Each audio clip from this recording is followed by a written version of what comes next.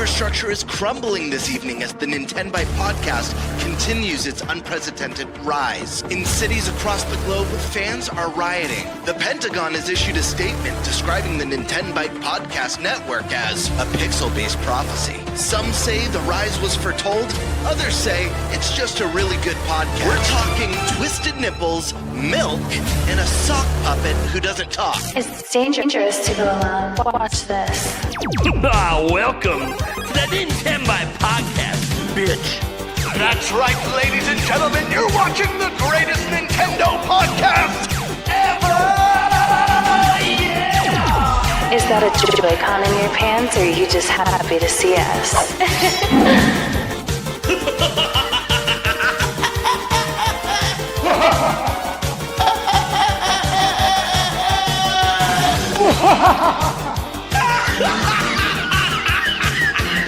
Shut up! Now feel the power. Everyone, do you feel that? Oh my god, I feel it! I feel it too, Gamer. What is it? It's the power of our podcast.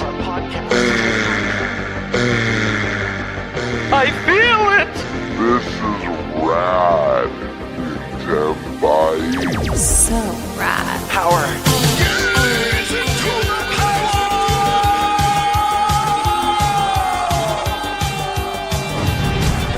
Now bask in their glory. I'm Nintendo Prime. Oh baby.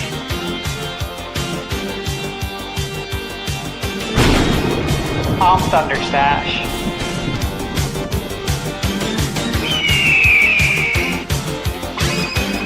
I'm Gamebird Classic.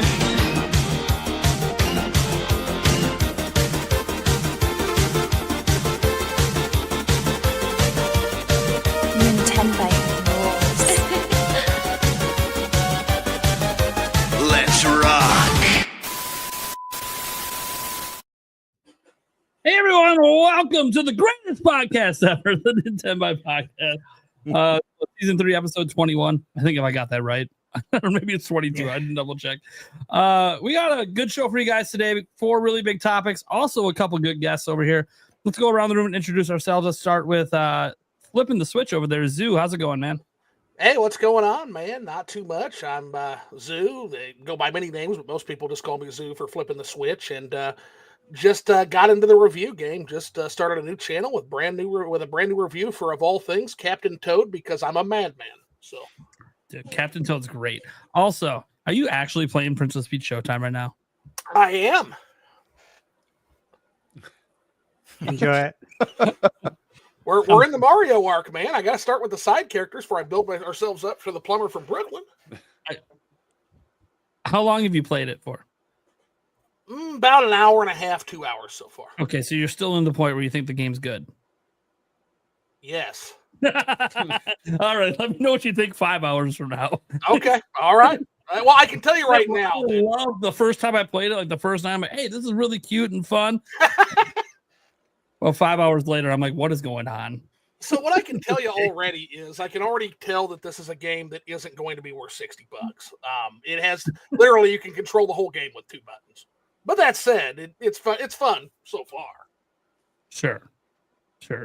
My kids got bored with the game, so that was all I needed to know.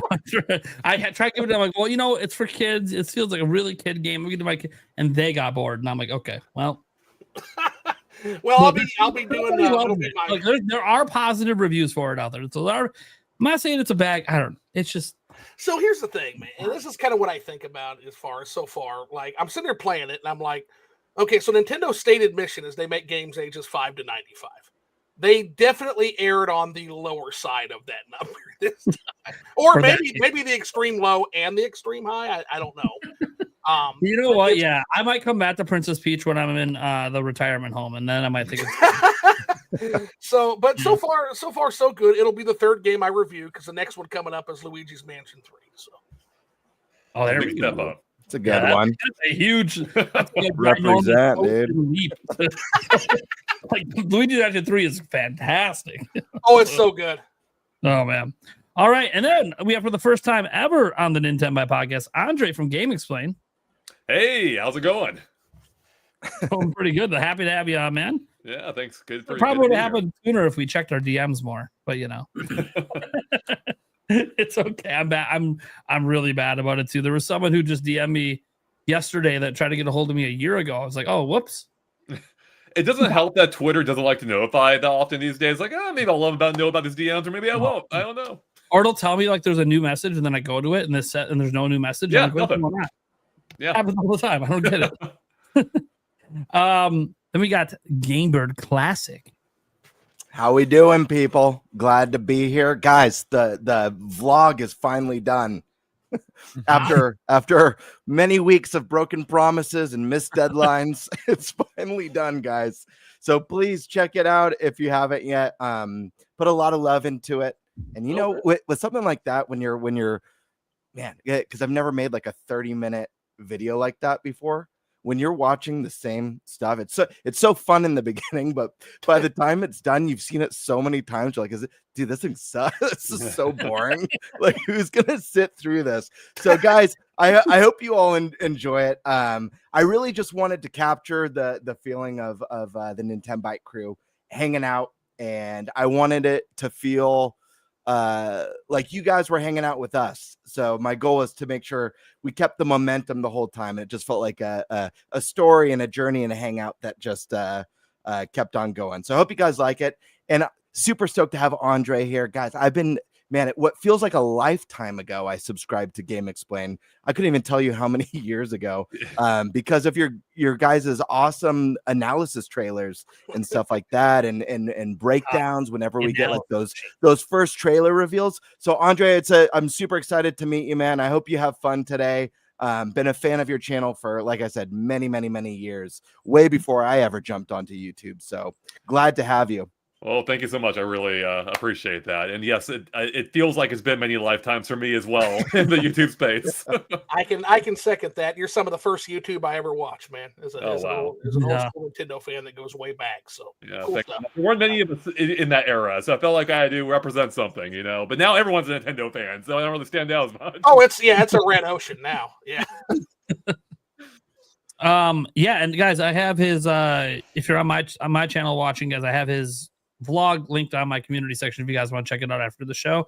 Also, I will be live reacting to it as well, even though I've already watched it because it's great. I couldn't wait. I'll live react to it on my live show tomorrow night as well for fun. All right. Too kind.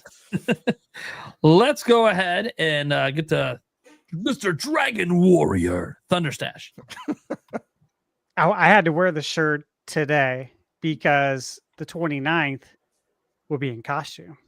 It's like I can't wear it right before the game comes out because I'm hyped for the game, so I got to wear it today. I'm doing very well. Very busy. It's the same thing. Broken record. Say the same thing every week.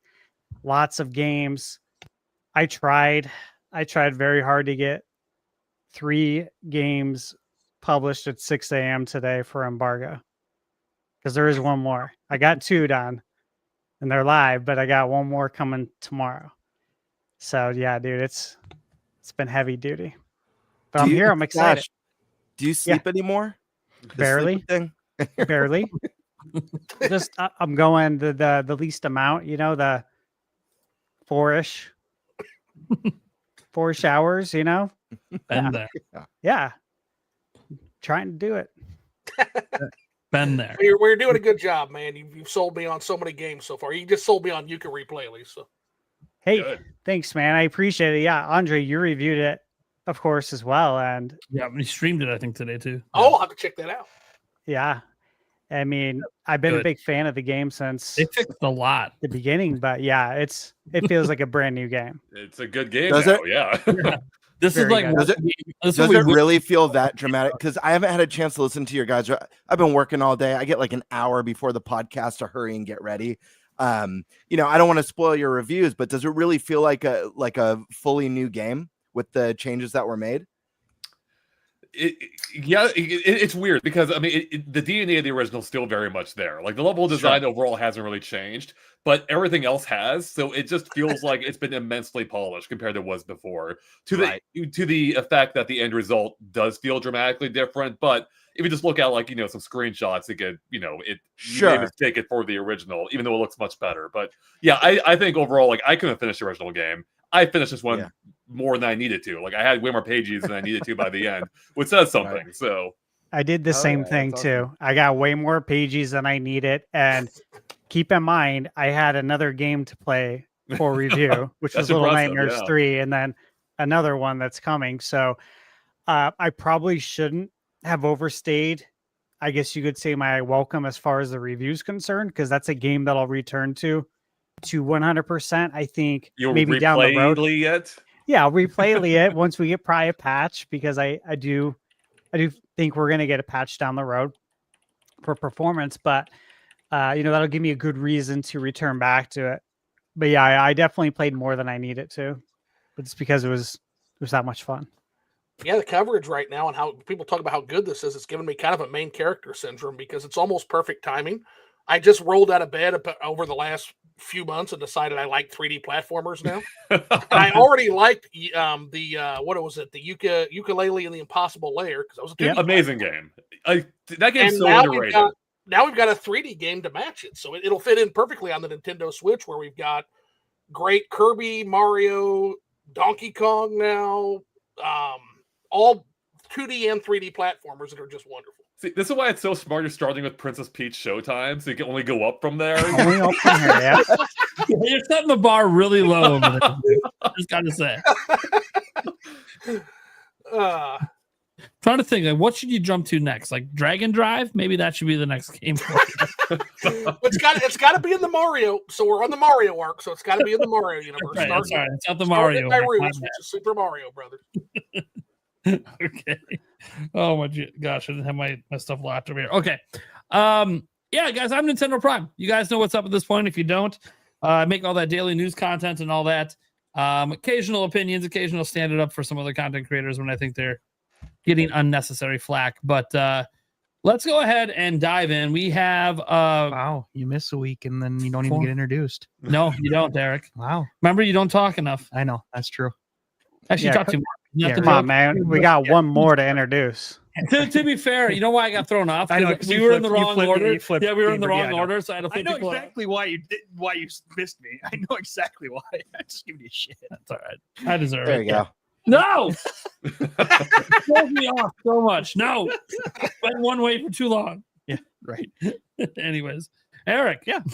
No, good to be back. I had a sleep test last week that I had to get to. I couldn't find any other day to do it. So, yeah, I was gonna come in for a couple hours of the podcast. Everybody's like, no, just go do your health stuff. You're doing So, a sleep test. Let's not mess that up. so yeah, because good thing I didn't come in for the podcast because holy balls, 5.5 hours. That's insane. I mean, I would have only been here for probably 2 of it, but yeah. Well, I mean, yeah. I mean, look, it happens every now and then. Oh, I know it does. Oh, I know it does. Okay. Let's go ahead and get to our topics here, our little topic roulette.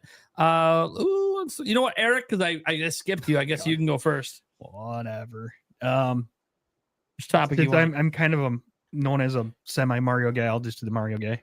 You do the Mario one? All right, cool. That's a pretty easy topic for you. Yeah. I gotta ease myself back in. Yeah, you miss a week. You gotta ease her back in. Our Game Bird. Let's go with topic 4, the Switch 2 so far. Okay. Stash. I'll talk the sales this time. Go over the sales numbers. I thought like 1,000% that was getting left to me. Nah, topic 1's closer to you, so you can take that. There it is. Yeah, I got the close to you Yeah, Pikmin thingamajigger. We'll talk about that. All right.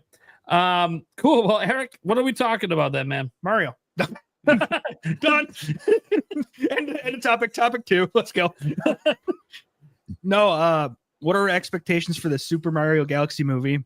And what are our desires for the next 3D Mario game? Call upon Yeah, them. Zoo, what are you thinking? I'm excited for any Mario Brothers movie just because the first one was just a magical experience. Got to experience that with the nephew, my dad. Of course, my dad introducing me to video games. My nephew just getting to play Mario Wonder later that year. Earlier in the year, we got to see Mario all packed in a drive-in. So we were in an SUV. It was a beautiful day. It was a great experience. So it's an experience I'll remember forever. But in terms of the new movie, I guess we're going to space, which is kind of strange to me because I feel like we're skipping a lot. We're not going to Dinosaur Land. We're not going to apparently. Maybe they stuff it in the early movie, but we're not going to Dinosaur Land. Seemed like we're skipping the Peach's Castle arc, the Delfino Plaza arc. So I'm kind of curious how they did it. They did such a good job of kind of starting with the plumber from Brooklyn and getting lost in the mushroom world. And I love that the first movie got that right. That's one of the things I love about the first movie is they actually got the lore right. People pretend like Mario was just a part of the Mushroom Kingdom natively. No, it's Alice in Wonderland. He's a stranger in a strange land. They got it right. I also love the fact that they made Bowser's evil center around the fact that he's a simp. And I think that is just perfect. Couldn't have done it better. Now, where we go from there, I assume he's still going to be simping. I assume we're taking it to space. And I don't know. I think we introduced Rosalina. We got to introduce Yoshi because we got the egg unless they're setting up for a Yoshi movie. I don't see where we don't get Yoshi. But so I'm going to say we get Yoshi, we get Rosalina, and maybe we get more of those absolutely nihilistic Loomings. I can only hope. Is that just part of their culture? Is like they're all like that? Was that one just different? Yeah, the one in the cage represented all of them. They're just all that. Like what? They're actually a cult. We just didn't know until now. Yeah, right. Oh, that's funny. Each one just has their own way out, their personality, just in complete. One's complete anger, one's complete. It's like, oh my god, what's the hell? Out. Yeah, it's inside out. Yeah, kind of. But but just what? Jeez. Andre, what are you thinking about the movie? I am beyond stoked for the movie. I adore the first movie. I thought it was great. As we were just saying, it did a great job. I think kind of making sense of the lore, which the games have never really cared much to. And I do think going to space though, like going to galaxy, does feel like a kind of a big jump. Just because that space is kind of like the thing I feel like happens in the series when they're desperate for material, and I feel like we shouldn't be there yet. And I have faith in the team. I'm sure they're going to do I hope they're going to do a great job, but it still seems a little bit too soon. But it seems like they just really wanted to jump to the Rosalina story, probably because it's one of the few stories you can specifically point to in Mario lore, And I hope they handle it well. Like, I don't even know, like Mario Galaxy, like I love the games and I like the story for what it is, but also like I don't know if I necessarily love how it adds to the lore of Mario, if I think about it as a whole. And so I'm very concerned and curious to see how they handle this. Like, is Rosalina going to be basically a demigod in this? Is she going to be over 100 years old? Like, is she related? I mean, I do think there are more interesting answers they could provide here. Like, the first movie teased that she could have a connection to Peach in some way, which, hey, maybe, that could be something. Sister, mother, who knows? But yeah, I'm overall, like, despite my hesitations, I'm stoked. I can't wait. Yeah. I adore the first movie. I think it's like the first truly great video game adaptation we had in the movie space, and I can't wait to see what they do with the sequel. Even though I have some hesitations. So, okay, yeah, Eric, your topic. What are you thinking about it? Oh man, I'm so ready for this movie to be done. I was ready for it at the end of the first one. Wait, is this a good or bad thing? Yeah, that's what I was thinking. I was like, no, I want to watch it. I want it to be done now. Okay. I want to watch it. I love the first thought you were one. just saying you wanted the serise to be over with. Yeah. That first movie, I'm good. Sorry, I am not overly excited. Love the first one. It'll be interesting to see how, like you guys said, how they tie in these different characters and bringing in Yoshi, bringing in, Donkey Kong in space. Why not? How do we tie all these characters together? How does Bowser escape, or do they bring in a different bad guy? Do they bring in the Koopalings to free to free Bowser? It's going to be interesting to see kind of how they wrap all this up and bring it together. And then if I'm guessing they're probably setting up a third movie, but we'll see where it goes from there. How do you top that? Mario Galaxy Movie 2, obviously. Well, I tell you what I'd love to see is I'd love to see him explore some of the more obscure Mushroom World locations. We just got an expansion of the nearby Flower Kingdom. I'd also love to see him go to distant Sarasa Land. Would be really neat. Sarasaland's really cool. I always loved the motif that it was each kingdom based on like a fallen or an ancient civilization. Very cool. Mario Island, we could do something with Wario on Mario Land because that's going to be in the nearby Mushroom World area. But I don't know. I've always kind of wanted to map out the Mushroom Kingdom. If I ever get time, I should try to do that. Right. There's just so much to it. Good luck. I want to see that map. Right. You're gonna make We're it probably a going to know where giant- Princess Peach Showtime took place. You're gonna make it a giant real life diorama, right? So it's gonna be That would be very interesting. But yeah, Princess Peach Showtime. So it's the Sparkle Theater. I'm assuming it is somewhere in the Mushroom Kingdom, but where we plop it, I don't know. Yeah, right. You know, and the other question is you know how they kind of tied in Mario Kart with the first movie. And, you know, we got a big Mario Kart game now. How are they going to tie something from that into it? Or, you know, you got different courses, different quote unquote lands, or They did in the first movie. that you can go to? well. Here's I don't- here's the thing. I think I know exactly why we're going to Galaxy. I know it feels like something like, man, look how much they're skipping in between. Well, they can come back to all that stuff. Right. Going to Galaxy, I think there is going to be a universe of movies that aren't just Mario. Like some other characters are going to get their own movies, and Galaxy opens up to all these lands and worlds existing that can spin off. Like there could be a whole Yoshi's Island kind of land, and that could spin off and be a Yoshi movie. You could have Donkey Kong maybe discover where all the Kongs originated from, and then that's the planet that they do a whole Donkey Kong movie based around. I kind of think it just kind of opens up the Mario universe of characters to have all these spin-off movies. And I think because of that, it actually might be a while before we come back to a Super Mario movie. Because I think next, obviously we know Zelda movies next, but that's live action, so can't even talk about the same universe. And I think they're going to start going with some of the side characters. Like we saw them cross over, you know, like Mario Kart, and I absolutely think there'll be some sort of Mario Kart reference again, especially because like Rainbow Road in space, come on, like it's a thing. But well, I do think, you know, you could even we can see Waluigi and Wario get introduced in here, have a tennis thing happen on one of the planets, something like that. You know, bring them in, and all of a sudden we're talking about, dude, are we going to get like a movie with them now? And I don't know about them being in their own movie, but maybe starring together with like Toad coming in or something like that. Like they could find a way to make that all work, and people would tune in, even if it doesn't star Mario, or Mario is just in it as a small cameo for a little bit. Obviously, a lot of people expect a Luigi's Mansion sort of spin-off movie at some point as well, possibly. So, like, there's just a lot of ways that I think going with Galaxy just kind of opens up the whole universe of Mario that maybe doesn't realistically exist on one planet. So then now it just opens them up to all these spin-offs that could happen. And yeah, Mario will probably make small appearances in each movie somewhere for some reason because it's Mario and he's involved in everything. But Mario just flybys in the background. Well, we all know where we're heading with this. The Nintendo expanded universe with a Smash Brothers finale. I mean, that's what a lot of people want. Yeah. Until we get beyond Mario, I'm not gonna go there yet. Right. No, yeah. It's still just Mario. Well, is it I'm just half joking, I think. Hold on, is it just Mario? We just had Pikmin come back again. We'll get to that later. So there already is an animated. Of course, there was already, guys that don't know, there's already animated Pikmin shorts. By the way, they did huge numbers for Nintendo, like 540 million views on all the original Pikmin shorts on YouTube. That's a lot of views. That's a lot of views on Pikmin shorts. So, and I'm not talking like the traditional YouTube shorts, guys. They're like short movies, mini movies, like 12 minute little mini episodes. Anyways, guys, remember when those were on 3DS back in the day? Yep. It's crazy to think that so far back some of that goes. No, so I think that this opens up that possibility. As for what's gonna, besides opening up all the spin-off movies, obviously Rosalina is gonna play a big role some way, somehow. You can't have a Galaxy being the name and Rosalina's not there. It doesn't make sense.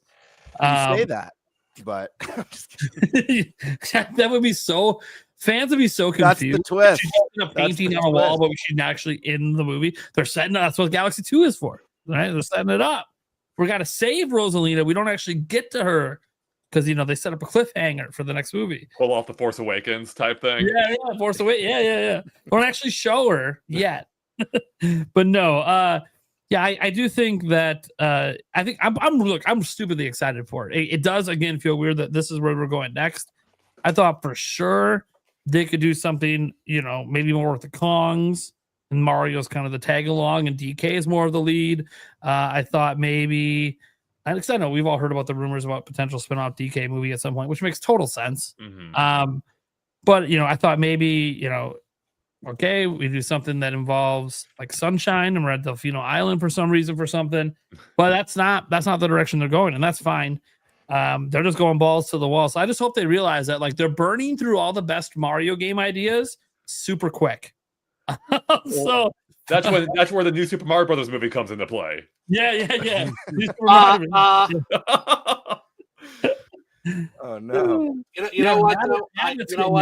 Everybody can say what they want about New Super Mario Brothers. So the one on the Wii was the first 2D Mario game in 18 years for consoles. So I was happy with it. Now, I said they could only get away with this shit once, and then they turned around and did it again on the Wii U. Yeah, I didn't mind them doing it once on Wii, once on DS, and then they did it again on DS, and I'm like, wait a second, what are we doing? And then when we launched it, I'm like, okay, come on. Everybody gets one, but yeah, because it was first time in 18 years. But number 2, yeah, we didn't forget that. But yeah, so I think it's in a really good spot. I'm really excited for it. I definitely didn't expect it. And it's going to move a lot of Amiibo, and a lot of Galaxy 1 and 2 copies are going to sell because of this movie. Kids are going to get introduced for the first time, and they're going to want this stuff. That's probably exactly why they introduced all the actual merch this time. The storybook, the Amiibo you mentioned, like it's good timing. They know the movie's coming, is going to be big. It didn't come out till closer to movie time, not game time. That's like why is it coming out then and not because they know the movie's a bigger seller for the Amiibo than the game is, and it's what it is. They're not dumb. No one's like, it's really expensive Amiibo, but kids don't care about prices. I almost think that the Amiibo is almost kind of like those really expensive Lego sets where it appeals more to adults at this point than it does to kids, Yeah. I mean, look, what are the ones that can afford? There's probably kids out there with $50 allowance weeks, but I want to know what jobs their parents have. If they got allowance. Well, not only is it replacing the not only is it selling more merchandise and it's cross promotional opportunity, but it's kind of, now that Nintendo has all their eggs in one basket on one system, it also diversifies them and kind of gives them that extra second pillar now that they don't have a handheld. And of course, they pick an industry that is traditionally recession proof. So very, very good move by Nintendo. All right. Gamebird. Yeah, man, I am unbelievably excited for the Mario Galaxy movie. I think it's going to be out of this world personally. Literally. And I think that, like, here's the thing. Like I hear the sentiment of like, it seems weird to go to Galaxy. It seems kind of like that's where you end, because what's bigger than going to space? What's crazier than that? But here's the thing. I think there's a real opportunity here. We know what the first movie, which I loved. Yeah, it wasn't like the craziest story-wise, but I think it was a really nice setup just for the universe and the characters and the amount of love that movie gave to the series, all the Easter eggs and little special moments that were sprinkled from beginning to end. I think we're going to see that same thing here. I loved the teaser for this movie because it incorporated my 2 favorite Mario games. First, my favorite Mario game of all time, Super Mario World, with the music, and my favorite 3D Mario of all time, Mario Galaxy. So I wouldn't be surprised. Like, I don't think the movie is going to be about Mario running around little orbs with like the gravity. I think there's a chance to visit planets. I mean, flipping the switch, you mentioned like Dino Land and stuff. Like, that's something that we could experience in the Mario Galaxy movie, even though the movie's about Mario Galaxy. I think we're going to see different planets, different Easter eggs across the series. I don't think it's going to be exclusive to Galaxy. And I think that's really exciting, because I think going the Galaxy route opens up a lot more potential to pull from everything. And Nate, I think that was I think that was a brilliant idea, Nate, about bringing Mario Kart back for the Rainbow Road. Like traveling to another planet on the Rainbow Road sounds like a fun way to reincorporate Mario Kart. But I mean, dude, I'd love to see them go to a planet that's all weird, or bring in Wonder Flowers into the movie. Please. And have it where, the effect makes everyone paper, and it's a Paper Mario kind of Easter egg moment. We've gone too far. I love it. Dial it back. No, I'll never dial it back. But no, I'm just really excited in general. And like, when I think back on Mario Galaxy, I haven't had a chance to dive into the remasters yet, but when I think back about those games, and especially the first one, that moment of hearing the orchestrated music on a Nintendo game for the first time and how magical that felt, like my expectations for the soundtrack in this game is like through the roof. And I think that's going to be a huge part of this, that like, there's some interesting music choices in the Mario movie, but I'm a huge fan of, like, I love all the 80s stuff. So there was tons of like 80s bangers in the movie. So for me, I love that stuff, but I get why people maybe that wouldn't resonate with them when there's so many great Nintendo tunes. I think we're going to see a lot of that in this next one. I'm just really hyped. And I hope for the third movie, we've had Wario and Luigi mentioned. I hope they're the third movie big bad, and they got to do that kind of deal with the devil story, team up with Bowser to take down these two madmen, that have teamed up. But we got a little taste of that with Mario Power Tennis, and it was amazing. So right. Yeah, totally. No, I think that's actually a really good point, because, like you said, the music notes in the beginning was Super Mario World, which of course is Yoshi and took place on Dinosaur Land. So maybe we do get that.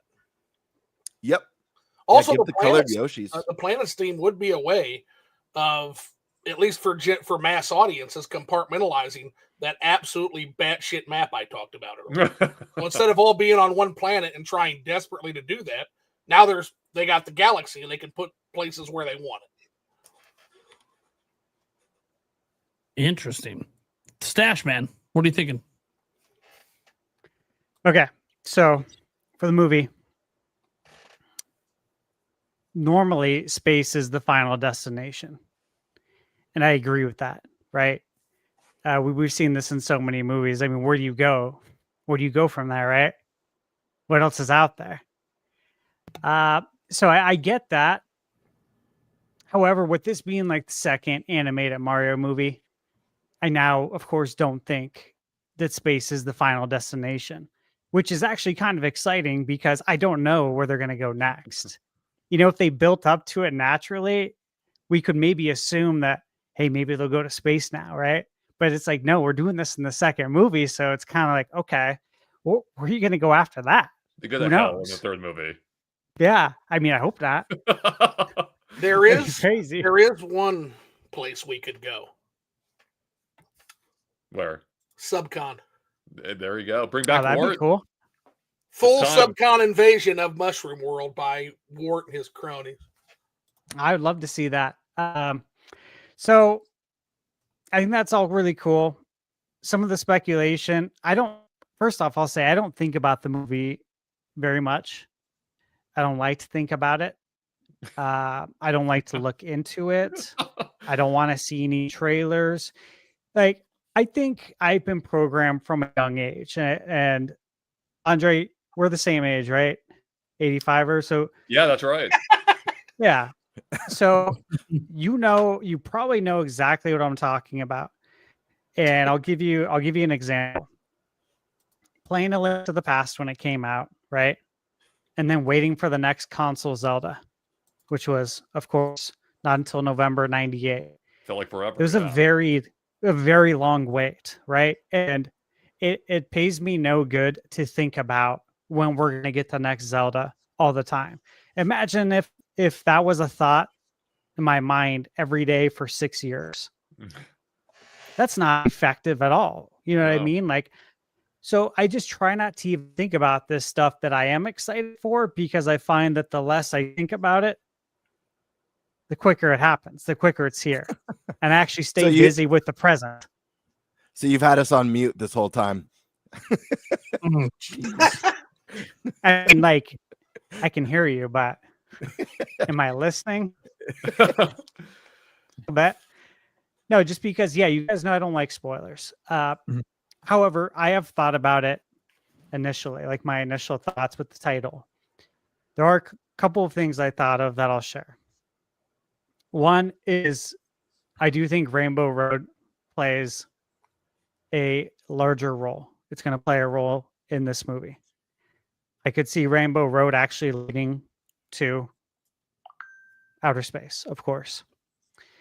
The way Rainbow Road was introduced into Mario Kart World and the hype and the way it was shown in the movie, obviously makes me believe they have much bigger plans for Rainbow Road. And then, as far as like the setting with Rosalina, there is something I thought about. I haven't seen anyone else talk about this. I don't even know if I should bring it up, because what if it's true? And then I spoil this, right? Like, what if it is? Wouldn't be the first time you've called something randomly. No. And I'm like, the fact that it hasn't been brought up makes me feel like this could be something Nintendo would do, because this actually goes in hand with another prediction that I've had, which is that I do believe we're going to get a Super Mario RPG too. I really do. But here's my thought. If you remember in Super Mario RPG, one of our favorite characters, Geno, originates as a powerful star spirit from the Star Road. Ooh. Yeah, and it's a place that grants wishes, of course. And what do we all wish? That we'd see some more Geno, right? People have asked for him in Smash Brothers for years, right? But I'm just like, dude, Star Spirit, Star Road, Rainbow Road, Super Mario Galaxy, all of this kind of goes into the same bucket. And I'm like, if you really, really want to make fans happy and you want to, surprise and delight us, you'd put Geno in the movie. And you think about think about all the little things, all the Easter eggs they did in the movie. So many for all, especially for all the old people, all the old heads grown up with this. So many things for us to catch.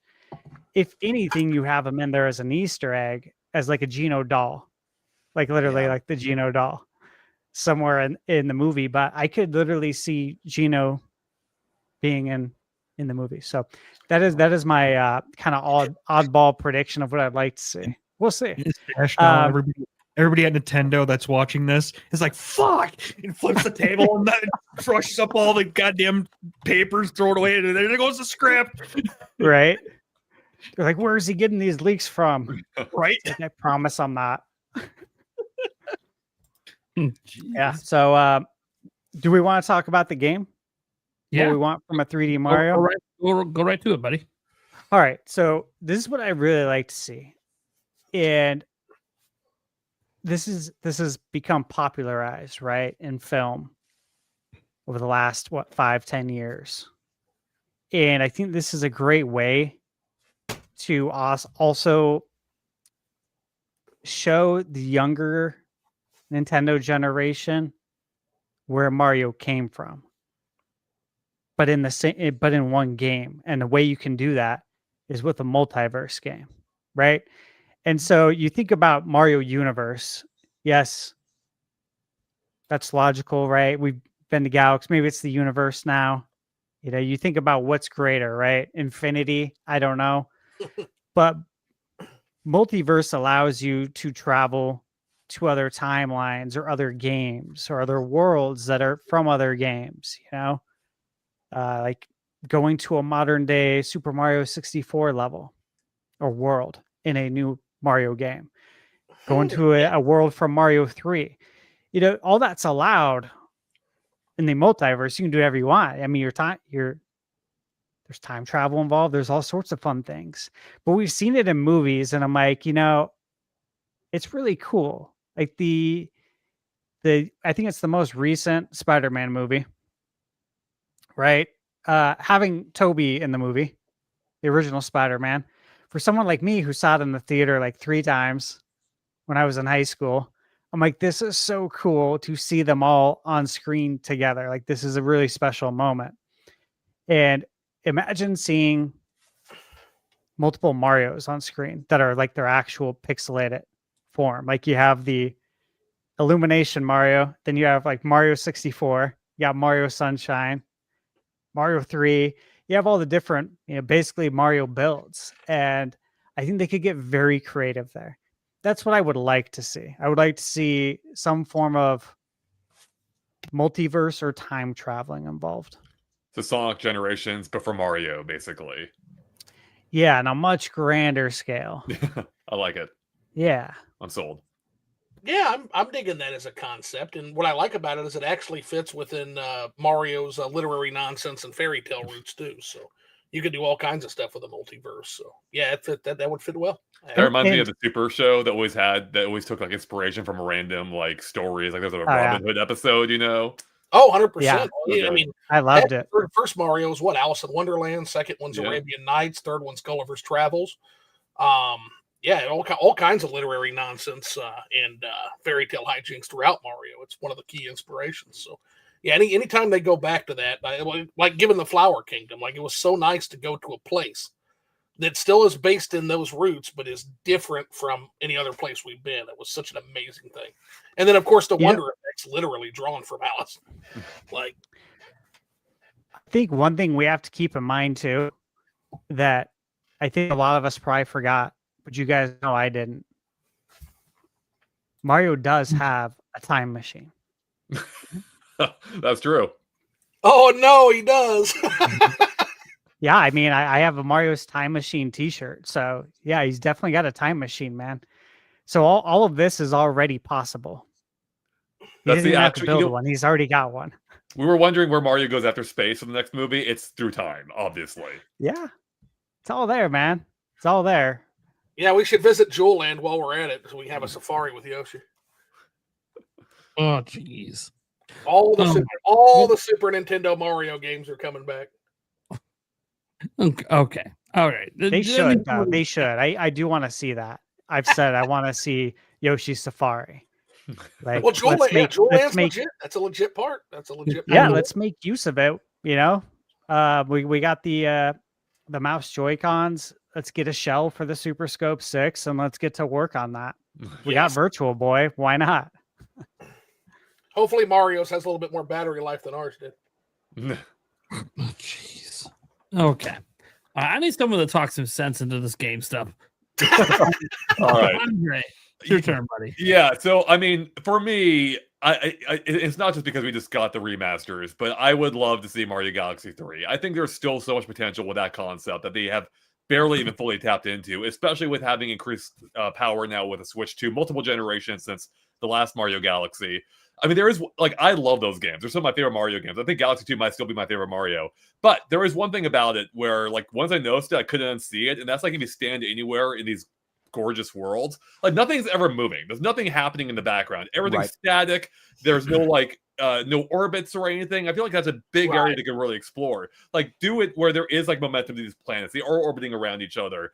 Maybe you can have like an asteroid field. Mario has to hop between different asteroids to get through it. Like, there is so much potential. You can play, you know, ground pound the asteroids if you want to, propel them forward. You know, they teased a little bit of that with like the final Bowser fight in Mario Galaxy 2, but you could do so much more. And, you know, I'm not a game designer. Like, this is off the top of my head. I'm sure Nintendo could come up with endless ideas to really extrapolate from there. So I think, you know, it would be Galaxy 3 only in name, not so much.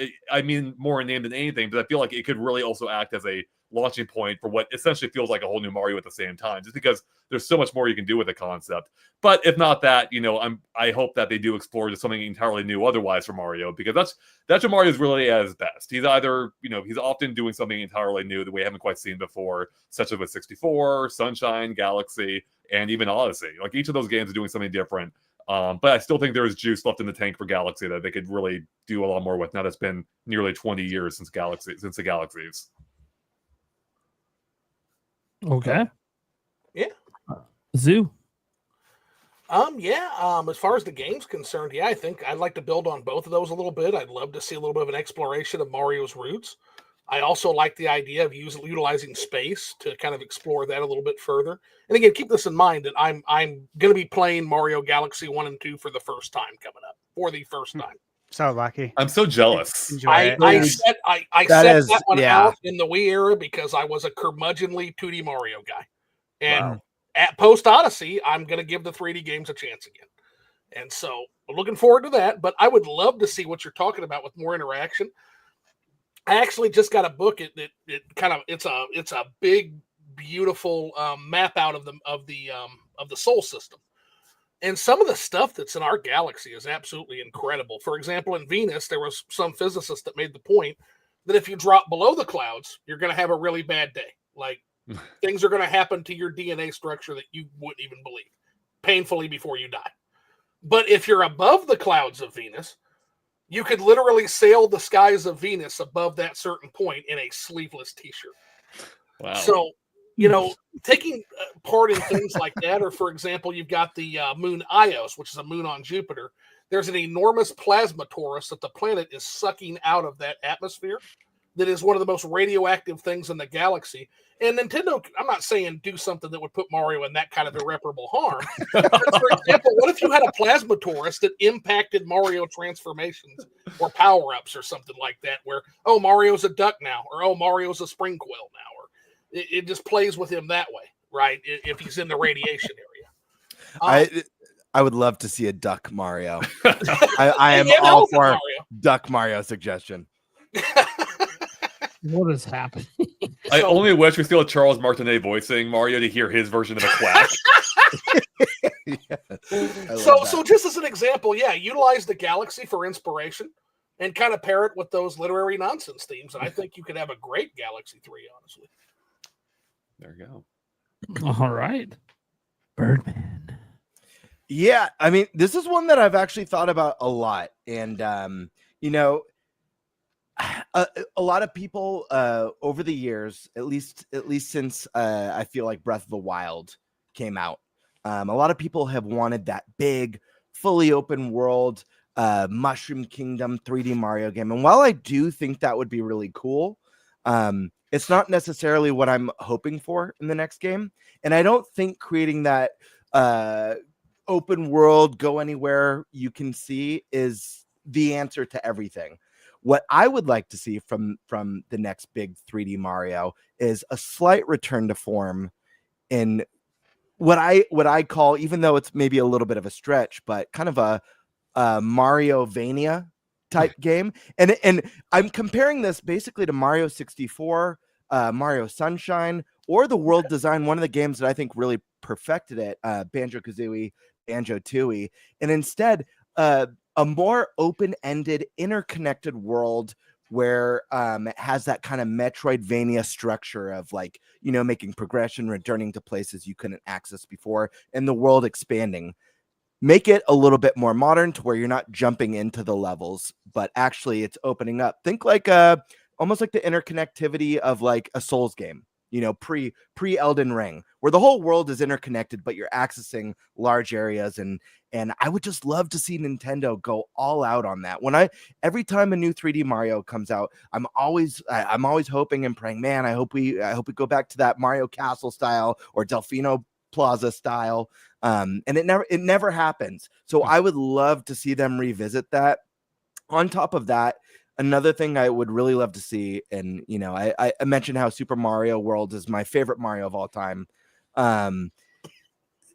It was a time of secrets and secret levels and secret worlds and all these hidden things. Not like Bonanza where there's like hidden challenges throughout each layer, but actual like secrets for you to discover, hidden paths and doing weird things to what feels like an accident. I yearn for those stories of like on the schoolyard and be like, dude, did you know if you do this happens? Now you're full of crap. And then going home and trying it. And so I would really love to see like some of the secret worlds and maybe a secret power up or something like that. And then of course I love the idea, and it's funny. I think I did a video on the channel like way back of what I'd like to see in a new 3D Mario.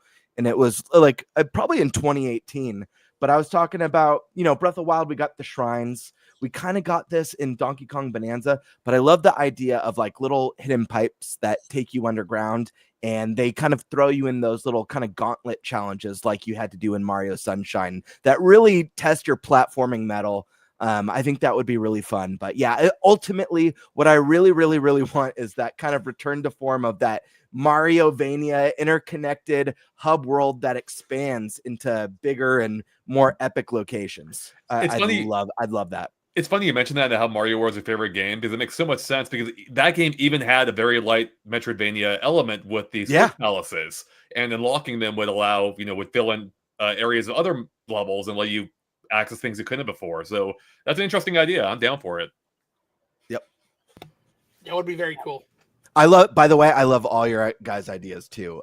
Like Andre said, Mario Galaxy 2 to me is probably the best 3D Mario. So I'd love to see that. I love Stash. I love your idea of time travel. Zoo, I love your idea of blending the two. The thing that's really cool, just the last thing to touch on, is that Nintendo's done such a great job since the Switch 1 of kind of reinventing the wheel and taking risks with its series. You know, we saw them do that with Zelda, with Breath of the Wild and Tears of the Kingdom. We saw them do it with Fire Emblem, with Three Houses, incorporating a little bit more of that social element and the persona. We've obviously seen them do it with Mario Kart, with the open world stuff, and Donkey Kong Bonanza with the destructible environments. Mario, they've never had an issue with that. They're always coming up with these wacky, crazy ideas. So, like, I don't want to see them lose that. I would totally be down for an art style shakeup, though. Like, I'd be all for it. One of my listen, Zelda's my favorite series. The only bummer when we get a sequel is that it's the same art style, because it's so fun to speculate and get that first shock of like, oh crap, the new art is gorgeous. I can't wait to see this in person. So I would totally be open to an art style shakeup. That would be a lot of fun. Hey, here's a wild thought. Do you know what art style would fit perfectly with the literary nonsense world of Mario? Surrealist. Yeah, there you go. That'd be cool. I feel like Wonder kind of had a few elements of that, but they could definitely push it way farther. Yeah. Yeah, surrealist art style. Yeah. When I think of New Super Mario Brothers Wii U, I was so over New Super Mario Bros. Because the art just felt so uninspired and lifeless. But we had that Starry Night level, and I'm like, dude, why didn't they do more of this? Because this would have been incredible. Like, the one level I can remember. Yeah, exactly. Yes, absolutely. And then I think of like how like stylish Donkey Kong Returns with those really beautiful silhouette levels with the sunsets and stuff. And I'm like, man, that I don't know. There's just something so lifeless. So give more art style. I love Wonder. Even though it's a little bit similar, it had enough style and animation, and Mario was so expressive that it felt pretty fresh to me. So change it up, guys. Yeah, I adored that all the animations Mario had. A lot of them come from Super Mario Brothers 3, which is my personal favorite. They pulled so much animation from that game. It'd be so freaking cool. Mm-hmm. Is anyone picking up that flower that Nintendo's selling? Yeah, I'm picking it up. I got a buddy who hates that flower with a passion. And if you think I'm a curmudgeon, like this is a guy that goes way back. His name's Sean Malmstrom. He hates that flower with a passion, and I'm gonna send him a flower. I want to get one for every room. Yeah, I think Michaela will hate the flower very shortly after I get it, which will make it that much more fun. You guys. Woo! You're just evil over there. So my thoughts for the movie, or it's not the movie, the game is basically I just want something to be. I'll keep it nice and short. I just want something to be fresh. You know, I like when Nintendo, like when Galaxy came, fresh idea. Even though I like Galaxy 2 more, completely fresh idea. Hard to be upset with how amazing that was when it first came out. Same with Odyssey, now my favorite 3D Mario. Came in with a really fresh idea. Mario 64. I really like when it's something new and fresh and unexpected. I think that's when this team's at their best, because I feel like they feel they're most creatively open is when they don't feel held back. And I feel like even with like Galaxy 3, as cool as that would be, and there's so much more they could do, it's also like, yeah, but then you're thinking in terms of Galaxy, not thinking in terms of what's this really cool idea I want to do. And maybe it just won't work because of the gravity mechanic just makes it not work, or we have to run circles around a planet. And it's like, maybe they have something else they want to do. I don't, not all the planets are that way. Obviously, you could run on flat surfaces. To be clear, I didn't forget about how Galaxy games work. They just came back out, for crying out loud. But yeah, I want to see something new and fresh and unexpected, because I think that's when they're at their best. And look, guys, it's been since 2017. If we ain't getting something new and fresh now, Jesus. Does I have to wait another decade? Like, that's what I'd be pumped for Galaxy 3, but I would also just be like upset, because it means like, oh, so the new fresh ideas.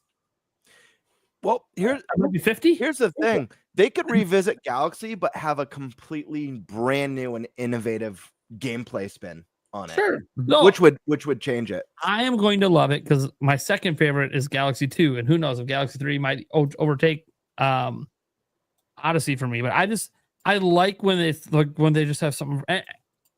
When I say fresh and unique, I also feel like we're in a new console generation. We need something that signifies new gen. And I just Mario don't feel like 128, baby. going back to like what happened with the Wii is like new gen. It's more like, oh, we ran out of ideas. We're retreading old ground again. And it's like, well, okay, we need something. We need something that doesn't feel that way. Donkey Kong Bonanza, by the way, does not feel that way. But that's Donkey Kong. That's the game that's probably going to finally bring Donkey Kong back to full relevancy. Mario's already relevant, so we need something. I don't know. I see something that feels new. It'd be kind of like if we got a new 3D Zelda game and it was a threequel, a sequel to Tears of the Kingdom, and it's like, okay, no, we need something new. It's a new gen. We need something fresh. Yeah. My biggest concern. I feel like Galaxy could still be that, just because Galaxy like lets you do almost anything. I feel like look at the random planets. Every level feels totally different. There's a lot of random stuff. Yeah, there is. My biggest concern with next Mario is it's going to be like a 3D land, 3D world type situation where it's like just a really, it's what you picture Mario to be in your head. Which, you know, if you just like if you ask the AI, hey, make me a Mario game, and it makes you a 3D world, right? That's what I don't want. That's horrifying. Well, here's the good news on that front. I worked on those games. I want to let you know I loved them. I appreciate them. I know it wasn't AI generated. I'm so sorry he made that comparison. So here's the good news on that, though, guys. So if you look at the sales, 2D Mario has always sold better than 3D Mario until very recently. Odyssey finally proved the viability of 3D Mario. What is it, 30 million now? Some crazy number. If you look at the sales of 2D Mario, Wonder eventually is going to be in the 20 millions.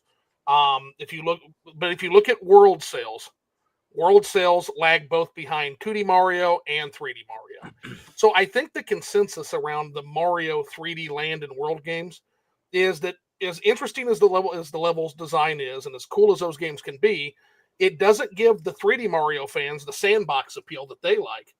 And it doesn't give the 2D Mario fans the precision 3D platforming that they love. So it's kind of that bridge that no one asked for. I'm not saying they're not good games, because I thought they were. And I don't like what you're saying right now. What's that? I don't like what you're saying right now. Well, here's the thing. And I loved Mario 3D World, and that's what I'm going to review too. My main issue with that is going to be an issue that I have in other areas with some Mario games, and that is, it's kind of the issue I had with Captain Toad, right? Whereas instead of having a world, like they took us to the Sprixie Kingdom, and the Sprixie Kingdom had a lot of potential. You've got these Fifanellas, which if anybody just wonders what the hell that is, those are female gremlins. And where gremlins break things, Sprixies are based on Fifanellas, which have a penchant for fixing things. And so what you have as far as the imagine a Sprixie Kingdom where you have Bowser that is putting those Sprixies to work in a bullet bill factory, for example. So you can have a much more mechanical world. You can explore some concepts from the Wizard of Oz, such as the Clockwork Men or the Spring Neck Men. There's all kinds of things you could explore there that were missed opportunities. Instead, I'm in a cloud kingdom, and all of a sudden I'm in an ice world that's floating in a Ninja Warrior void. You're just floating in the void around you, and there's not a sense of world or cohesion to those games that I feel like would, if they were to do that, I think you would see a lot of people gravitate more sales-wise than you're seeing. But I just feel like, sadly, it just felt like you were in Bowser's Ninja Warrior course. Why am I in an African safari level in the middle of an ice stage? That happened. In the ice world, there's like a safari level.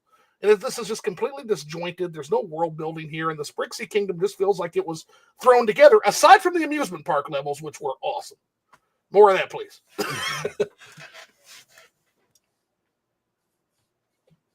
Does it make Super Nintendo World a level in the next Mario? Just again, I don't think story is important in Mario, but give me a freaking world, man. At least build me a world. The Mushroom Kingdom matters. The Sprixie Kingdom matters. Sarasa Land matters. Give it to me. Don't put me in an obstacle course Ninja Warrior void. I'll tell you what I am really excited about for the next Mario, with having no information on what kind of game this is. I'm excited for the ending, because when I think about, because we now know that team made Donkey Kong Bonanza. For me, like, the ending of that game was so special. It was so memorable and so fun. It's definitely, for me, the top tier highlight experience of that game. The same was for Mario Odyssey.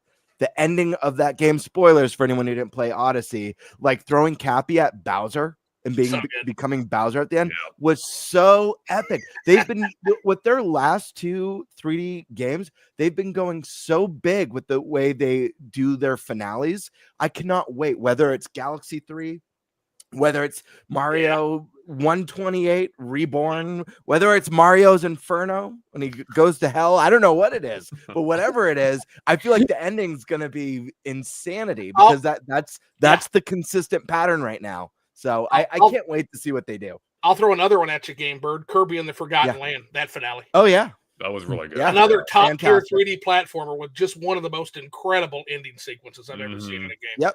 And so, and Donkey Kong Bonanza blew my mind, made me a Switch 2 believer. It made me a Switch 2 believer.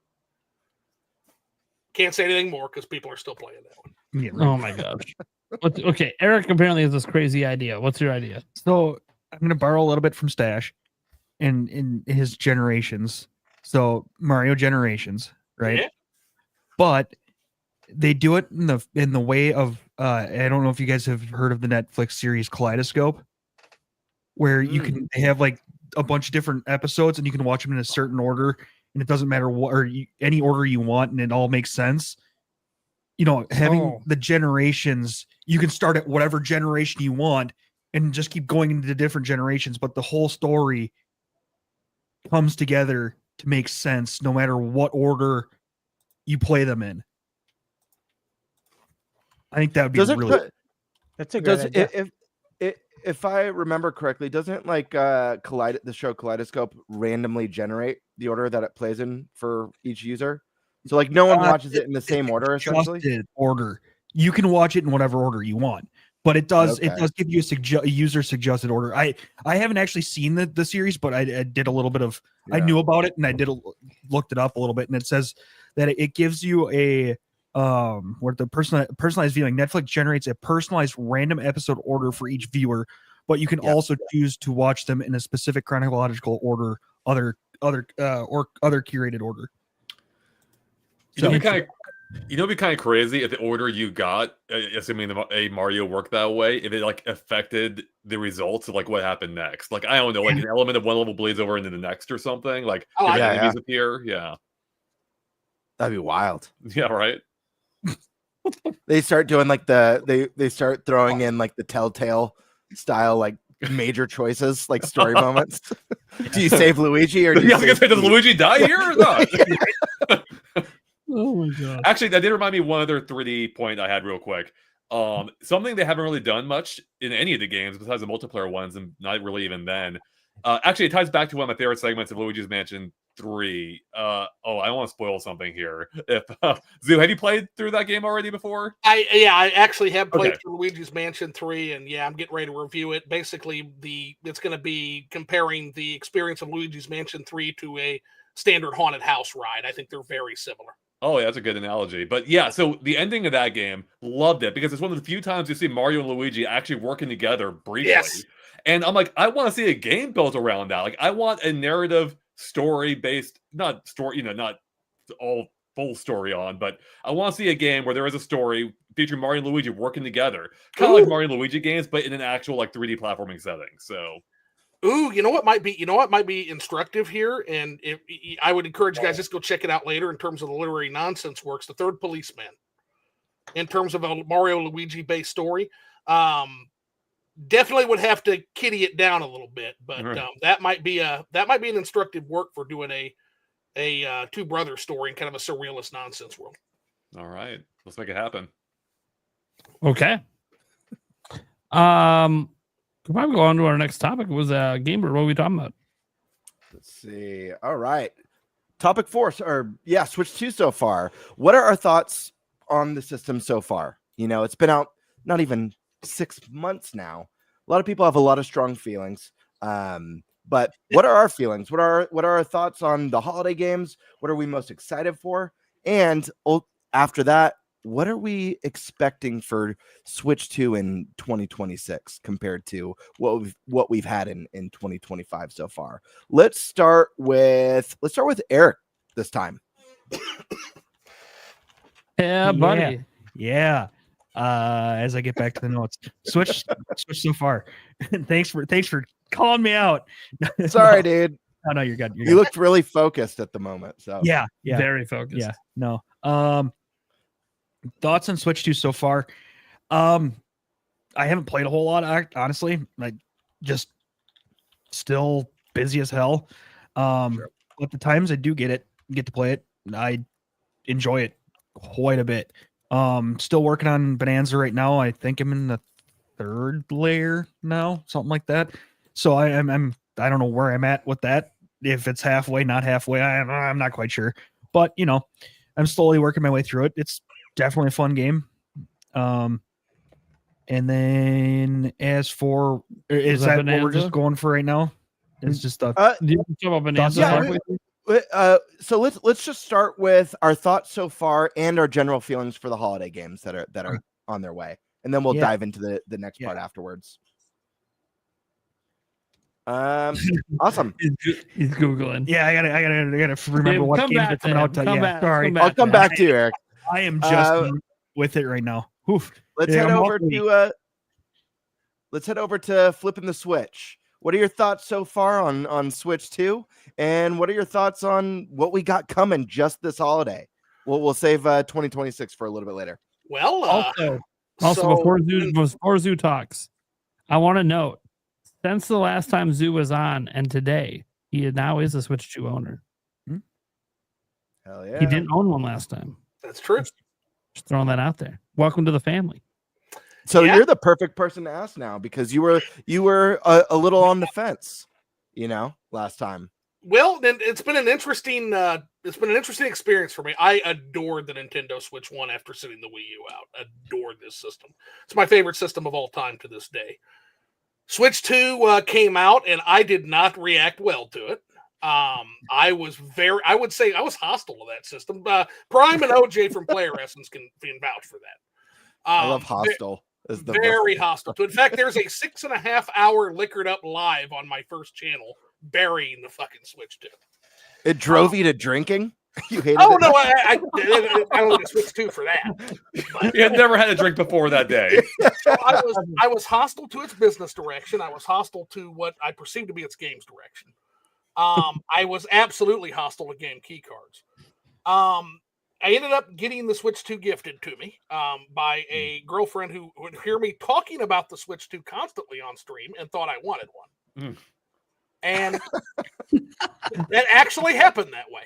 And lo and behold, I got the thing now. Now, I'm not blaming her or throwing her under any kind of bus. I'm giving her for a really nice gift. I could have chosen to take the thing back. So I'm like, okay, I got this thing. Oh, no! That I don't like. What do I do with it? So, okay, well, let's check it out. And so I ended up getting Donkey Kong Bonanza. That was the first game I got with it. And, oh my gosh. That game, 8 or 9 hours later, as I'm pounding in the first tutorial zone, pounding away I came to the conclusion that this might actually be a system for me. So, so the brief Zoo heel turn turned back into a face turn very quickly. Just getting my hands on Donkey Kong Bonanza. I then finally found my physical copy of Super Mario Kart World, and was driving around in that, and a little more torn on that until I hit a P-switch, and all of a sudden the course in front of me became a Super Nintendo Super Mario Kart. Oh, yeah. That's a really cool moment. And when that moment happened for me, I was like, oh, okay. And now all of a sudden my curiosity is piqued into that world. And so overall, I have my gripes with it, my old man gripes with it. I hate the red cases. They ruin the freaking inlay art. They ruin it. It's got a red Dawn Haze on every inlay art now. I can't get, and maybe this is just owning the system newer, I can't get the damn flap open to put my cartridge in. But that might be a me problem. Zoo, not to interrupt. Are you an owner of the Switch 2 Pro controller, or are you just working with the Joy-Cons in grip? Joy-Cons so far in grip, but I'm told I need to get a Pro controller because it's incredible. You should get it. It's really nice. But overall, in terms of the system itself, it's a lot better than I thought. And then the other moment came, which was playing Bayonetta 3 on the system in 60 frames per second. That was kind of the other moment that came that was kind of like the wow. And also playing my shooters. I'm a huge shmup fan. And so playing games like Esprit de Sai, Marishama, playing games like the Sikio shooters games, playing all those games without any input lag or minimal input lag, also revelationary. So the system itself has begrudgingly won me over. Now, as far as what I would expect out of the Switch 2, I think game key cards are here to stay, and that's good. I have a running tally of how much money I'm saving because of the Switch 2, and it's $550 so far, US dollars, because of game key cards. So there's that. I actually consider that kind of a good thing because I've already got over 500 Switch games. I don't need any more. Kirby Air Riders will be in the Bomba bin by next year, where it belongs. I think Pokemon's going to sell a bazillion units of both Switch 1 and Switch 2. I think that's an easy prediction. I am hoping Metroid Prime can finally become the undisputed champion of Metroid. I'm really hoping that happens. Let's make it happen, guys. Please buy Metroid Prime 4. Please buy it. Just buy Metroid Prime 4. Please, guys. If you do nothing else, if you listen to nothing else coming out of my village hole, just please, for the love of God, buy Metroid Prime 4. Do so it. you can finally beat that 3 million barrier. That's all. Yeah. And then eventually we're going to get a Mario and a Zelda, and I'm going to be a much less curmudgeonly camper. But please, guys, please buy the game. We wouldn't want Zoo to start drinking again. We all know what happened last time. Too late for that. That's awesome. Awesome. Let's go over to Andre. What are your thoughts so far? So, I mean, I think Nintendo's done a great job of like keeping a pretty steady supply of games, both in terms of like new experiences, but also updating past games to have like new features. I think that's really cool. The problem for me right now is the Switch 2 hasn't really made much of an impact for me personally. I loved Mario Kart World. I thought that was great and the exact kind of change that Mario Kart needed after 10 years of Mario Kart 8. But since then, nothing's really hooked me. I didn't end up liking DK Bonanza, one of the only few who didn't. I love the ending, don't get me wrong. Everything else, I couldn't stand it. And because of that, I feel like it hasn't felt like much of a new generation to me. Yeah. Especially because I play both my Switch and Switch 2 entirely docked. So all the benefits of a lot of the benefits people experience with the Switch 2, I haven't really partaked in because I have no interest in playing it portably. It's like if I'm gonna play Donkey Kong or Mario Kart, I want to do it on my big screen. I don't play it on a tiny screen, even if it is bigger now than it was before. And so I feel like it's been outside of Mario Kart, I haven't been feeling like there's been a big meaningful title for me, especially in a single player sense. I know for many that was Bonanza. For me, I haven't had that yet. And so it feels like not a whole lot has changed for me personally. So I'm really hoping that the holiday titles will help step that up. Metroid Prime 4 could maybe be that title. I thought the latest trailer looked amazing for it. Although there's been some controversy over the motorcycle. I'm like, do we watch the same trailer? It looks sick AF. Like, it looks amazing. Yeah, it looks awesome. Like, what are you guys complaining about? Akira! Yeah, exactly. So I'll have to wait and see how it actually ends up playing. But from what I have played at different events, it's been really fun so far. And yeah, then I'm excited for Kirby Air Riders, though I'm a little bit hesitant on that one just because of how they handle the whole like results now after the city trial portion, where you randomly get faced off against like a quadrant of the players, which is baffling to me. So I'm still hopeful for it. But then beyond that, the thing is like I still don't have like that big, huge title I'm really looking for. Like Metroid Prime 4 is good, don't get me wrong, but like Metroid isn't historically my favorite series. So I'm really like I don't have that big 2026 title that I'm really looking forward to at this point. So right now, it just felt like it's just been a very gradual generational shift for me, and I haven't really felt like, oh, this is the Switch 2's moment. Haven't had that yet. So, but obviously, it's doing extremely well sales-wise for Nintendo, and so maybe they don't need to do much more. But I am curious to see if they can maintain that momentum, going into the future. And it's going to depend on what the game lineup is, but yeah, We'll see. So yeah, I'm kind of like largely indifferent to the Switch 2 as of now. Absolutely. Let's go on over to let's go to Nate. How you feeling, man? Love the Switch 2. Yeah, how are you feeling? You're just coughing there. You all right? Oh, that was me. I just puffed on a cigar to the right instead of puffing to the left. Hey, you're having a cigar right now? Smoking, You didn't drinking. tell me? What's going on over there? Dude, she really ruined your life with that Switch 2, didn't she? Destroyed everything. No, I promise, guys. All these bad habits predated Switch 2. That would be an amazing video. The Switch 2 ruined my life. Oh God, I wish I was a clickbaiter. That could, you know what? If I could just make more clickbaity negative content, I should do that skit actually. Subscribers overnight, if only. That would work on my channel. Oh my gosh. No, I'd love the Switch 2. The thing is, we never got the Switch Pro, right? That we all were hoping to get years back. So, literally day one, being able to play all of my Switch 1 library in the way I feel like the game should have been able to be played the whole time. Yeah. That alone was such a massive leap forward from Switch 1 that it was kind of shocking, to be honest. You know, like, yeah, you had your updates for Breath of the Wild, Tears of the Kingdom, 60 FPS, you know, not 4K, guys. It's not 4K. It's like 1440p. But it's still really good, really crisp, runs really well. I know, like, look, I realize people have been emulating this stuff forever and been experiencing it at higher frame rates and all this stuff this whole time. But as someone who doesn't participate in that realm, this was huge. Like, Scarlet and Violet actually run well. That's the thing. It exists now. It just took a whole new system for it to happen. It kind of sucks. It took a whole new. Feel like that game should have been able to run well on Switch 1, but you know, So were they ahead of their time then? Or they're ahead of their time? I suppose having stronger hardware is less expensive than putting Game Freak through video game dev school again. Oh my! All right, I'm not going that far. Setting that aside, yeah, Bayonetta 3 was a big moment. Like, that game is a game that needs 60 FPS to really be fully enjoyable. Yeah. Not that you can't have fun without it, but the dips were pretty bad. The dips were really bad in that game, and now they're just gone. It's awesome. And like so many games, like pretty much almost every game that I played anyways, was just better, even if it didn't have an update. And that is awesome. Like, it just to run better, be cleaner, look good. You know, so that alone, like day one, like it just blew my mind, dude. I'm only $100 more than I spent on my OLED for just an OLED screen. Okay, yeah, this is a way better upgrade. This is well worth my money, literally right away. Then you get to the games, and you know, I enjoyed Mario Kart World. Now, look, I'm a very casual Mario Kart player, so I'm not someone who gets super serious and cares about having these 3-lap courses every single time.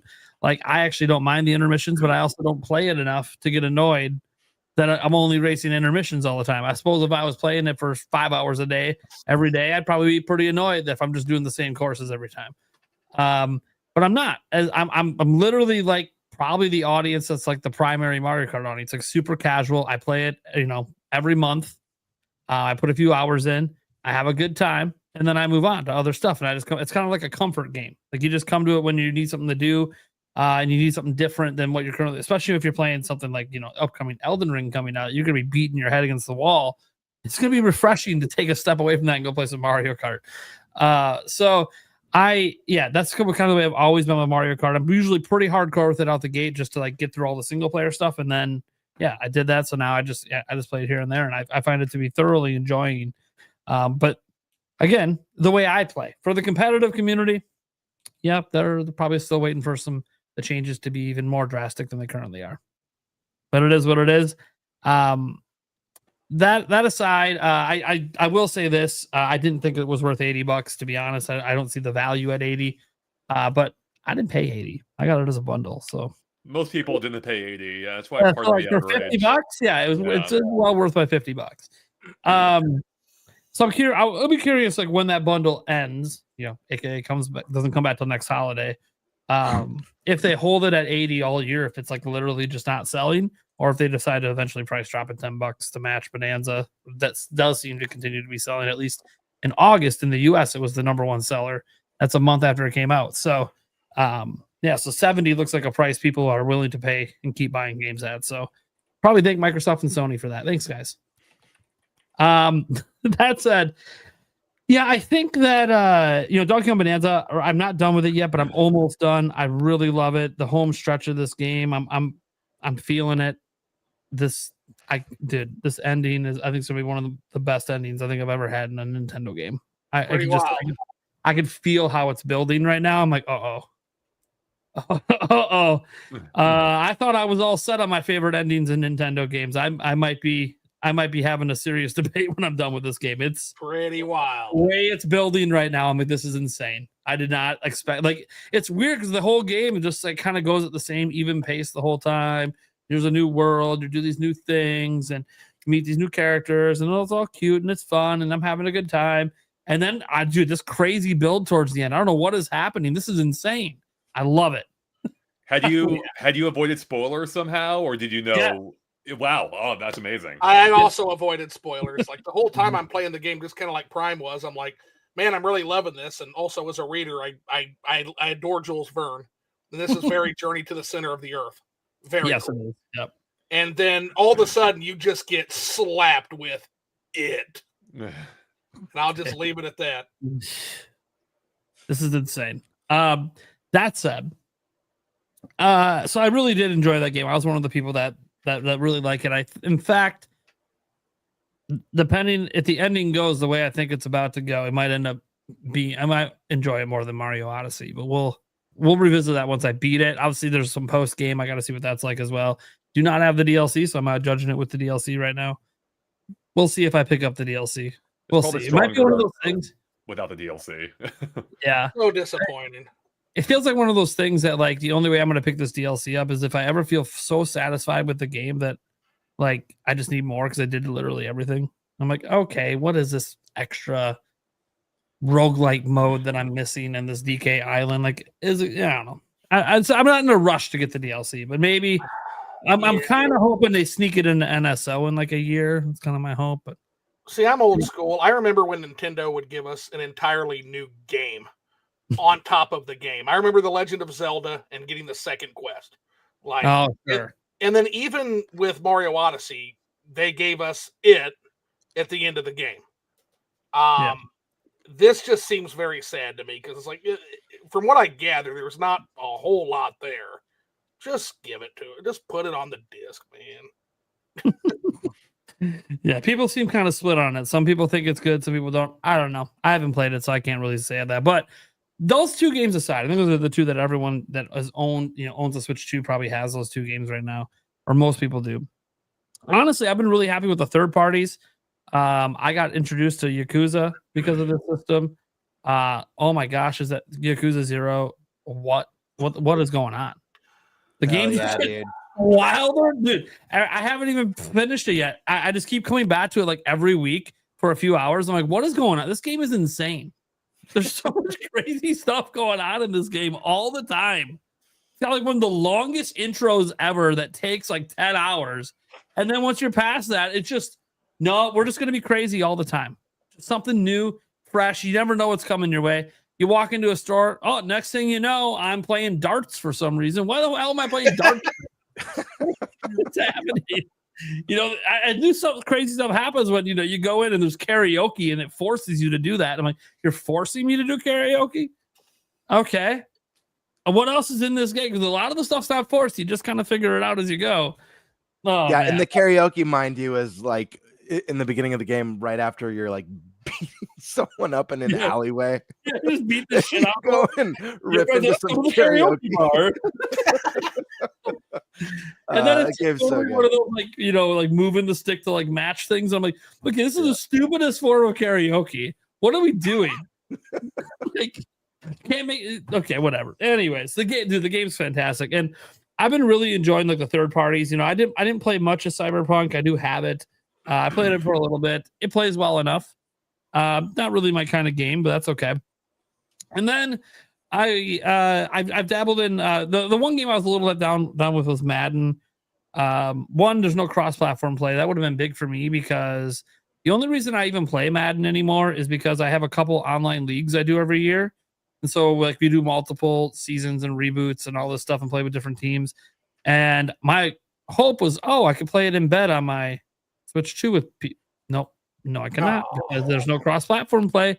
And our league's a cross-platform league, so you gotta have PC, PlayStation, or Xbox. Man.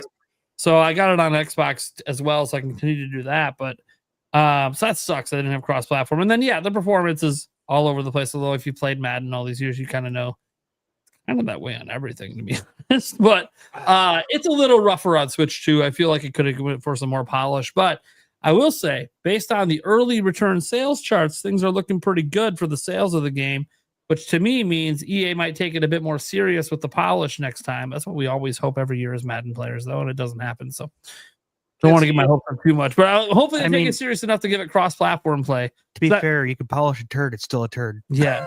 Well, I think the reason that it hasn't hit, the reason it doesn't have cross-platform play is because, it is worse frame rate wise. You are at a disadvantage if you're playing on Switch 2 compared to other systems. The hitches at points that the other versions aren't. So, that said, hopefully they see the sales, see how well it's doing, decide next year if we want to try to get it more on par, so at least everyone has the same shitty experience. I was excited for Madden. My last Madden was Madden 2010 on the Nintendo Wii. Yeah. And I was hoping, and then all of a sudden it's like, oh, game key card. Well, okay, that's how it continues. Yeah, you're huge on physical over there. Me, I don't care as much about the physical stuff. So that's why the game key card stuff never really bothered me as much, and I got a lot of flack for it not bothering me. I've been a PC gamer since like 1995. I'm literally all digital there. So why would I care about being all digital anywhere else? I get that. I can understand having personal preferences, but why are you going to harass somebody because of a format? That's why. Yeah, it's like, and by the way, I'm not the one that made the decision. Be mad at Nintendo, be mad at the third parties. I mean, why? Yeah, I'm not saying I don't want there to be like a full physical option, but it's not like I get a choice in the matter. Let people play the way they want to play, man. No, so it's whatever. And already, like half my Switch library was already actually probably 3/4 of it was already digital. So it's whatever. I only buy physical for specific games. And then, so I've been really enjoying a lot of the third parties. Really looking forward to Mina this month till it got delayed, but that's okay. I still think it's probably going to make it out this year. But then I look at the lineup the rest of the year. We just had obviously Galaxy 1 and 2. Didn't care because I don't really replay games. So sorry. People get mad at me about it. It is what it is. I like new stuff. My best experience with Galaxy will always be the first time I beat it on Wii. Nothing's ever going to beat my first time through. No matter how many times you replay, nothing's ever beats it. So why cheapen that experience? I want to keep that nostalgia there with when it was at its peak and its best for me. Replaying it today. What if it could meet it? What? What if it could meet it? Doesn't have to beat it, but what if it could meet it? Can't meet it. I can tell you one reason it can't meet it. Even though it's a Mario game, I also play for not knowing what's happening next, and I always know what's happening next. So it literally can't meet that experience. I would have to get a brain injury and forget about the game that is not even. Yeah. Not that we recommend that, but there are games. I wouldn't go that far, but yeah, there are games that I do wish I could go back and experience for the first time. Chrono Trigger one, Elder Scrolls 3 Morrowind is one. There's a lot. Sure. I understand that people value replayability, and it's a huge thing for a lot of people. For me, it's like, dude, the first time through is the best. All the other times through aren't as good because I know what's going to happen.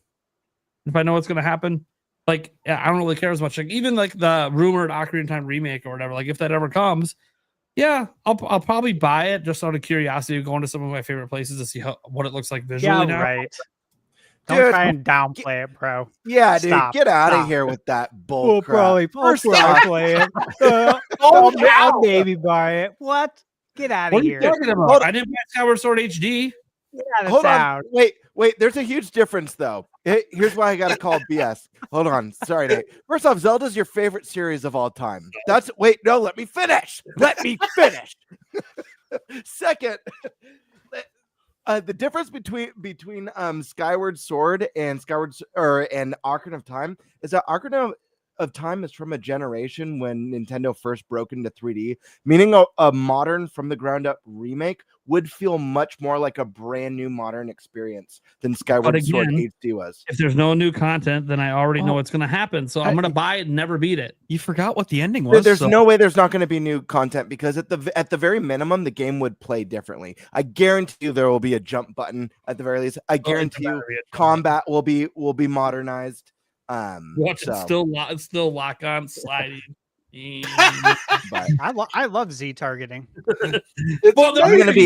Targeting's still gonna be there. You're not getting rid of it. Revolution, the entire industry, man. I'm going to be no. monitoring Prime's recently played on his Switch that the whole week that game launches. I hope you guys are too. You're going to be shocked when I only play it for like a couple hours. You're going to be so shocked. Like, I'm not even kidding. And that's just like because I only have a couple hours to play that week. Let's just be He's got to get back to Princess Peach. I don't have a lot of time to game, man. I got kids and stuff. But no, with that game, you know, if it ever exists, cool. Why are you playing on my account? No, it's just unless they do something significantly new with it, it just looks prettier. You know, it's kind of like Link's Awakening. It's a remake, but it's the same content. And I wasn't going to play it or buy it. It was like a stream goal that we hit to force me to buy it and play through it. And yeah, I enjoyed it. Still wasn't nearly as good as when I beat it on Game Boy. Just is what it is. Like I knew everything that was going to happen. Nothing was a shock to me. So that was I would classify that as pretty much a remake. So, you know, just being more visually pleasing with more modernized controls doesn't make me suddenly want to play if I know everything that's going to happen. There has to be something in it that I don't know about. And I assume if there is, there'll probably be some sort of advertisement for, and maybe we find out, maybe there's like a side quest with Sheikah, find out what she was doing in those 7 years, or, you know, there's things they can do that can make me go, okay, I got to check it out now. Sure. But I mean, I can only speak for myself. I'd play for the orchestrated soundtrack alone. Like that alone would be enough to I get just me wait to months hop to be in. on Nintendo Music. See, for me, it's been so long since I played Ocarina of I'd Time. be over there like this. I would look forward to doing that again. I would love if they went full on Final Fantasy VII remake with it, like reimagine every facet of that game. So It's there been so are long. significant new portions. Yeah, if to they it. do Redo the that, story. yeah, I'm in. Yeah, The hard- I've The been hard saying part that with- for a long time too. Yes, The- go ahead. Here's the only problem with that. Like I personally love that, but I feel like you're really going to divide people because people feel the game is so timeless and perfect the way it is. No game's No perfect. Play it on Zelda. I- Don't you know I- Zelda fans? I feel like You know, anyway. I feel like the smarter choice would be to add to what's there instead of rewriting what's there. So add a more fully fleshed out story, add extra temples and add like build on what already works instead of being like, let's change it up. Like maybe there's 2 links and, you know, maybe in one world Zelda never became Sheikah, you know, like, instead of doing like some of the weird like multiverse stuff I mean, I think it would still be really cool. With But Zelda games and Zelda fans for a long time, the hardcore fans, especially with my history, I can tell you right now, how picky Zelda fans are and how you can't please them all. Like we all talk about how, they have to have a jump button. There will be literally a debate day one on Reddit about was the game better without a jump button. Oh yeah. Let them debate. Let them waste their time. Zelda fans. Well, to be fair, I don't find these conversations as a waste of time. I find these conversations fascinating because, Well, to me, make all you'd the be able changes to play you more want. games if you didn't engage in these conversations. Just saying. You get more game time in if you didn't engage. Not necessarily, because the moments in which I'm engaging are not moments in which I can game. Oh, Just want to throw that out there. that's funny. Stash brings up a fun point there because when I was on my heel run, I played less games for sure, 100%. Your heel Get the run. old man yelling about games. well, I love it. guys, we got more to the topic, so I want to make sure I get everyone's thoughts on this first part because there's a second part to the topic. All right. Well, let me So, just Nate, throw I out. want you to think the wrap lineup up. is incredible the rest of this year. I'm excited for all of the games. I am getting Legend ZA next week. I think I am. I can't guarantee that that's actually happening, but I'm pretty sure there's a code coming to my inbox next week.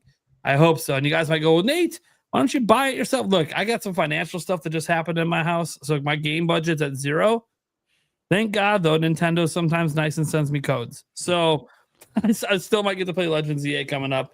Pretty confident I will. They did send me Galaxy 1 and 2, so I think I'll get Legends ZA. I hope.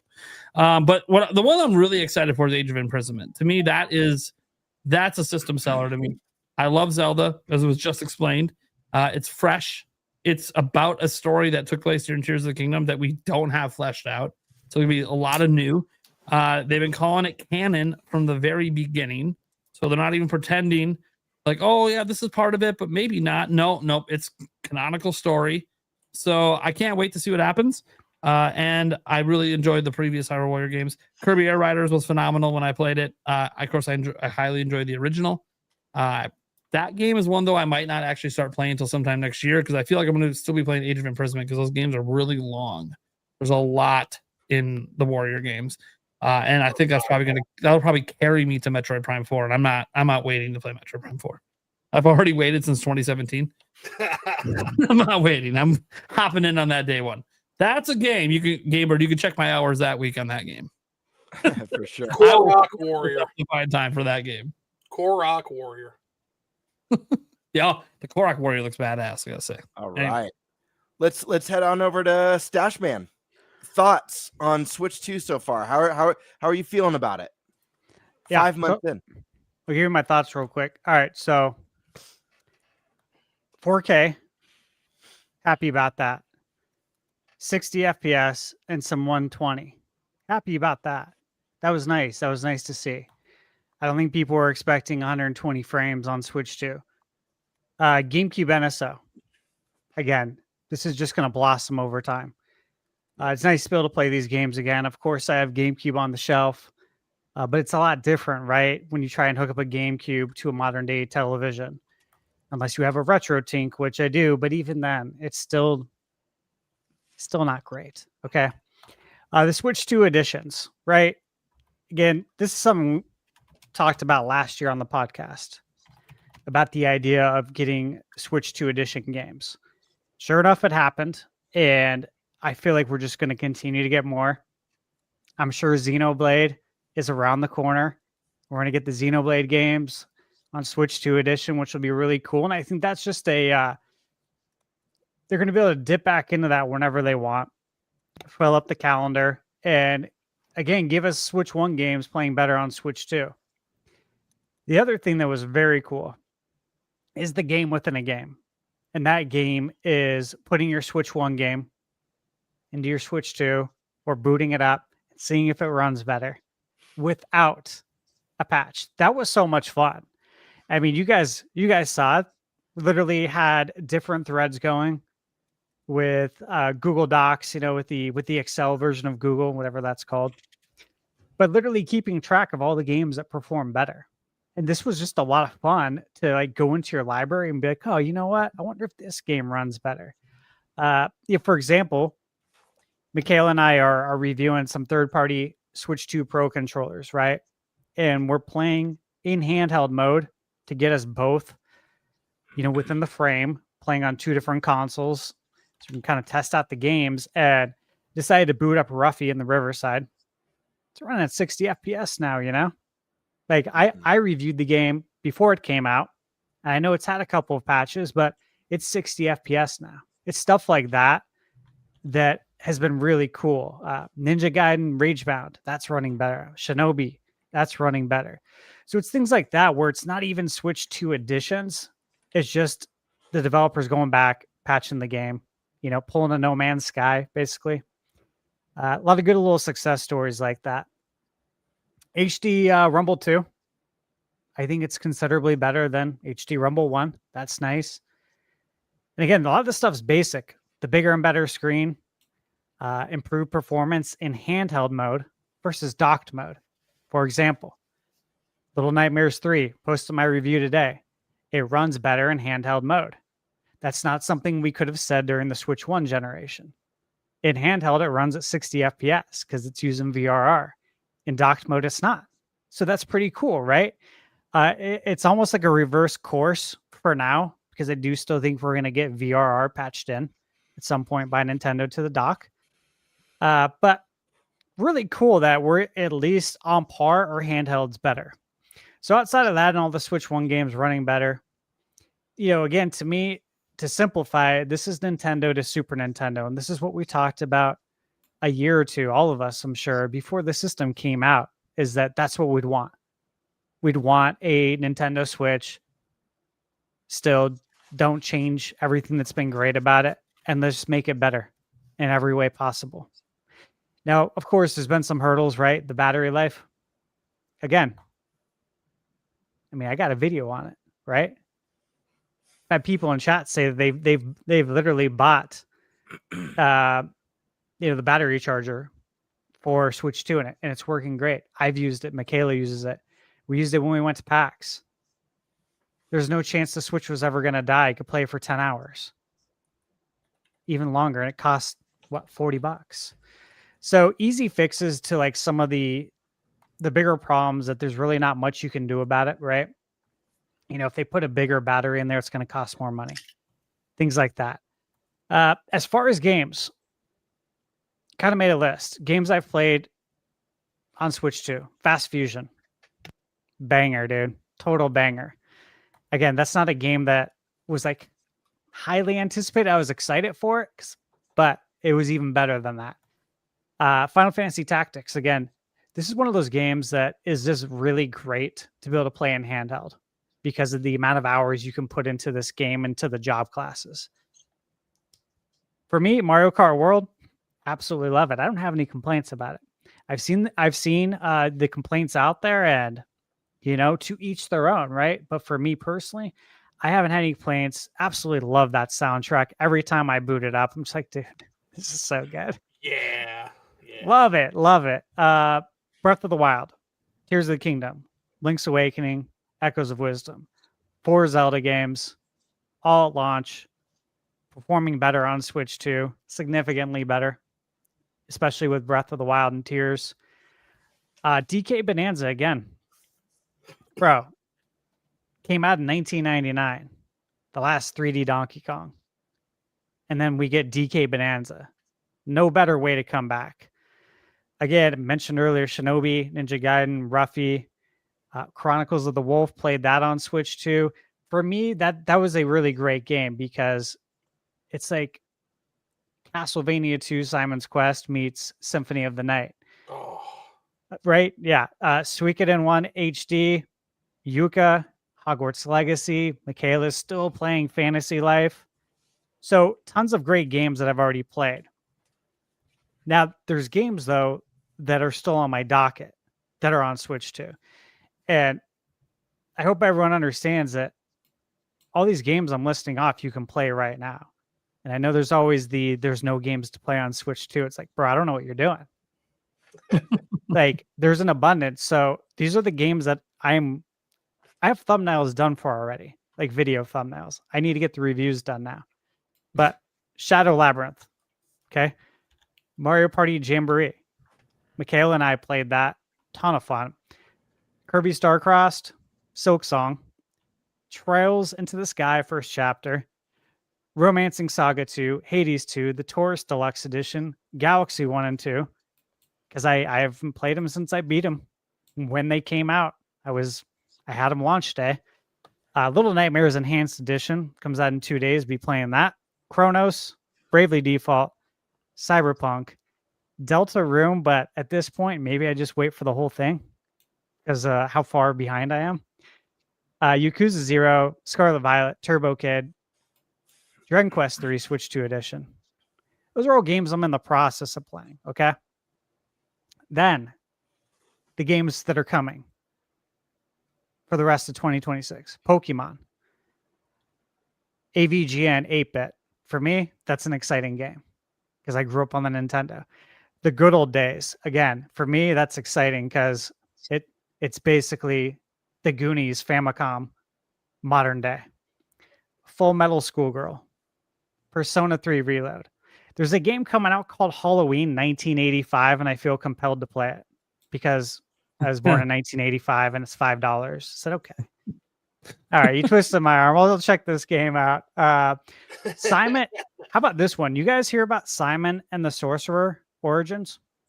Anyone know about this game? I feel like I've vaguely heard about it. Dude, so this game came out in the 90s. It's like a like a Broken Age.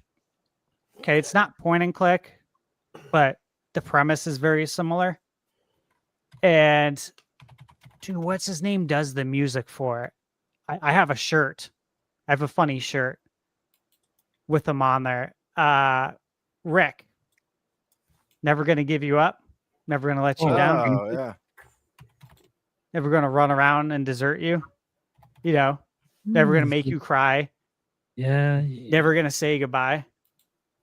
I forget the rest. Rick Ashley. This is a game from the UK. That's where he's from. So he does the music in this game. I'm like, this is going to be interesting. It looks very cool, though. Looks quite magical. Mortal Kombat. Who's excited to return to MK? I'm excited just to see the interviews, to be honest with you. I'm excited to play it, but the interviews, and I played the heck out of Mortal Kombat Trilogy on 64. And I always said the 64 version was the best because we didn't have load times. You're playing that on PlayStation, you're going to wait a century to play it. Dragon Quest 1 and 2 HD. Coming out very soon here. Obviously, Mina, Age of Imprisonment, Yakuza Kiwami 1 and 2. Those are coming out November 13th. Neon Inferno, that was just in your video game, Bird. That's coming out here in November. Octopath Traveler 0, Toxic Crusaders, Atelier Ryza, Secret Trilogy, Metroid Primes with an S. And the last one that's coming out this year is a game I've been talking about. Okay? Nate, it's a game I've been talking about. I said, I bet you anything it's coming. You know what's funny? It got announced 14 hours ago. I got the website pulled up right now. You know, there's this thing that happens that I think Stash talks about so many games that statistically, you know, some of it's going to happen. I mean, we go look back, but we'd have to hire someone to figure out everything I got right. So, yeah, such how long these episodes are. You have to, I listened to that list. Full-time job to go through all of it. And I'm just like, man, I'm never beating my backlog.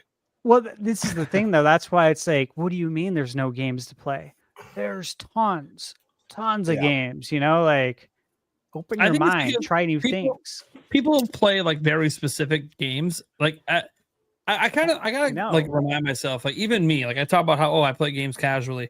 Dude, I beat probably like 12 to 15 games a year. That's not normal. Casual gamers aren't beating 12 to 15 games a year. They're playing like 1 to 2. Yeah. So like what they mean is, hey, I don't have the budget or the time to play a lot of games. So the games I want to play that I would be excited for just haven't been announced. So while there's a ton of games coming, they're not the ones I want. Like I'm only going to buy 1 or 2. These aren't the 1 or 2 I want to buy. I'll buy, this other game on another platform or something. Yeah. Or I'll just keep playing what I already have. Like if you play Fortnite or whatever, I'll just keep playing that until something else comes out I want to play. I think that's the way a lot of consumers are. Because I got to remember, we're abnormal. And Stash plays and beats even way more than I do every year. Like, we're not the normal crowd of gamer here. Correct. Yeah. All of us play way more video games than I think the average consumer does. 100%. So do you guys have any guess what game this is? It's coming out in December. Because it's coming out in December, it's going to be a December to remember. Are you talking about Prime 4? You mentioned Primes earlier. Or is this a different game? No, this is a different game. I'm going to take a I'm not gander. sure. Is it Uninvited 2? Because I know that was coming, and you're an NES fan like me. No, but that's looking forward to Uninvited. That's classic. Yes. Any other guesses? I'm just telling you, man, when I tell you what this game is, just you got to be ready to work, okay? Okay. You're going to have to clock in for this. Farming Simulator Signature Edition. What did I tell you, though? We're literally going to PAX, remember? And I said they're going to be there. And I said, don't care about it. What did I talk to you about? I said, Farming Simulator Switch 2. How many times did I brought it up on the podcast? This is the perfect game to take advantage of the Joy-Cons. Perfect, dude. Because we did it in the Switch 2 Welcome Tour. Imagine, chopping down a tree with your Joy-Con, doing some sawing. This is perfect, man. Yeah, it was literally announced 14 hours ago. I looked it up because I have my Excel list of games that I expect to come out. There it is. Last farm sim October game 8th. I played, and it's barely a farm sim game, was Harvestella, and people are sleeping on that game, man. Harvestella, amazing. Yeah, I just saw that in my feed today too. Somebody posted about it, and and made a video on it. Yeah, that's just probably Brandon, just the gems. He's like the Harvestella facilitizer.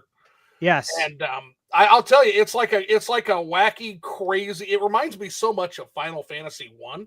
Strange comparison, but man, is it good? It has its problems, but oh my gosh, as far as like the story is just nuts. And some of the dungeons are really inventive. All right. Well, I'm going to be quick with my thoughts on Switch 2 because there's a second part to this topic that I want to dive into. I think Switch 2 is crushing it so far. People need to remember, I mean, Switch 2 launched in June, halfway through the year. We're not even 6 months in. We're only 5 months in. And there are so many games, and obviously not everything within the first 5 months of the console's launch is going to be for everyone, or by the end of this year. But I really feel like this has already had a better start than the Switch 1. I think it already had a better start than the Wii U. I think it has had a better start than PS4. And my reasoning is, a lot of people go to, well, Switch 1, year one, we had Breath of the Wild and Mario Odyssey. Well, Mario Odyssey came at the end of the year, so the time comparison doesn't count yet. Switch 2's only been on the market. We don't know all the big stuff that's coming, what might be a big summer game, what's going to land within that first 6 months. We have no idea yet. So we can make that discussion when we get there. But Breath of the Wild's a Wii U game, and I fully understand that most people didn't have a Wii U. Very small percentage of gamers had one. But the fact of the matter is, the biggest game within the launch window was a Wii U title that was ported to Switch 2 that actually removed a lot of the really cool core Wii U features that were originally shown off for it. A lot of the really cool touchpad stuff was lost. So when you look at the actual launch window, we've already gotten 2 major Nintendo exclusives. We have super strong third-party support right out of the gate with a lot more coming. We've had a brand new Fire Emblem announced for next year. We're eating really good. I don't need to go through again all the amazing third-party games Stash has listed. Just knowing that the Final Fantasy VII trilogy is coming. Guys, we got an awesome trailer for Resident Evil Requiem that comes out in the beginning of the year on Switch 2. This is crazy. We would have never seen stuff like this on Switch 1. You always waited a year or more, and the game was always packaged with an apology, whether it looked like it was Vaseline smeared all over it or if it barely functioned. And listen, for me, hardware is the most boring part of a new console. It's always very exciting when you first see it and you first get your hands on it. Opening the box of your new console is a very hype moment. So I don't want to take away from that. But power is low on the totem pole for me. I never wanted Switch 2 to be as powerful as PS5. I don't want our development cycles for, Nintendo has such a good thing with their AA experiences and their AAA experiences, giving us that constant flow every month with something.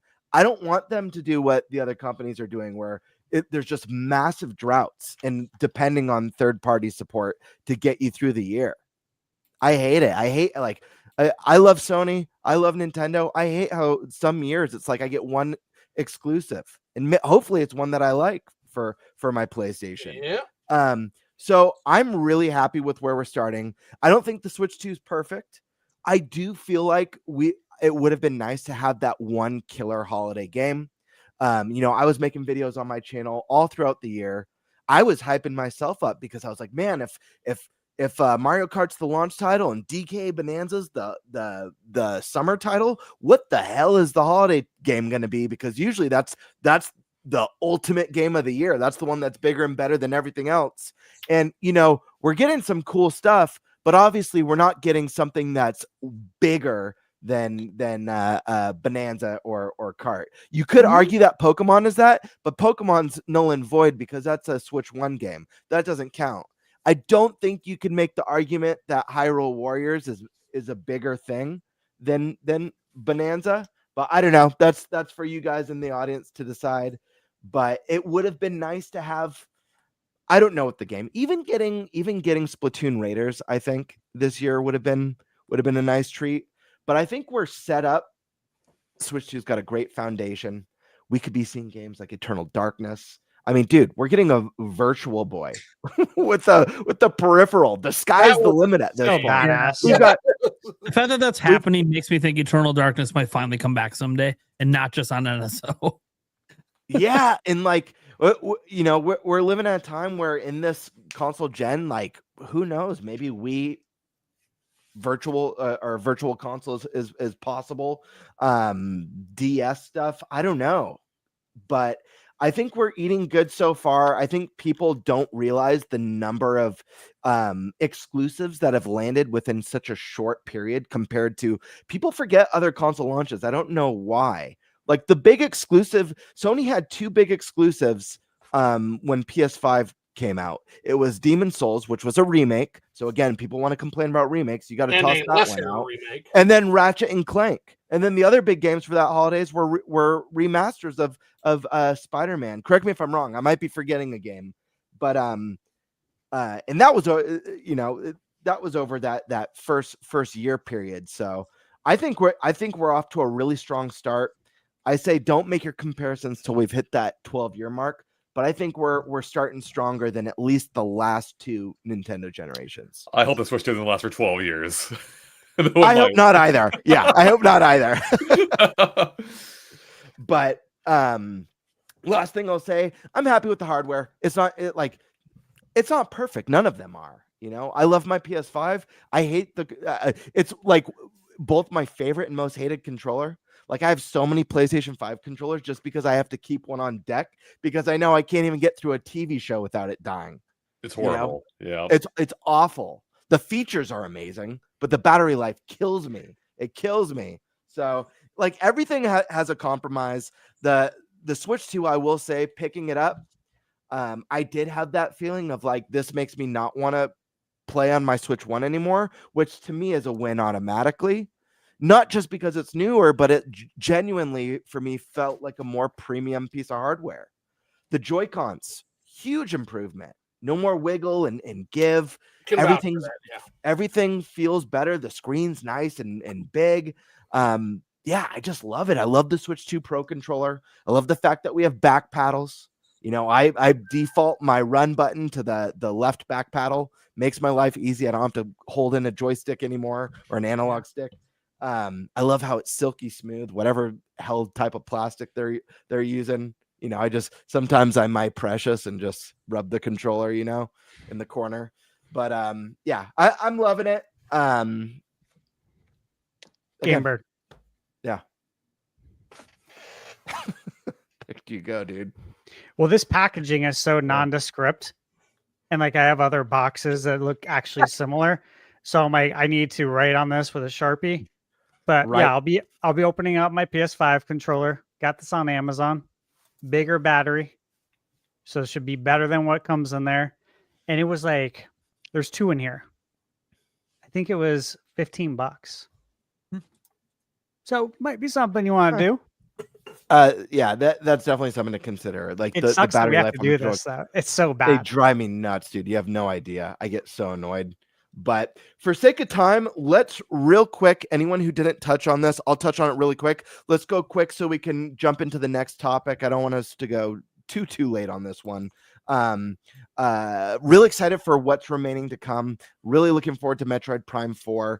I have no doubt that this game is going to be epic. It is, again, another Switch 1 game. I'll obviously be playing on Switch 2.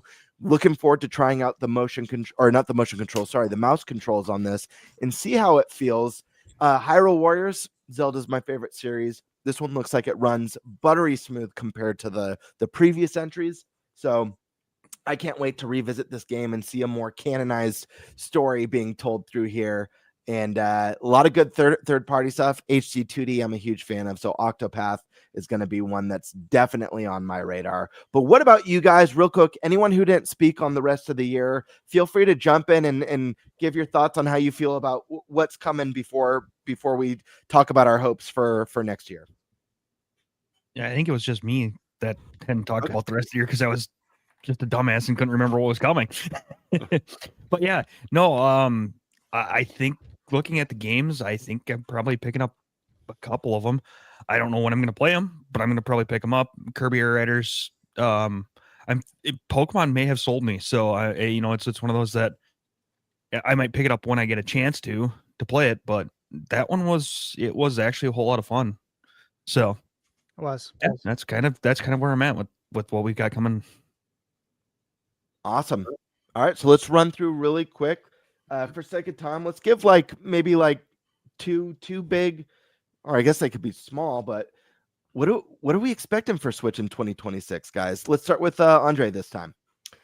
Yeah, I probably have to go after this answer too, unfortunately. Yeah, So no worries. Around for everyone's. But I feel like, and I could be wrong, but we got at least see the next 3D Mario. Like that has to be in the cards for this next year. I feel, because if not, then that would have been the longest, I think, of any major Nintendo console launch without having seen what that next Mario is. So I feel like that could be in the cards. And also, obviously we've already gone Breath of the Wild and Tears of the Kingdom. I'm not expecting the next big line Zelda anytime soon with how long it took Tears of the Kingdom to happen, even with it reusing the same world.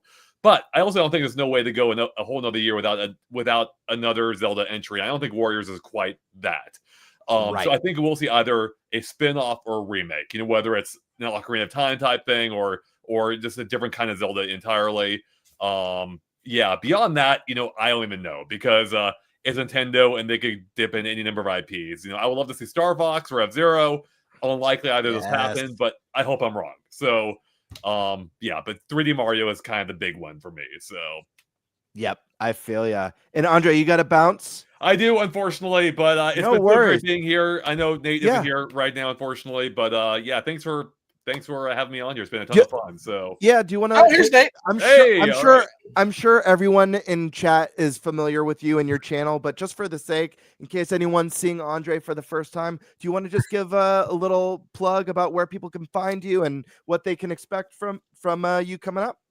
Yeah, sure. So I run Game Explain. We explain all kinds of games, mostly what interests me personally these days, and we do reviews, previews, guides, random features, whatever it is. So if you like Nintendo in particular, maybe want to check out my channel. So, but yeah, with that, it's been a blast being here. So yeah, I wish I could hear all your answers though. I'll tune in later and catch them. So Andre, have a good one, man. It's been a pleasure hanging out with you, and I just always do this for anybody I talk to. I will extend you an open invite. We'll have to get you at some point. Come have a drink with me on Liquored Up Live, man. That sounds amazing, actually, especially after all the drinking talk earlier. I'm there. We'll do it. We'll do it. Oh no! I'll open the good bottle for you. I appreciate that. All right, well, it's been great being here. Thanks, everyone. Catch you later. Thank you, man. Thanks, Andre. Bye, man. Bye. All right, let's jump on. It would have been really awkward if I came back and he was already gone. I'm like, oh, yeah. No, you made it just in time. The show falls apart. I get it. Let's jump on over to flipping the switch for what you're expecting from Nintendo in 2026. And then after that, let's go over to Thunder Stash. I got to run to the restroom real quick, so I'll be right back. Okay, so 2026, I'm looking forward to Yoshi. I think there is a potential redemption story there. Not that I didn't like Crafted World, but Crafted World was another one of those games that I had a blast with in co-op with my girlfriend. But I wish there was a little more teeth to that game, except at the very end. So, maybe this can be the Yoshi's Island we all want. I'm hoping for that. I think we see some more of Dusk Bloods. I think we absolutely see the next big Mario game. I think we have to see those. We might see some of the more on Splatoon Raiders. I think we're going to get some more on that. I'm very curious to see what that is. And in terms of my Hail Marys, just to try to will it into existence, learning from Arlo, because he willed his entire fucking wish list into existence on the Switch. I would like a Star Tropics. I would love to see a Mother game. And I would really like to see an actual return for Star Fox. I think Star Fox is an important niche. Mm-hmm. What if Star Fox is in the Mario Galaxy movie? I mean, he does. Mm-hmm. Yeah. Maybe he gives Mario a ride. That's his territory, right? Yeah. Yeah, could be. What if it's not even Star Fox? It's like Slippy. I Oh, one of gosh. the side characters. Star Fox the debut for the movie, but you have like a side character appear. in this movie. That, So that Star Fox implies that Star Fox is in the same universe. So here's how it works. So Star Fox rides by and stops with the R-Wing. And he's like, you need a ride? Well, we're all full here. You're going to have to ride with Slippy. And then pulls off. I mean, you could ride with Pepe. You know, there's other options. Oh, man. All right. Gamebird said I need to go next. For sure. Before he went to the restroom. So. All right, buddy. Just go. You want to go. I got it. All right, look. So you'll be happy about this. I'm not going to talk about any games that haven't been announced. I'm only talking about 2026 games that I'm looking forward to that I know I'm going to play. They've already been announced. But this could be like a 152 game deep list. It's not. No. Oh, okay. Okay. This is 2026. It's not late into 2026. All right. So Legend of Heroes, Trails Beyond the Horizon. That's coming out early. Final Fantasy VII Remake. Again, look, this release is really special considering the history. I have it on PS5. I've spent several hundred hours in that and Rebirth, but this is important on Nintendo. Dragon Quest VII Reimagined. Oh my God, am I excited for that game. Like super, extremely excited. I already love that game. So they could have brought it over with like no load times, fresh coat of paint. I would have been really excited because the load times are horrendous on PlayStation. And I would have been really happy. But what we're getting is above and beyond. And that art style is insane. So super hyped for that. Mario Tennis Fever. I love the Mario sports games, but I like the fact that it looks like this is going to have significantly more depth and strategy to it, thanks to all those different rackets you can use and the different stats. Like I get into that. I feel like I could probably make an Excel sheet of like all the stats and modifiers for those rackets. I'm sure somebody on Reddit's going to do the same thing. Resident Evil, man, we're getting 7 and 8 and 9, 7, 8, 9 on the same day. That's crazy. I'm excited for that. Monster Hunter Stories 3 looks very good. It looks far grander than 1 and 2. This looks like a way bigger game. And based on the interviews I've read, obviously this was by design. They're trying to have this title compete with the mainline Monster Hunter. That's awesome. And it looks great and performs great on Switch too. EZX Proud Nordics. Really excited for that. Nate, you played that at PAX. Sure did. Sonic Racing Cross Worlds. Look, I played the beta on PS5. I was offered a code for PS5 and I said, you know what? I should play it on Switch 2 to see how it performs. I already know it runs great on PS5. Let me review this on Switch 2. Let's see how it does. Okay. It was fun on Switch or on PS5. So I'm excited to see how that's going to perform. Ball X Pit. You guys been following Ball X Pit by Devolver Digital? The ball pit game. It was shown at the Nintendo Direct. I like Devolver, obviously, you know, for a lot of reasons, but this game looks very fun. And it's coming out on October 15th. The Switch 2 edition's coming out this year. They say fall, so it's soon. But that's one that I'm excited for, but it could dip into 2026. Here's one that is probably on no one's list. I cannot believe they're making a new game. Cannot. Capcom made the original one, I think in 1990 on NES. A new Little Nemo game. I'm like, what? And the art style is sick, dude. What? Excuse me? Little Nemo. Wow. Yeah, Little Nemo and the Guardians of Slumberland. Hey, see, this is what I do, though. I look at all the games coming out. I search far and wide to find these games that nobody knows about. That way I can review them. Oh, and nobody else does.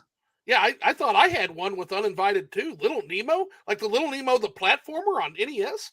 Yeah, dude. What? That one. Yeah, I know. I couldn't believe it. I'm like, holy crap.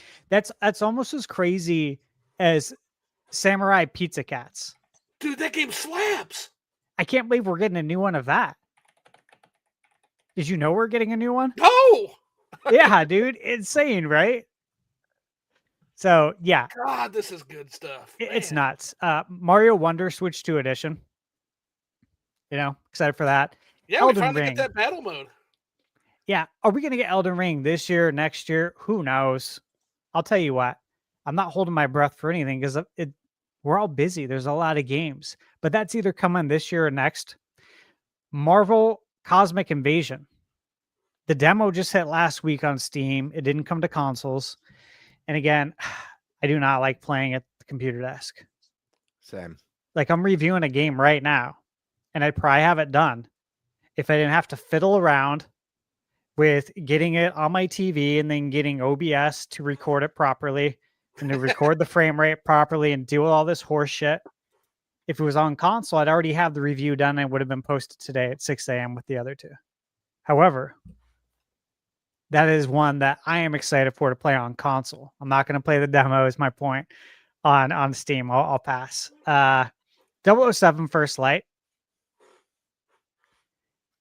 Deca Police. Deca Police. Dude, I That's think sick. I feel like Deca Police, if it comes out, it's been missing for so long. I know. When I first saw those first couple trailers for that, I was like, dude, this one's going to be a sleeper hit. First off, Level 5 has an amazing history of creating some wonderful RPGs. There was one on the PS2 gen called Rogue Galaxy that was just amazing. If anyone's ever played it, love that game. But Deca Police looked so cool. I really feel like that's going to be a sleeper hit when it comes out. A game that does really well, but maybe just not enough people pick up, like it deserves. Nino Kuni was a good one too. Yep, Nino at level Kuni. 5. I'm playing Nino Kuni right now. Both of them. So good. That art style is so good. Beautiful. It's a bit easy. You got to play the game on hard mode to not just run through it. But that one reminds me of like a Ghibli film. Yeah, same here. That was that they worked on the first one, Ghibli. Okay. Well, that explains that. All right, a couple more. Fatal Frame 2. Yes. The good one, yeah. God, please give us a physical on that. God, please. Fire Emblem. Hella. You remember Hella? The game with the mouse? I had to highlight this comment because I used to love the Dark Cloud games. Oh yeah, Dark Cloud was good. Those were a lot of fun. The game with the mouse. The Stuart Little game that they showed at the Direct. And everyone was like, crapping on that Direct. I'm like, that game looks sick. What are you talking about? So that game is also coming to PlayStation. But Lego Batman, Legacy of the Dark Knight. Come on, dude. We're all going to be playing that. Day one. There's this game called Lifted. And again, these are games you're not going to hear about probably anywhere else. They're on nobody's radar. It's an 80s style platformer. Okay. That is all about the 80s. Except for a video the Stash will make for next year. Yep. Scott Pilgrim. Too, yeah. You guys play Scott Pilgrim? Yes. Scott Pilgrim EX. Super Meat Boy 3D. We got Bubsy coming out next year. Bubsy just hit the NSO today. Right before the podcast started. Bubsy's on NSO now. Okay. Super Nintendo, baby. Adventures of Elliot. Holy crap, that game is good. Hell yeah, baby. Dude, it plays like NES Zelda. It plays like Zelda 1, but modern day. What's not to like about that? Man. Right? And I still love Zelda 1. I've got to get over my mental prison on digital and key. I've got to. You do. You do. Good, man. Yes, Dustbloods, and then those Lego Switch 2 versions of games that I know are coming, that we know are coming, that I bought already preemptively before the price hike. Because they'll obviously receive a price hike on the eShop and on eBay and anywhere else. I got it before it was news. They're already in my possession. Went right on eBay and swept those up as soon as I saw that picture of the Switch 2 Lego editions. It's got them for like $10-15 instead of $40-50. That's how you do it. All right, who's next? All right, let's jump on over to let's go to Primal Rage. Nice. 2026 is going to be exciting. Stash focused a lot on exclusively on things that he knows are coming out. Obviously, I'm excited for a lot of the things that are already announced. So let's get into the realm of the unknown. Zelda's 40th. Something's happening. I'm always excited. I'm always let down. So we'll see what happens. Hopefully it's something I actually want to happen this time. As an example, this won't be a game for next year, but I would love if they tease the new 3D Zelda game. That'd be sick. They tend to always do that a couple of years early, so maybe it gives me some hope that we might see the game in 2028. So that'd be kind of cool. Besides that, look, I think Nintendo's going to have a big game next year. A couple of them. Yeah, we have Fortune's Weave coming from Fire Emblem. I'm really excited for that, but that's not going to be the big one. There's going to be something else. I don't know what it is. Splatoon Raiders will probably be next year. Dustbloods will be next year. But I'm thinking like if it's not Mario, then it's going to be could be Animal Crossing, something like that. I expect at least one of Nintendo's like big mega selling IPs to drop next year. Just don't really know which one, but one of them. And yeah, maybe an Ocarina of Time remake that I'll play for a couple hours unless they actually put new content in it. The game person's gonna be like, I tracked you. It was 6 hours, you bastard. Like, dude, I left it on idle and went to bed. My bad. He's gonna be playing on another account. Yulia's gonna be like, "Why are you on my account?" He's like, "Shh." No, Yulia will be the one on my account playing it, probably. To be honest, shouldn't have a Switch 2, so it is what it is. That said, no. So that's the kind of stuff I'm looking forward to. Obviously, I expect. There was this thing that Kiwi Talks talked about how. From what he knows, like the reason Nintendo's still having like this dev kit thing is another indie dev came out and like complained about not getting dev kits. And he's like, well, Nintendo has this internal strategy right now where they want to cut down on some of the eShop slop on Switch 2, especially in these early years, because they're trying really hard to push the big third parties, which I think that's fine, especially when they're trying to win them all back and get them all back and prove your games can sell. So I feel like, he said next year is going to be like the year of the third party, like the big third party, like the big names. We're talking about like your Resident Evil Requiems, like more like that. So I think there's going to be a lot of like the huge IPs next year. I think Call of Duty will finally be next year, starting on the system that holiday. I think that's going to be something to get excited about if you're into Call of Duty and you want to play it in a portable form that easily goes on your TV at 60 FPS because they promised parity. We'll see. We'll see if they actually provide it. But there's gonna be a lot of other like really, really big third-party games. I can't think of the ones that are announced right now that aren't coming to Switch 2 right now for next year because some of the games aren't even announced yet. But I'm really excited. I mean, obviously we have Grand Theft Auto 6. That's like the big one that everyone has circled. But I don't think that's going to be on Switch 2 next year. It would be cool if it got announced for Switch 2 next year. For like an early 2027, maybe come out at the same time as the PC version does. That's one we need for sure. Yeah, if they can get them to just even announce it, even if it doesn't come next year, that would be that'd be a big win. Because I've always been a guy that says, in terms of sales and the business perspective, like you want to have a lot of third party games, but really third party only truly matters if they sell, and that one sells. Now, this probably isn't coming next year, but I would like to see Witcher 4 get announced for the system. We did get Witcher 3, so I'm not going to rule it out. You never know. Switch 2 edition. No, it's Switch 2 edition of Witcher 3 possible, yeah. I would like to also see money on it. All these big Xbox games, we really haven't had them announced yet.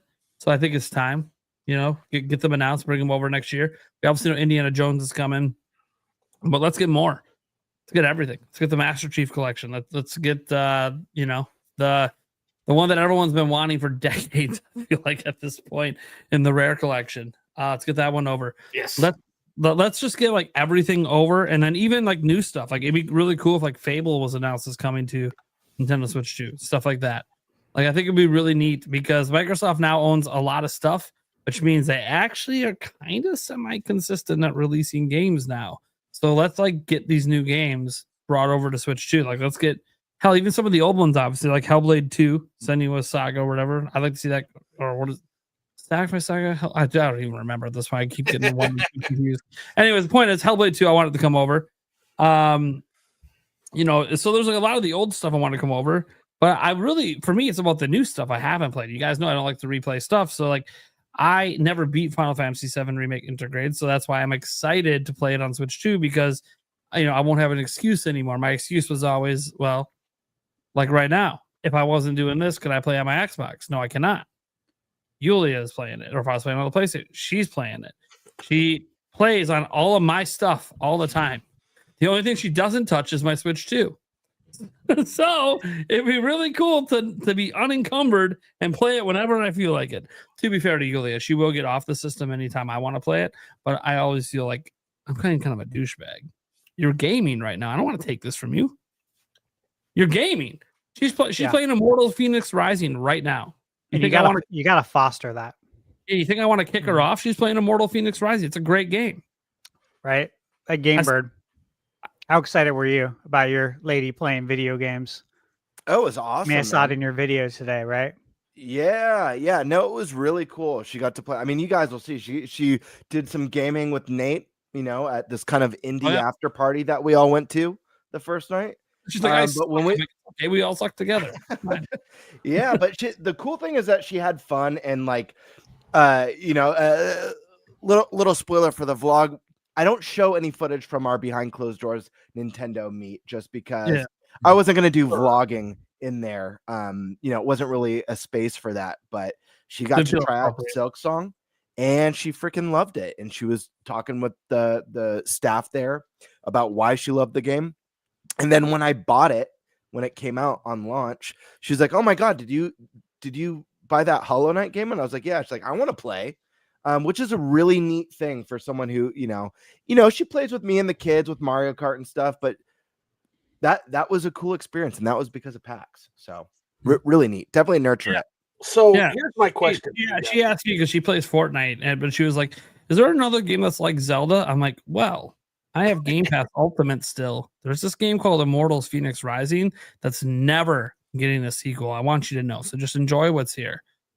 But it's really fucking good, and it's really sad that this got canned after one game because it's so good. Could have had a Kid Icarus crossover. Oh, yeah. Easy money. It's perfect built for Kid Icarus. Perfect. They already did Star Fox, Ubisoft. I know. Easy money, man. If only they tuned into the podcast. So pro tips on the gaming girlfriends. How do you get your girlfriend to do anything with video games beyond say that's nerd stuff and keep it out of the front of the house? A lot of praying, a lot of prayers. So for me, I'll say for me, it was organic. Okay. So like she always knew I played games, obviously, and I'm covering games and doing stuff. But you know, our relationship wasn't built around that kind of stuff. We would do all the other stuff we enjoy doing. Right. Yeah. But she knew I was huge into Zelda, and she had heard like for the last, you know, like the first 5 years of Switch, how much I really loved Breath of the Wild. And she heard, you know, she would randomly see it pop up on social media, people doing crazy things in the game. And so one day I wasn't even home. I was out. I don't know if I was at the beach with the kids or doing whatever. Okay. I came back and here she is with my Switch playing Breath of the Wild with a new save file. And I'm like, honey, what are you doing? I'm trying out this game that you've been talking about for 5 years. Okay. I'm like, okay. But she just got it just happened naturally. And then she was frustrated. She put it down, and then she got bored one day and came back to it. And then she never set it down after that. She literally she has more hours in Breath of the Wild than I do. It's insane. Damn, and then Tears of the Kingdom. She started out like I told her because I beat Tears of the Kingdom before she played it, and then she was playing it, and she's like. She's at the beginning, you know, the little island area, and she's like, you know, this isn't as good as Breath of the Wild. I'm like, okay, you're right. This opening island area, not great. Just wait till you get to the surface. She got to the surface. Oh my God. She just another 1,000 hours. So Tears of the Kingdom, that's another one I've got to give a second chance to now that I've got the Switch too. Yeah, the 60 FPS, man. Oh, it's so good. Stash, I love your answer. I love prayers.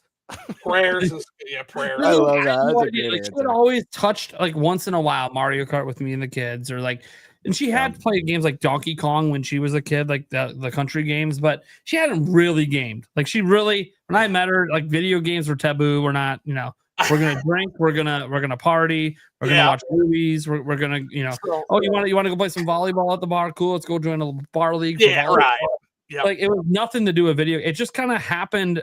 And as long because we had kids or what it was just I wasn't home and I came home and she's playing Zelda, and ever since then, dude, Zelda, both those Zelda games, she loves. Obviously, she got into Fortnite, which I'm totally fine with. We play that together sometimes. It's fun. And then she loves when I get on the PC to play it because she's like, "You're just killing everyone." I'm like, "Honey, clicking heads." Telling you. So the closest I've ever gotten was Sonic Mania. Actually, she had. That's a good one. Yeah, she's like, "Hey, I want to play a little bit of this," because she remembered it, like her brother having it. Oh, okay. And so we put that on, and we were playing it, and she remembers playing it with her brother, and she got into like the second zone, like about 5 minutes into the second zone, and she just puts the controller down. She just looks at me. And I'm like, "Well, you got to keep playing. There's still more to go." She's like, "No, I'm done." I'm like, "Oh, okay. Did you enjoy yourself?" She's like, "Yeah, it was fun." I'm like, "Oh." I got one for you to try. So, okay. like, we've talked about my wife. She's not a big gamer. She enjoys it a little bit. We have kids, and so we'll play Mario Wonder. We'll play Mario Kart with the kids, and that'll be fun. She doesn't really play outside of that. She grew up with the Sega Genesis, so she does have a fondness for the Sonics and the Mean Bean machines and the Aladdins and Lion Kings from that era. But the game that I picked up and was playing with the kids, and they all had to leave right after I got it, and I was a little sad because I was so excited to play it. And she's like, "Do you want me to play with you for a little bit?" And I was like, "Sure." And then we ended up playing for hours. Listen, I don't know if it'll be good for your relationship, but Overcooked 1 or 2. Oh, here we go. I got Michaela's playing it too. Dude, that game calls sometimes. You better work together. It's gonna get ugly quick. I have Overcooked. Yeah, it's good. Yeah. It's a great game. We ended up playing which is the most we've ever played a game together. Even when we play with the kids, she won't play for like 2 hours. Here, we played for like 2 hours straight. You know what might be a good one too? If you want to play with her, is do like It Takes Two or Split Fiction. Yeah, those two, because they were. It's not just me. She loved it. She absolutely. There's a lot of cooperation in those, so there's going to be a social aspect with your lady, and I think that was fun when we were doing the hard challenges together on Overcooked and getting frustrated. It was like, all right, what's the game plan? When we go to retry the mission, like, okay, you're going to focus on this. I'll focus on this. She's yelling, pass the rice, and we're screaming, it's burning. And then that sounds good. She'd be like, cooking like I am, so that actually she'd be like, "Geez, dude, calm down." And then she'd be screaming at me. So okay. So it was fun. We, like I said, we played for hours, so I do recommend that one. Well, I'll give that a try because it's just for self-preservation. Because I literally for the longest time I was operating off like a little half shelf. I had 500 Nintendo Switch games shoved, or nearly at the time, shoved into this little half a shelf that were in rows of 3, couldn't find anything boxes wise. So I finally ended up getting the study shelving, which like put it in the study, just keep it out of the front of the house. So if I could warm her up to video games in any way, it would make my life easier. So Overcooked it is. I'm going to try that. Yeah, that is a really good one. Michaela's playing it. I bought it it was on sale at Walmart for $5 physical. Oh, nice. Oh my God, here you go, babe. Lego Harry Potter. She plays Hogwarts Legacy. She's playing Fantasy Life. I cannot get enough of that. I've heard good things about Fantasy Life. Yes. She used to game though before I knew her. Like I remember we were talking and she's like spitting knowledge about like Fallout to me. Like playing like Fallout 3 and Fallout Vegas. I'm like, what? Really? You played that? You played that? Oh, shit. We get along great. But Fallout, kind of a deep cut, right? Like, I mean, for a lady to be like, yeah, I played. Yeah, I don't know too many ladies who have played Fallout. Yeah, like that's awesome. That's good stuff. I hear like, oh, I played Mario or I tried Pokemon sometime. I'm like, okay, I played Sims. It's all Fallout 1. like super deep cut, and she's like got all the Fallout 1 lore and crap. Asymmetric. She busts out some super deep lore from that game. You're like, dude, I don't even remember that. She busts out the big box I gotta PC game play on it. all the discs. Right. Oh yeah, you got that OG just collection. It brings out a box of PCs. Let me see. Yeah. Anyways, what were we even talking about? Because we're so far off topic. 2026. 2026. And if everyone's gone, it's Eric's turn. Okay, Yeah. go Eric. Okay. So I did just some Googling just to see what was coming out in 2026. I did find one game that looks actually pretty cool. It's called Spine. This is Gun Fu, and I was just watching some of the trailers for it, and it actually looks pretty fun. So that might be one that I eventually get. Won't have time to play it. But you know, and then what I absolutely want for 2026, we all know it, Snowboard Kids 1 and 2. Oh yeah, baby. Coming in the NSO. This game looks sick, by the way, that you just said Spine. I'm looking at a trailer right now. Yeah. That's what I'm looking at too. Really cool. This looks really good. Yeah, Spine. This is Gun Fu, and it's Thanks. pretty freaking looks Well, pretty you, freaking. you know what Well, it you looks had like. me at Gun Fu. It looks like John Wick. Yeah, kind of. Like as far as that sort of violence. Mhm. I love this sort of I love violence, period, but I love this sort of violence. Dude, Yeah. John Wick Part 4 might be the greatest masterclass of action I've ever seen. I don't even. I know. So good. It's the best. I love violence, man. Dude, we grew up in the 80s, 90s, right? Like we had our violent movies. It's part of the fabric. That's what you rented. Yeah. You know, it was always it's okay. We can watch an R-rated movie if it's for violence. If it's for language, like Beverly Hills Cop, Yeah. can't watch that with mom's home. Yeah. Because Eddie Murphy says the F word too many times, mom would say. And we don't allow that under this roof. No, you get home for Christmas, you put on Jeez. Die Hard. Don't allow this under this roof. What is happening? All right. I'll be quick. My expectations for Switch 2 in Is the suck. 2026. Listen, guys, I'm gonna get nuts. You want to get nuts? Let's get nuts. I like salty. So, anyways, I'm gonna say my expectations for Switch 2 in 2026 is the next 3D Mario. I think we're gonna see a Zelda remake. Fingers crossed it's Ocarina of Time. I think we're gonna see the first look at the next Star Fox game. I've been predicting it for all the directs because I do think Star Fox is going to make some sort of triumphant return on Switch 2. So I fully expect to see that announced this year. I think we're going to see some excellent additions to NSO, which include the likes of Eternal Darkness and Wave Race. Because say you better say it. I think we're going to see Eternal Darkness and Wave Race in 2026. I think that we're going to see some sort of themes or achievements, or not necessarily both themes or achievements, make their way to Switch 2. And I had one more. What was it? I had one more for you.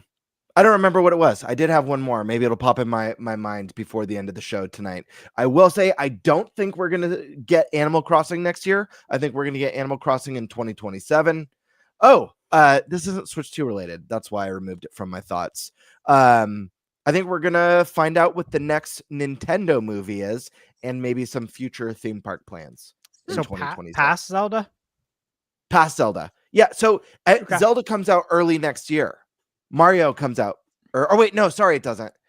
Zelda's early 2027. May. Mario's, yeah, It's my birthday. and then that's Don't right. forget it. Mario's early next year. So yeah, I think it would be a great opportunity to find out what's going on with DK next. the I think DK so movie. too. Yes. Yeah, That's we where just I'm got at. we just got the big expansion for the theme parks and stuff. Seth Rogen's DK was a very lovable character. Just good. makes a lot of sense, man. bring all the Kongs on. Dude, we just got King K. Rool. You know that's gonna hit hard in theaters if we get a live action, or not a live action, but a King K. Rool on the big screen. Yeah, Have that a would voice by totally, like dude, John, that would totally John rule. Lithgow or something. Yeah.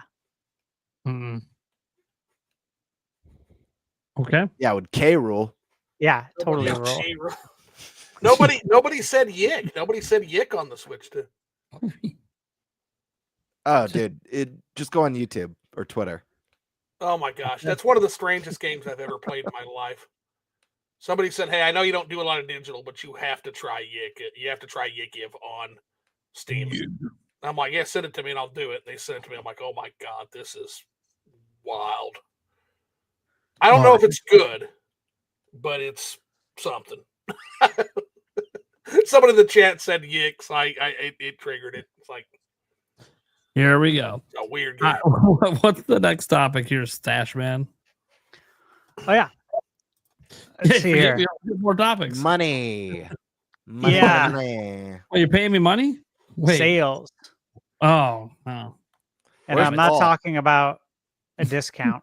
I'm talking about sales numbers here. Okay. So a lot of exciting news in that realm. And in the past week, our friend of everyone's, Paul Gale Network, he had heard Switch 2 globally had sold 8.6 million units as of August 25th, 2025. Okay. So remember, Switch 2 came out June 5th. So from June 5th to August 25th, 8.6 million units. It's extremely impressive.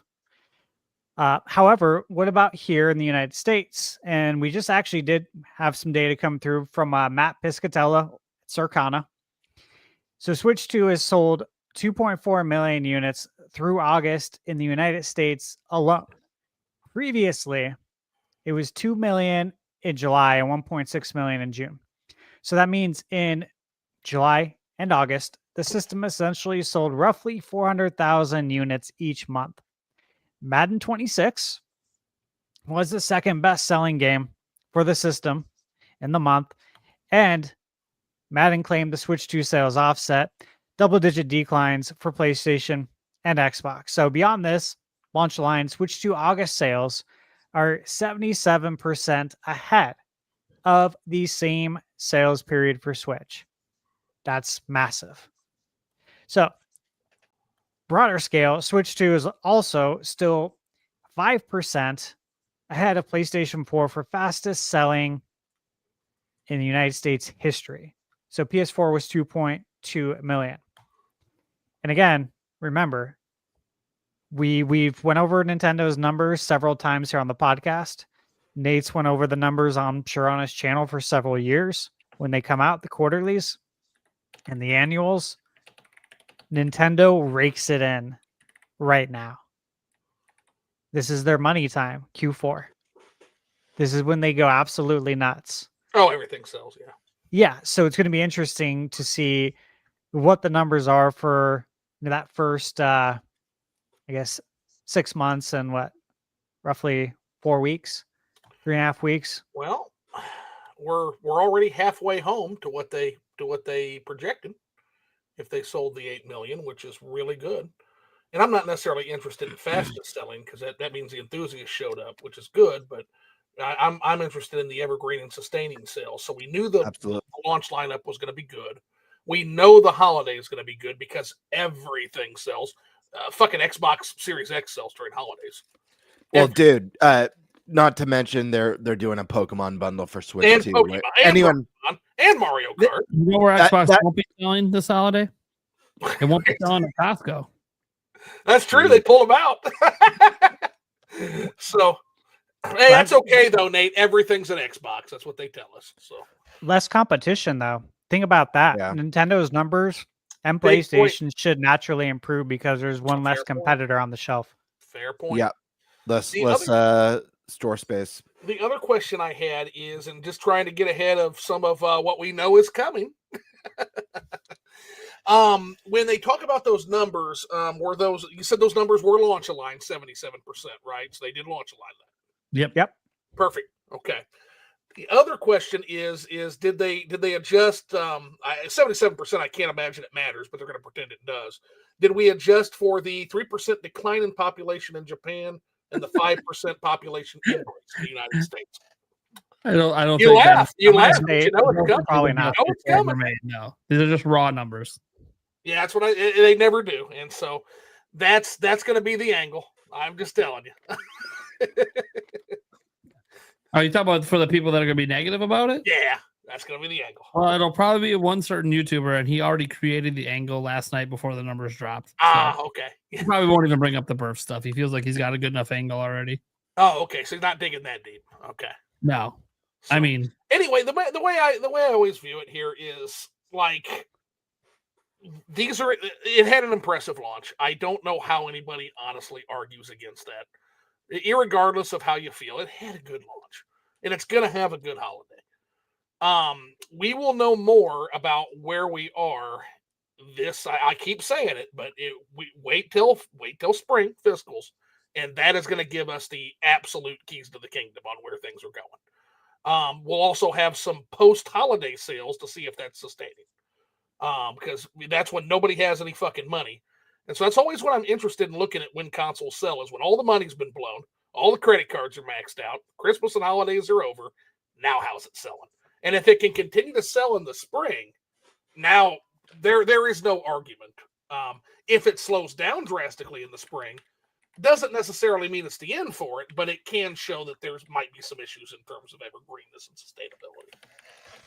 yeah, we'll see about the stuff next. So I think it's going to be. I think they're going to hit their 15 million, if not exceed it, for the fiscal year. But it's very curious, like to me, obviously how it's selling in March and April, May, in that territory there.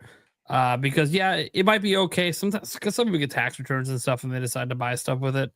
But it's going to be all about the games. Like there's got to be the games out that people are hearing about that they want to play.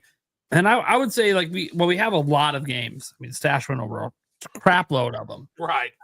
I mean, when we think traditionally about Switch, it was the exclusive games that made it sell.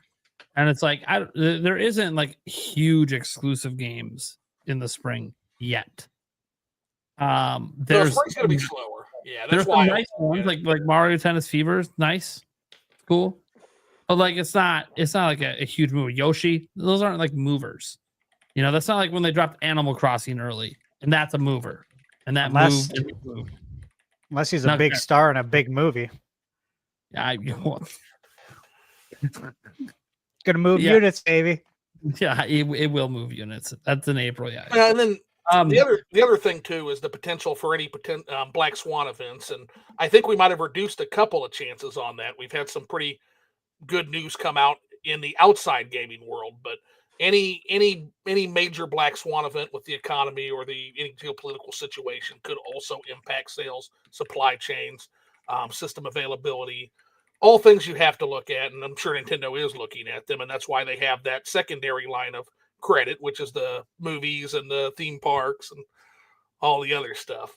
So that's going to be kind of important. But I mean, that's the thing, is we definitely seem to be moving as time goes on. Things seem to be getting more and more turbulent, which does have an impact on console sales too. We've seen it in the past. In the 2008, 2009, it destroyed things. Mm-hmm. Man, so many companies went under during that period. And so, not saying we're going to see a repeat of that. So far, they've been able to stave it off for a long time, but any day, they say. Yeah, I think I look at these sales numbers, and they're right in line with about what I was expecting. If anyone thought like the crazy numbers were going to continue past launch month, like when they sold 1.6 in the US, because this isn't a holiday period, okay? Like that's when you get those kind of sales, like multiple months in the millions. That's holidays. You don't get that outside holidays. Like even when you go back to Switch, it was supply constrained. Yeah, okay, supply constrained. We can say whatever we want. The bottom line is there's a huge drop off month 2 from month 1. That's just how it is.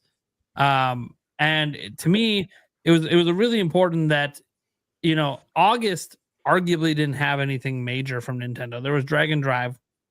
I'm not so sure anyone picked up a Switch 2 specifically to play Dragon Drive. And there was DLC for Kirby. Again, not really so sure. People specifically picked it up to play DLC. Like those don't really feel like reasons. Those are things you buy if you're bored and you already have it, rather than things that you would buy it for. So to me, the fact that August sales held, around 400K or maybe just under 400K from July, that's a really small drop off considering that July had Bonanza and August didn't have anything like that. So that to me tells me that there's a pretty consistent demand in the US. I think September will probably be a little lower. September might be around 300,000 in the US, but that's okay because September is the prelude to the holiday. It's supposed to be your weakest month, especially with nothing from Nintendo. And then all of a sudden, Legends EA bundles next week. You kidding me?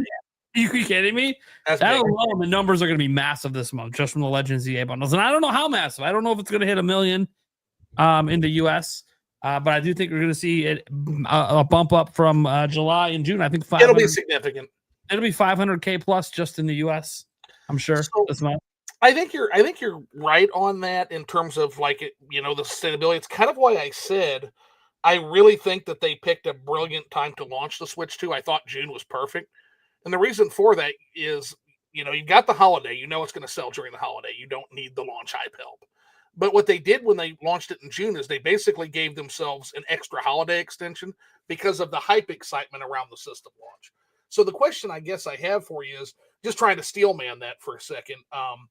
Do you think that part of what could be explained in those August sales and even the September sales, which typically would be weaker, is that launch hype? Not everybody who wanted one got one or was able to get one.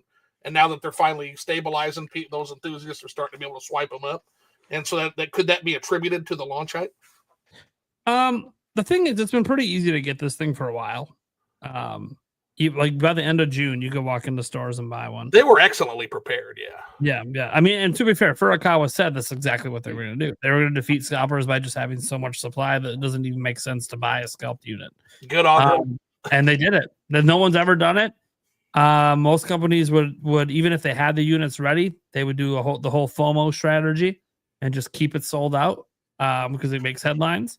And Nintendo's Furukawa said, no, that ain't what we're doing. At least not in the U.S. We have a U.S. supply chain. We're going to deliver X amount of units. They haven't adjusted any of their projections so far, which means all the sales have been within their projections so far. Again, we get an update, I think the first or second week of November.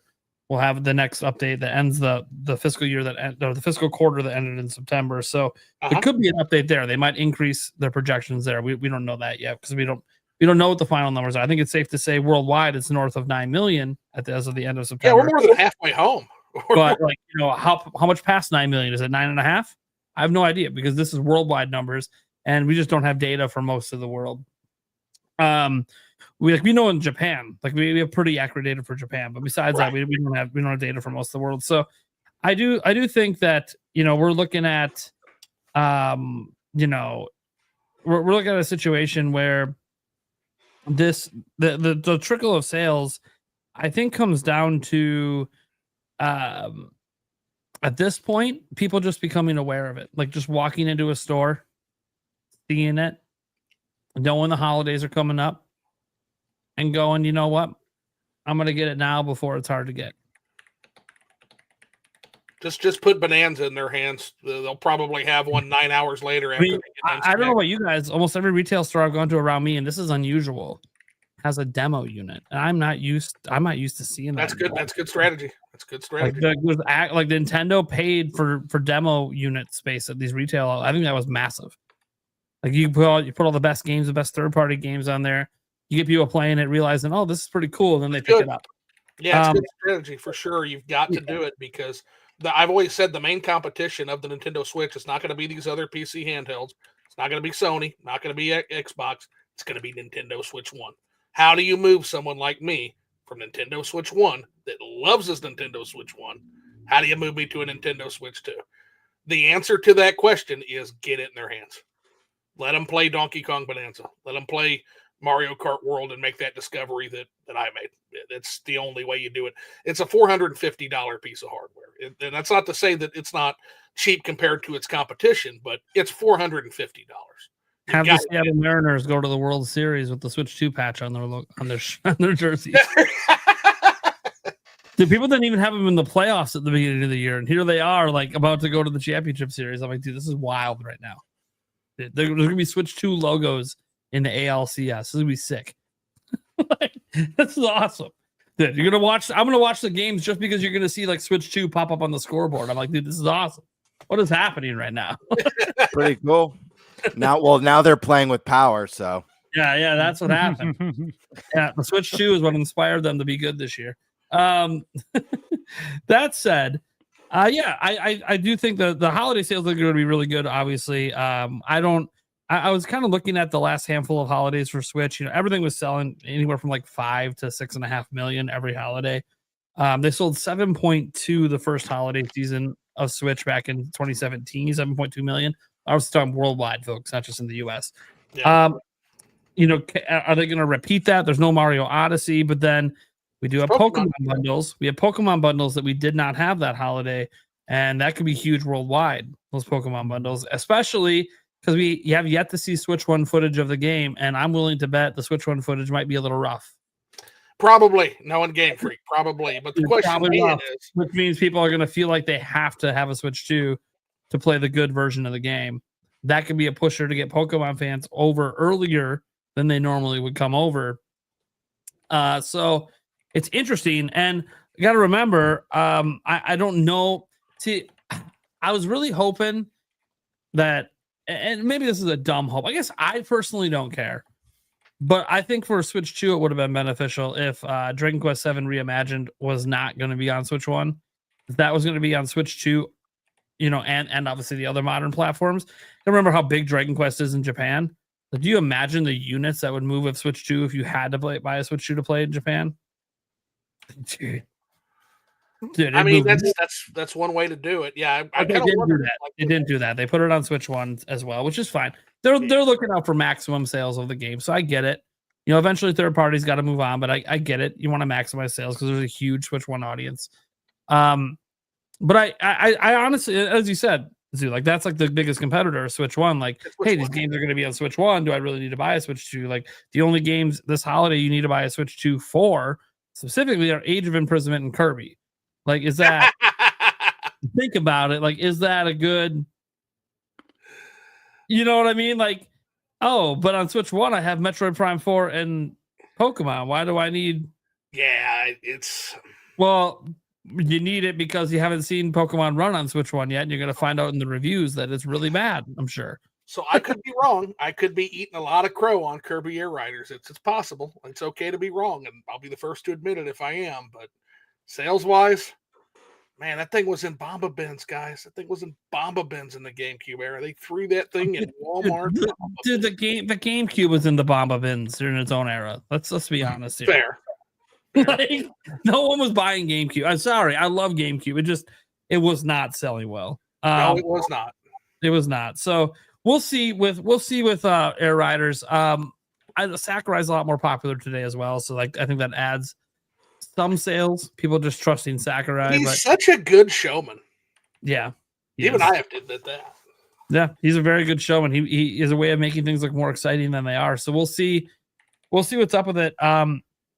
I honestly think like Nintendo's strategy, they're probably thinking it's more like ZA bundled Age of Imprisonment, so something Zelda for Zelda fans that love Breath of the Wild and Tears of the Kingdom that you have to buy a Switch 2 for, and then Metroid Prime 4. I think they're thinking like that triple pairing can do something this holiday. It might.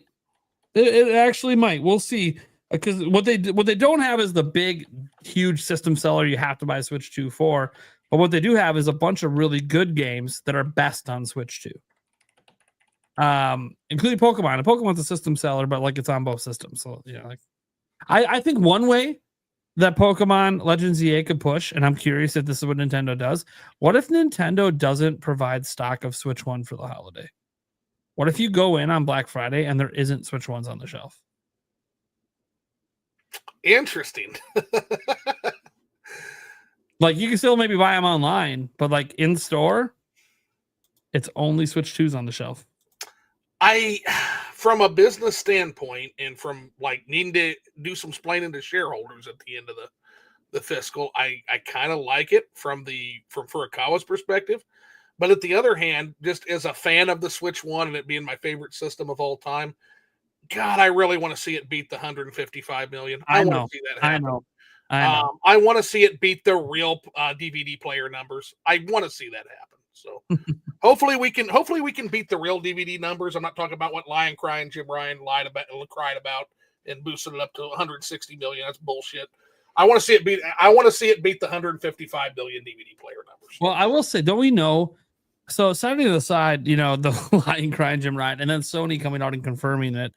Setting that aside, don't we know? Wasn't it reported a long time ago that there was like 160.27 million PS2s ever manufactured? I don't know. I know the timing of his announcement was. That literally doesn't mean they all sold. It's possible like that last 5 million never really sold and just rotted away. But I don't know. Don't ask me. Or maybe they hit discount bins and then sold. Yeah, it's hard telling. I just know the timing of that announcement was super sus. Well, either way, I think the sales are really impressive. I think things are going as Nintendo planned, maybe even slightly better than they planned.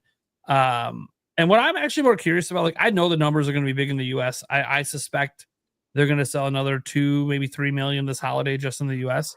My question is, like, what's it going to do everywhere else? And that's what I'm really curious about. In other countries, Japan, a lot of their big sales are like at the end of December. That's like their kind of Black Friday sales periods, like the end of December when they do a lot of sales. So that's why you guys, if you ever wonder for some reason, oh man, we're like the week of Christmas. Why are all the sales boosted in Japan? Like that's their sales period. They have different holidays and different things than we do here. But yeah, so I'm kind of looking forward to just seeing how well it sells. But again, as Tease said, like no matter how well it does this holiday, none of this ensures longevity. Longevity is something that we see, as the sales taper off in Q4 for Nintendo, which is January, February, March. Do they taper off to the point where like, we're down to selling 100,000 a month total worldwide, or are we still hovering right around selling 800 to 1 million worldwide every month?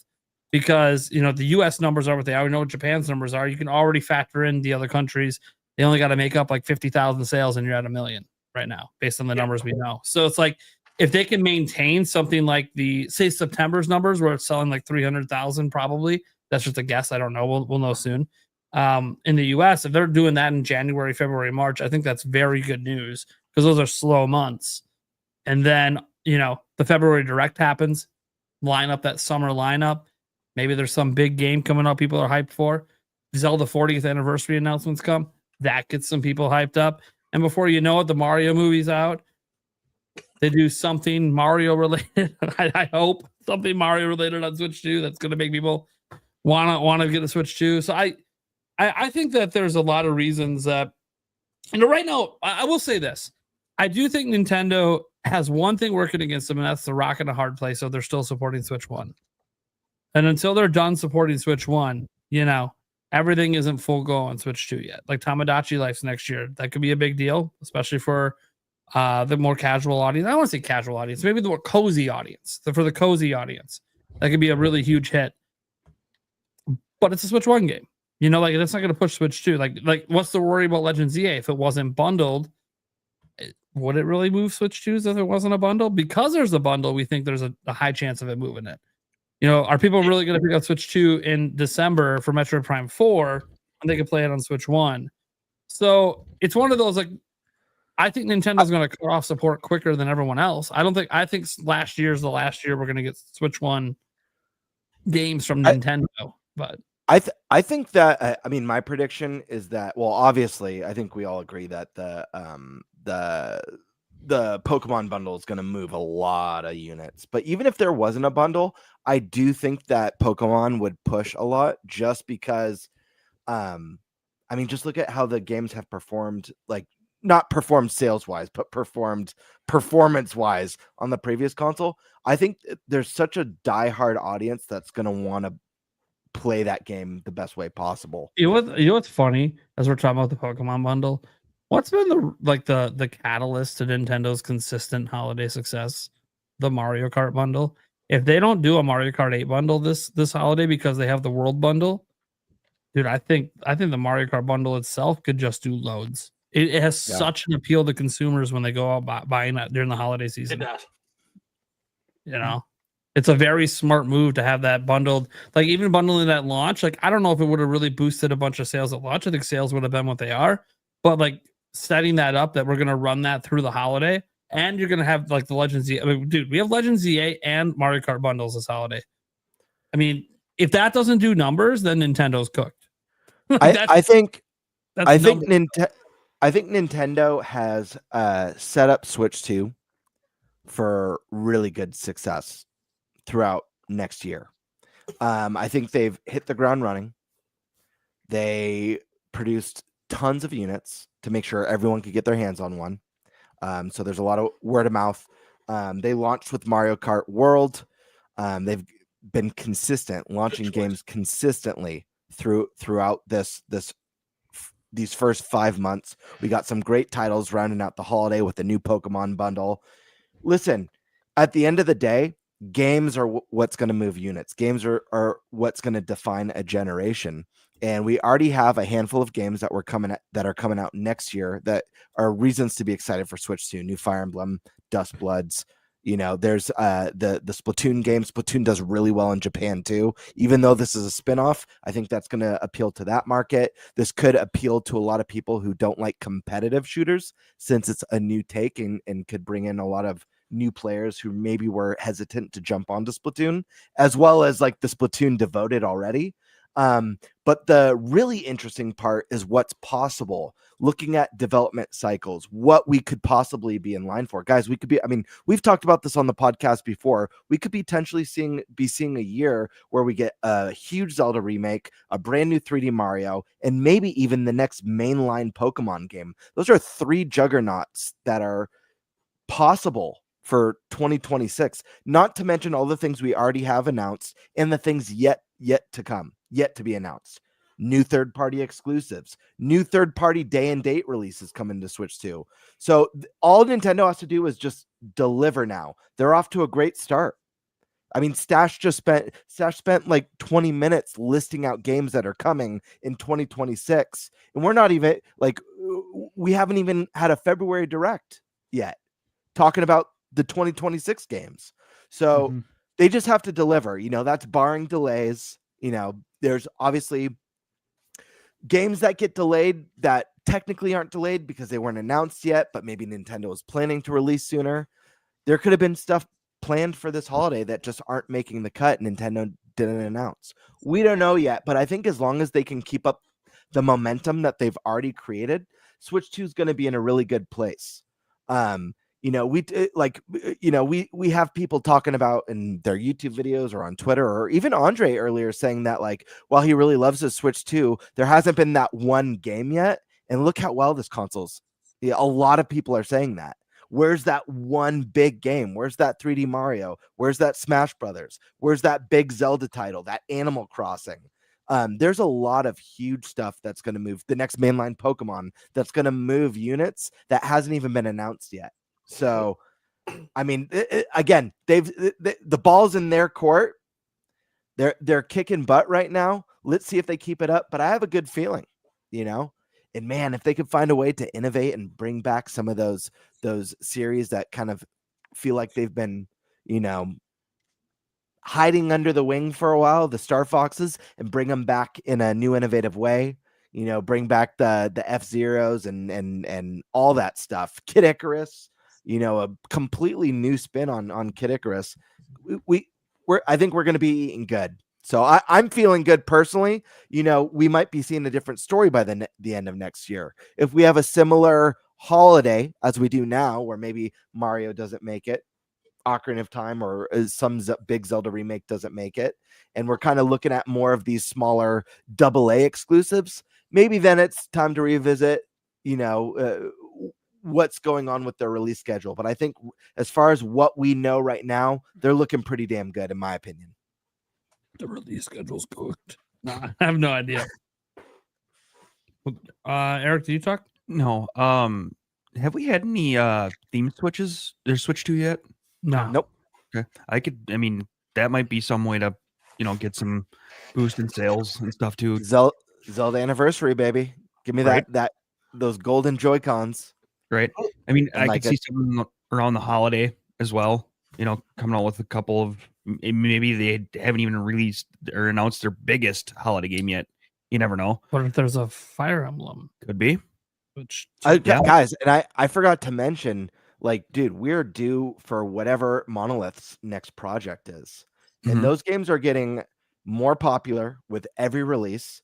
And we know it's a team that's highly skilled at developing large open world and quality story, quality RPG mechanics, whether it's a new Xeno game, whether it's a new IP. I think whatever they showcase next is going to be extremely impressive and is going to be something that gets people who, whether or not they're fans of the series already, I think it's going to get a lot of people really excited. That'll have me excited. Yeah, no, I mean, sales wise, I mean, I think it's pretty decent, steady, whatnot. I think Nate said it best. It's once they kind of stop supporting Switch 1 is I think when we're going to see a lot of move over to Switch 2. I think there's going to be some trickling over, but I don't think the biggest jump yet will be coming once they kind of slow down the support for Switch 1 for sure. Because I think that's what hit Sony with the PS5 is that everything pretty much that's on PS5 is also on PS4.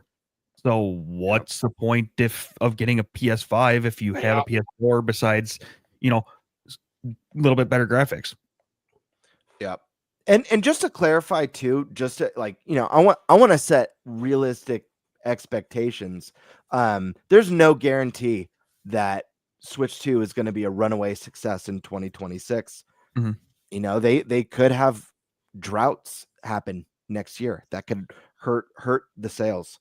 And outselling or matching the sales of Switch 1 is an extremely tall order and probably unlikely. This isn't a brand new innovative concept. It's just, a more refined and polished and updated version of what we already all know and love.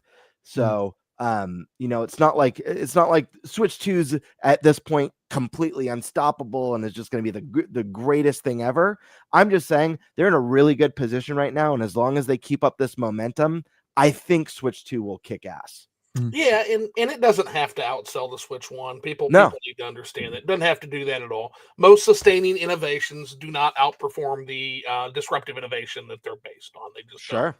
But it can still make money for Nintendo. It can still turn a massive profit, even if it doesn't do 155 million numbers, 100%.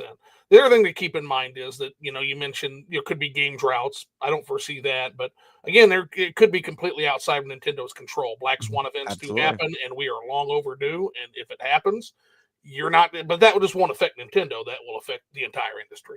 But I also like what you set up. You're kind of setting up a pretty Shangri-La year. Like, I hear that, okay, we get a Zelda remake, we get a 3D Mario announcement, and we get what was the other one you said? Mainline Pokemon. Pokemon potentially in 1 year in 2026. Also, guys, Grand Theft Auto 6 is dropping next year, supposedly. Mm-hmm. So if we get all four of those, not even on the Switch, just if we get all three of those on Switch too, and we get a Grand Theft Auto 6 on the other platforms, I got to think that's a pretty damn good year for gaming. That's a pretty bangarang year. I mean, I don't know if this one's been said yet or not, but Call of Duty, that's going to help with Switch sales too, I think. Yeah, when is that coming? They promised that to everybody. Don't know, but it's going to be a 10-year deal apparently. So I think it's next year. I think it's next year too. But okay, so that's why they need more time with the dev. Yeah, they need more time with the dev kits. But yeah, that'll help sell, I think. Yeah.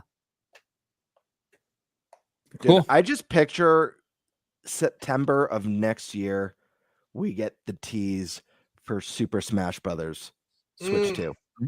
And I think that's going to be huge for like a 2027 release. Mm-hmm. I think that's going to be a really big deal. Oh, it will be. The only question is, and I'm not the geniuses at Nintendo gameplay wise, but how do you even top Ultimate? How do you do it? You don't try to. Infinite. Maybe go in a different direction. Yeah. Yeah. I think they start fresh. You know, I really think I don't think it needs to launch with the same size roster. No, I think they just need to start fresh, original game modes. Maybe, we've talked about with so many releases, whether it's Mario Kart, whether it's a new Mario sports game, we all love story modes. We all love campaigns. And Subspace Emissary is a massive fan favorite that people have been dying to see return. I don't think it's Subspace Emissary 2, but I think Sakurai bringing back some sort of like a story mode to Smash Brothers that's like really well done and super cinematic could be so cool. Yeah, because World of Light's fun, but it doesn't scratch that itch you're talking about. Absolutely. Yep, so that would be good. And yeah, they did it with Mario Kart World. That's the thing. I asked the same question about a new Mario Kart game. How the hell do you top that? The answer is you don't. You flip the script and you do something brand new. Yeah. Okay. Stash, should you talk about this one or should we move on? Yeah, I talked about it. Yeah, I thought at the beginning. Okay. All right, cool. So let's get to our last topic before we get to the Q&A section. Remember, guys, we do have a Q&A at the end. You guys can super chat in your questions on any of the 3 channels live streaming it. So Nintendo did this weird thing. We now know what the weird thing is, but I'm going to show the official Nintendo upload because the Nintendo upload is the only one. Let's see here. I got to go to window. The Nintendo upload is the only one that I know I can show and not get in trouble, even though there are uploads of the one with the Pikmin in it. So this is also that close to you thing that they put up the other day. The little animation that I'm pretty sure Nintendo Pictures made, although we still don't have a confirmation on that. And so it led to the internet being, a stir for a day, speculating what is it? Are Pikmin in it? Is this a Mario Galaxy? Is this Baby Rosalina? Is this all this stuff? And then obviously today, literally on the Nintendo Today app, they dropped the same video, this time showing the Pikmin. So like there's a bunch of Pikmin actually. It's not just like one. There's a whole bunch of them. And if you guys don't know the lore of Pikmin, humans can't see them. So that's like the key thing for the first video is that like humans can't see Pikmin. And in Pikmin, by the time we play Pikmin 1, humans are extinct. There was an extinction event. So the fact that Pikmin are here with humans means that this is like before the extinction event. Okay, cool. Now, does this have anything to do with games? Not necessarily. It could. That's obviously what we'll talk about here in a moment. I just want to note that the Pikmin has done short videos before, 12-minute videos, like 5 episodes of it back on the 3DS, and they brought them to YouTube. Hundreds of millions of views on those. This could be literally nothing more than that. It could also be technically leading to, that combined with the new Pikmin game to do some cross promotion. We know Miyamoto loves Pikmin. He wants to put Pikmin in everything. He wants Pikmin to keep growing. He's pushing Pikmin Bloom. He's putting Pikmin in all the theme parks. Obviously, probably really wanted this Pikmin video to get made. Don't be surprised if you see some Pikmin cameos in the new Mario movie. That would not be shocking to me. He likes to stick Pikmin everywhere. So, and to be fair to him, Pikmin is a growing IP. Pikmin 3 Deluxe did very well. Pikmin 4 did very well. Mm-hmm. So it's a growing IP. It is showing growth. So this would just be like that next natural thing. I don't know if this is a precursor to a movie, a show, a game, all of the above. Is it just promotion for Pikmin Bloom and we find out in the end a new version gets launched tomorrow and it has Pikmin Bloom logo at the end or something weird? I don't know. So this is what we're talking about. This is it. This is the topic. Don't think we're going to be talking about it for very long. It's fitting to be the final one. But what are you guys thinking about this? Let's go over to Zoo. What are you thinking any of this is? Does it mean anything? So I was a Pikmin agnostic until very recently, actually. This is one game series that I would look at and I would just the evil king of numbers in my mind, the business person in my mind could not understand Nintendo's obsession with this particular IP. I'm like, why do we keep putting EPD on these damn Pikmin games? What is the point of this? Then I played Pikmin 4 on the Switch, and it was my favorite game of 2023. So good, dude. It so even good. beat out Wonder and Tears of the Kingdom and Street Fighter 6 for me. I loved Pikmin 4 to death. And I became a Pikmin believer at that point. And so, yeah, I think this does have growth potential. Hell, look at what's happened with Luigi's Mansion, right? Look, it's what, 12, 13 million now? So some of these franchises I never gave a chance to. Pikmin just broke through. Kirby just broke through. Hell, push it. What the hell? I mean, this looks good. I don't know what it is yet. Is it a game project? Is it a Pikmin movie down the road? I don't know, but it's cool and it's got a lot of attention right now. Yeah, last time I remember them getting any sort of attention like this was the Smiling Man, before they revealed that it was a detective club. Like, but they did like this really mysterious thing, and it's like, dude, Nintendo's doing horror. What is going on right now? It's mystery. So we had somebody, I think, a friend of the channel, OJ from Player Essence, was answering a question because some guy's like, I don't understand why they made the Pikmin invisible. Why did they do this? It's stupid. And he answered, then I kind of added an answer, and I said, well, it's mystery box advertising, and if you don't understand how effective that is, just Google J.J. Abrams. Yeah, it's mystery box advertising, and if you know your Pikmin lore, you know it makes sense why you don't see them. Yes. Because there's humans here, and they can't see Pikmin. Yeah, but again, that's a deep cut. That's a deep cut back to Pikmin 1. If you didn't play Pikmin 1, you probably don't know that. So, okay. Eric, you got any thoughts? Do you think this is going to lead to anything, or is this just like Nintendo just trying to show off, hey, this is Nintendo Pictures, we do things now? We do things now. Yeah, no, I mean, it wouldn't surprise me if it was like a Netflix show or something along the lines of that gets put into play just to see how and push Pikmin, like you said. It would not surprise me. I'd be a little bit more surprised if it was an actual movie. I could see a show. And for a new game, you never know. I mean, maybe it's an Origins game. I don't know if that's ever, I mean, I know there's lore out there, but I don't know if, what caused the human extinction. You get to love this little baby and all of a sudden, bye. They do the Terminator 2 opening with the people holding the fence just getting turned to skeletons. Yeah. Yeah. There's plenty of ways this can go, and maybe Nintendo just threw this out there to see, what people threw out there to see, hey, I like that idea. Let's go with that one. You never know. All right. Nintendo surprises. Stash Man. Yeah. I didn't think too much of this, to be honest with you. I thought the color scheme was interesting. Yeah, because it reminded me of what was it, Baby Rosalina? Mm-hmm. Yeah. Oh, yeah.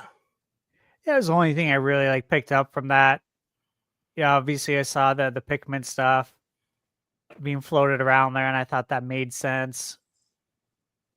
I haven't put a ton of thought into the grand kind of scheme of this. We're going to get more. Yeah, Nintendo always has a reason. Always.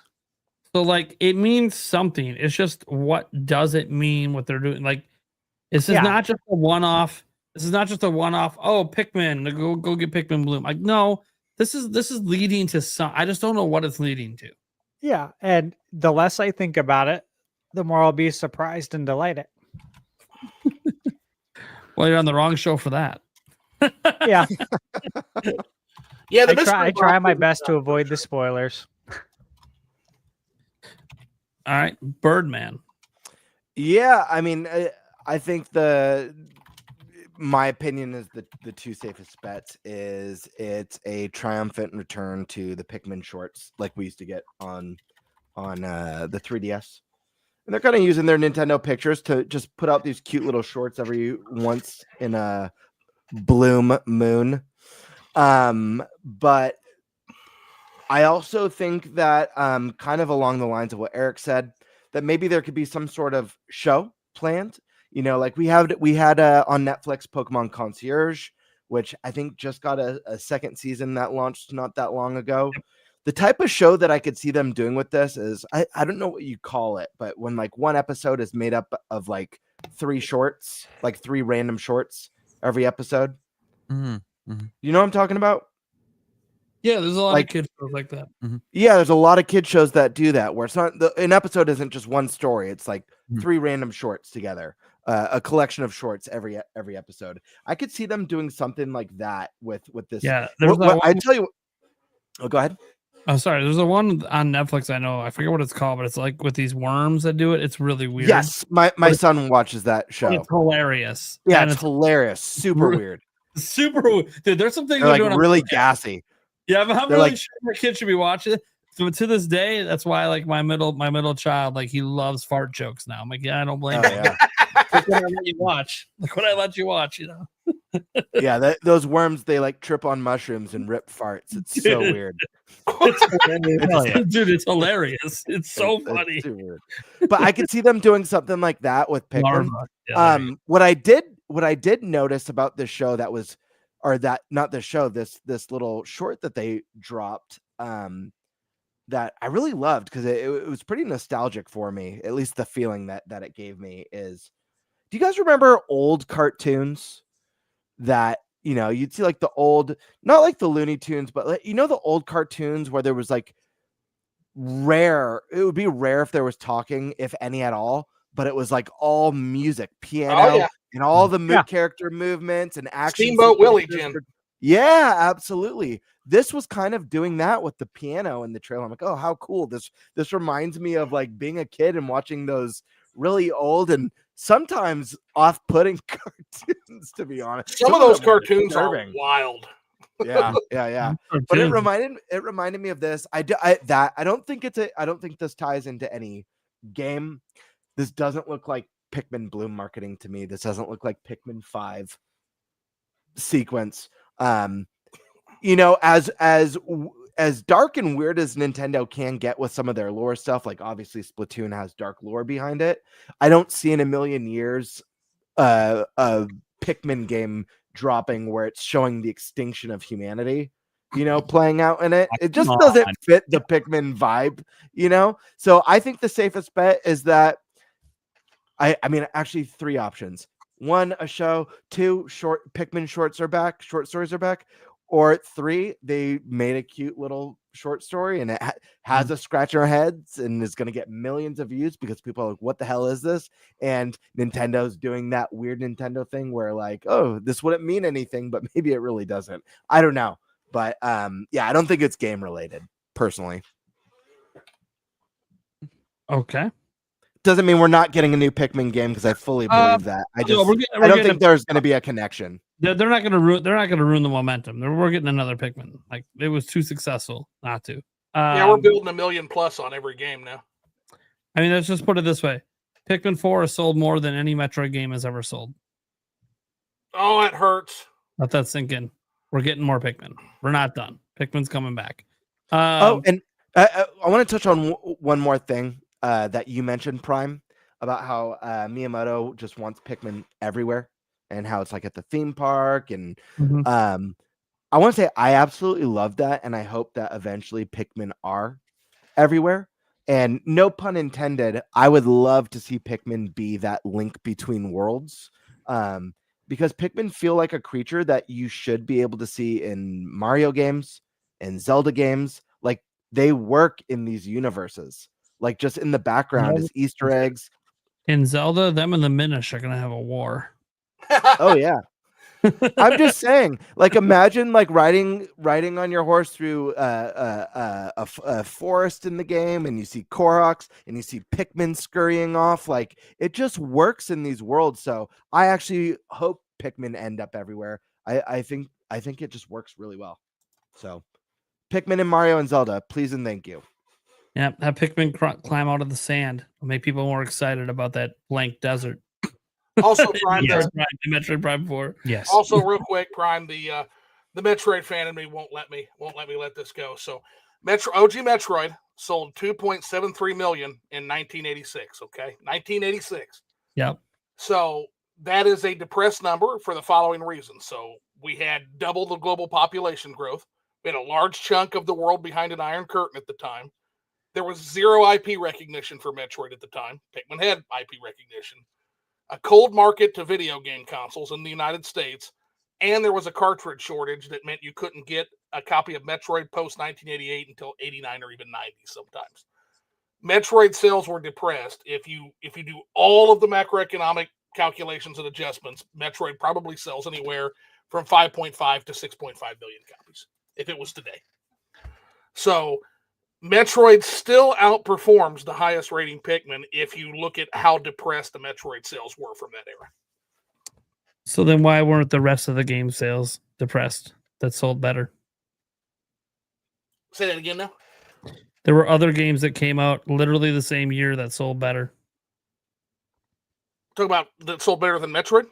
Yep. Those were depressed as well. If you do, those all like Mario's 40 million becomes insane. Well, my point was though that like I know you talk about it being depressed, but wouldn't that show that the demand was bigger for those other games than for Metroid? For Zelda, like if you look at Zelda, you look at absolutely. Metroid's still small compared to those. Okay. But they were all depressed with the cartridge shortage and all the other issues I named. Yeah. All those NES titles did close to double what they did if you do all the adjustments. That thing was a phenomenon. It's interesting because I know you brought up the macroeconomics and all this stuff several times. I find it interesting because like it's basically based on a lot of assumptions of what would have happened if there weren't a cartridge shortage, if there weren't the Iron Curtain. I don't actually know. Now you can actually have no idea what would have happened. Well, so you can do for some of it. You can do a pop growth adjustment if you isolate the United States, and if you can do that. Now some of the things are speculation, but yeah, you can do the calculations, and I could do it sometime. But I get it. But like the way I always look at this stuff is like we're talking in hypotheticals. Reality was video gaming was expensive back then. Having more people doesn't mean more sales. It means the wealth is spread out even more. Which you that's why, like we talked about on Twitter, isolate it to the countries that are buying the games. Yeah, it's a whole lot of what ifs because like a bigger population growth doesn't mean bigger demand for your thing. Well, put it this way though, do you not think it's a reasonable assumption that had any of those issues been fixed, Metroid would sell more? The answer is yes. The answer is yes. No, I actually don't think so. And why not? Because as we have seen just in general with Metroidvanias, the audience for those kind of games don't just exist on a single platform. I think the only thing that would have led to Metroid doing better is if they would have also had it on another platform besides the NES, like PC as an example. I just don't. Metroid on PC would be interesting because it's kind of fits the absolute definition of a console game back then, which Nintendo described back in the 80s as the best of both worlds. You've got the bigger levels that you can't get in the arcade, and you've got the tactile gameplay of an arcade game. So it'd be kind of tricky to do Metroid on a PC, I feel like. But that's getting away from the point, which is that it'd be worthy of a full discussion sometimes because some of it you're right, some of it is absolutely speculation, but I don't know. I think it's a pretty reasonable assumption that if we didn't have half the world buried behind an iron curtain, or if, for example, there wasn't a cold market, if people knew what video game consoles were and were happy with video game consoles, and if people knew what Metroid was, I feel like the game would have sold better. I feel like I'm talking to the reverse Nintendine right now. That's funny.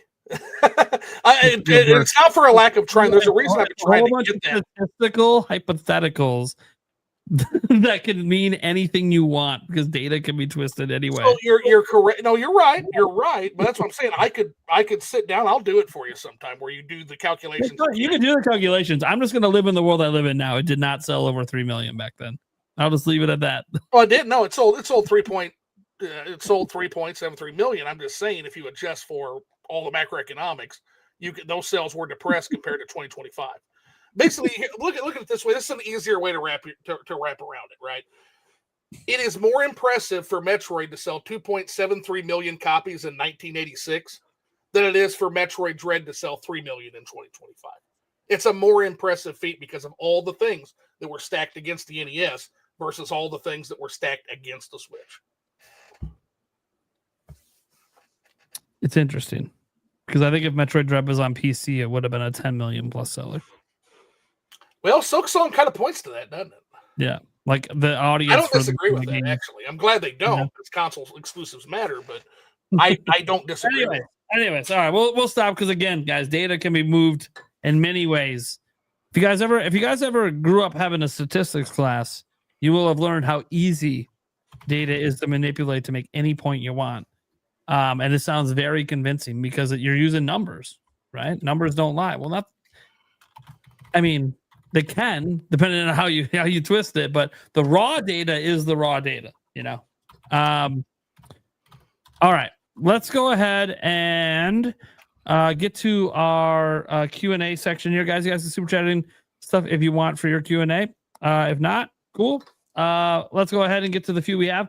Radical Jim did a one gifted on my channel. Thank you so much for that. Rax, what a guy.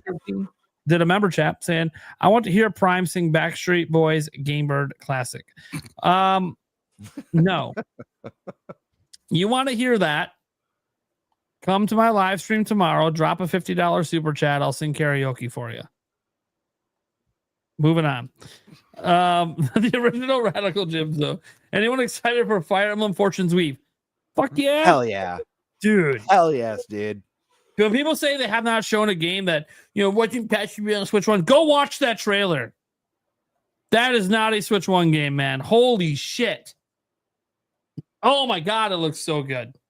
Dude, you guys like great turn-based combat. You guys like great storylines with well-written characters and branching stories. You got to be hyped for this one. It's going to be awesome. Yeah, I like my Fire Emblem. I've liked it ever since the Super Nintendo game, Genealogy of the Holy War. Yeah, man. Nice. It's good stuff. It'll be good. The OG stuff. Intelligent Systems doesn't disappoint. Yeah. You excited for the stash? Yeah, of course. Yeah. Of course. I haven't heard you talk much about Fire Emblem, so I wasn't, Yeah, I got the fire inside me. It's still burning. Can you imagine if he took his shirt off and he had a giant Fire Emblem tattoo on his chest?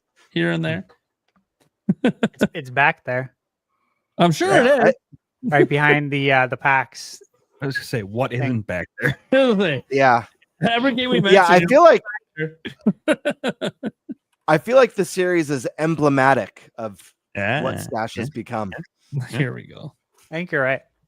What a shocker. He's right about a pun. Who knew? Pretty much Red Hat wanted to congrats the vlog for Gamer Classic over there. Watched it earlier and it was worth the wait. It was. Hell yeah. He's not done though because he also wants to comment on his hair. Me and Gamebird are rocking the same long, fantastic haircut. Nice. Hell yeah. Keep You rocking, guys brother. become best friends. I feel like you're getting a lot of best friends now. The list is growing. Demonic Brawler. Anyone else from outside Japan excited to try out Mario and Wario on the SNES for the first time on NSO? Yes. Absolutely. Mouse mode, baby. I really have to get NSO. Yeah, dude, it's cheap. Well, it looks like a better deal the other day, but it's never better than free. That said, I don't know. We'll see. I'll probably try it just because I already have NSO. But Bob also said we need more Game Boy, GBA, and Sega Genesis on NSO. Well, duh. Totally. We need more everything. There's so much stuff they haven't brought out. Obviously, some of it's third party they have to get licensing for, but hell yeah, dude. Where's Wave Race? They're saving it for the reboot. Dude. And did I miss something? I have not seen. I know we still have more super chats, but I have not seen a super chat for NBA Jam and NFL Blitz. I will not Wave Race. Oh, that's a crime. Bird, that's what I got at the Pink Gorilla. Hell yeah, dude. That's so sick. Look at the back. You know that the back is so good too. Do you know when the super chat came in for it, but it's not saved, and I don't know why. Oh, I haven't opened this up yet. If you've seen the vlog, you know. Okay. This belongs to Kobayashi. Oh, hey, there you go. I love when people write their names on the game. Right? Isn't that the best? Oh, that's Yeah. cool. Color That's instructions, man. Wouldn't that be really cool if it was the hot dog guy? That's exactly what I was thinking. Is Kobayashi. I remember Wave Race being one of the games that me and my dad played obsessively on the N64. There weren't many of them, but that was one of them. Yeah. That's the cool thing about getting a Japanese version with a name on it. You know you're going to get a cool name, whereas like if you bought that in the States, it might say something like Kimothy or something like that. Yeah. Nice save. Yeah. Or like Donathan. Yeah. Okay, next. Something lame like Nate or something. Yep, there you go.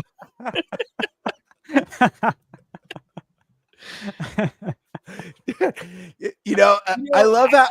I love how is like he said, like Stash is over there like beating the shit out of his snack in the middle of the show. Dude, and that is the audacity smack down on you. Smacking me down now. Fuck. No, here's what I love. When I joined the podcast, it was talks of like me being the podcast villain. Then people quickly realized I'm actually not. I'm the bird of the people. But what started to happen is Stash over the last like few episodes has started becoming very villainous. He's been calling Nate like Nathan or Nader Tot. Or like he's been getting in arguments the last couple episodes, challenging Nate on stuff. He said tonight that he loves violence. Like he's legit. You saw that turning in the chat? into the podcast. He's legit turning into the podcast villain. Times are changing, people. For it. Yeah, he's always had the stash. Maybe he's just always been the villain. He was just waiting. See, what happened is he hit 200,000 subscribers. Now he's got a big head. So now he's the villain. No, I've always had the villain in me. Dang, I'm aware. I'm aware. Yeah, you know. I'm aware. In person, there were certain things he said that I'm like, he's a cocky motherfucker. He's gonna... I'm aware, dude. Damn. I'm like, well, this is great, dude. I gotta get him in a competition with something I think I can beat him in for real. Yeah. He's so competitive. I fucking love it. That's good stuff. Stash, you and me, Mario speed running sometime. We got to do it. Oh, did you play the NES World Oh, Championship? yes, so good. It's so good. So much fun, huh? We need more of that. We need a Super Nintendo version next. Dude, I'm a big fan of that game. Like that. Yeah. I like speedrunning the old games. You know, like pissing me off, Stash, because they were slandering that game for some reason. That was the game catching strays a couple weeks ago with some kind of weird Nintendo hate, and I'm like, hey, leave that game alone, man. Well, even when it released, it was catching them because it's not what people wanted. You know, the young kids don't know about that. I don't get it. That's Atari to them. The NES to them is Atari. Dude, or Kalinko. You know, to me, I love it. Correct me if I'm wrong. You get the entire World 1 of Super Mario Brothers 3 in that game. You get Donkey Kong in that game. You get all of Mario 1 in that game. You get one of the best dungeons in Kid Icarus in that game. What do people want, man? You get the runs to Kraid and Ridley in that game. You know what? Honestly, though, it was probably too hard for a lot of them, and they're not willing to admit it, so they just go on the internet and complain. There it is. There it is. Well, they're lame. True. They're lame. I'm willing to bet that's true for a lot of people. Okay. Well, I'm going to get to the chat on screen. You know, the thing we're trying to do here, we have a show. Demonic Brawler. I don't want to know the Super Mario Galaxy. Don't be wrong, they were great games, but Odyssey was a step up to something better, and after Bowser's Fury, it'd be a mistake to take a step back. Okay. Fine opinion. Demonic Brawler. I fucking love my Switch 2. I'm just saying. There you go. Don't worry, I said it for you because I know I wouldn't let it be in the super chat. Gotcha, buddy. Drop the F-bomb on your honor. I couldn't imagine not liking replayability. I know. You don't want to be me. Because if you're me, you need like an infinite paycheck to be happy as a gamer. And I don't have it. So I imagine you can only play new things. It's the only thing you like. Fucking sucks. Telling you right now. I wish I could just go to my library, like stash that whole library. I wish I could just go grab a random game and have fun. I grab it and I go, fuck this. I need something new. I mean, if you lived here, man, you just come over and borrow games. Part of it's ease of use. You gotta get a D-Deck. New games I don't get, so that is true. Gotta get a D-Deck it, man. That'll make the games all at your fingertips. Get a what? A D-Deck it. So D-Deck it is a thing. The Animal Crossing, how it had the little cards. This is like a thing. I'm gonna have to do a review of this at some point. And it's got these little plastic flaps that hold every page holds 20 Nintendo Switch cards. I've got 2 of them filled up. And so you can just grab them, pop them in your cartridge, and you're ready to roll. D-Deck it. All right. What the fuck is going on? Next, brother. I still say Capcom will bring DRDR to Switch 2. What the fuck is DRDR? Red Dead Redemption, maybe? That's Dead Redemption. That's Rockstar. Capcom ain't bringing it. Dead Rising. Oh, Dead Rising, maybe. Dead Rising. Danganronpa. We got to be able to translate the hieroglyphics a little better. Yeah, DRDR is Dead Rising Deluxe Remastered. There you go. Dead Rising Deluxe. Okay. I think so too. I thought it was. Well, I don't want to say what I thought it was. It was inappropriate. Yeah, I expect that.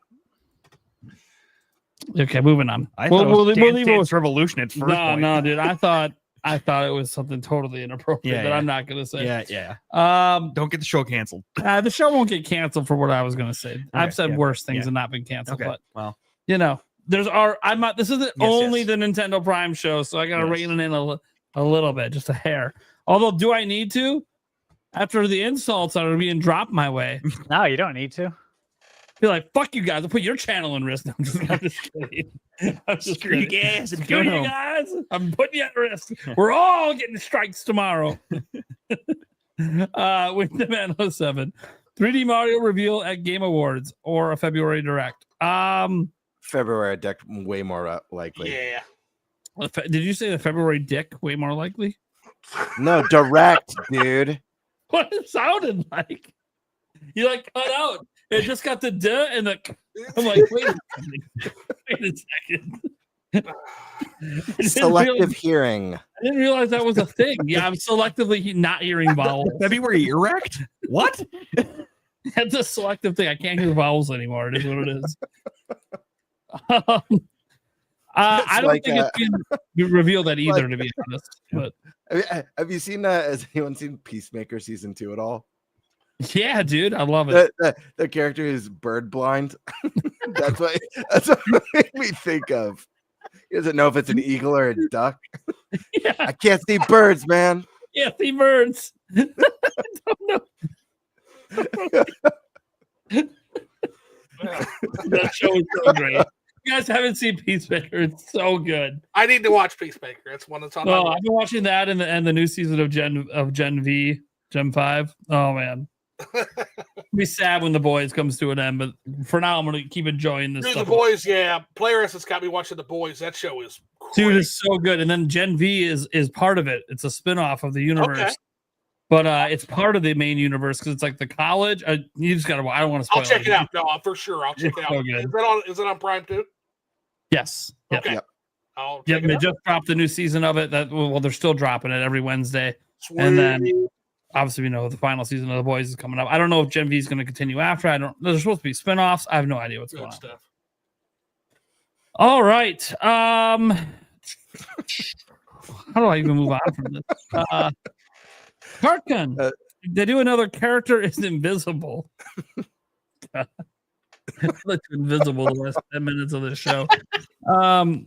short movie like they did with Pikmin, what characters do you want to see? Well, wouldn't it be characters we want to see?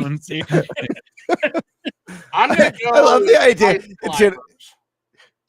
I just love how ridiculous the idea of Nintendo being like, oh, this is our new invisible character line of shorts. I want to see What an invisible mountain characters do climb. you want to see next? It's just so funny.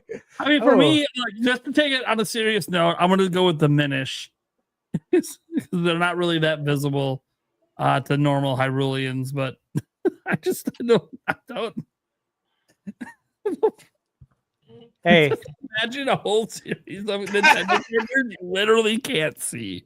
Just literally, they're fucking with everyone. You see a fireball fly across the screen. Well, that's got to be fucking Mario, right? I have no idea. You can't see him.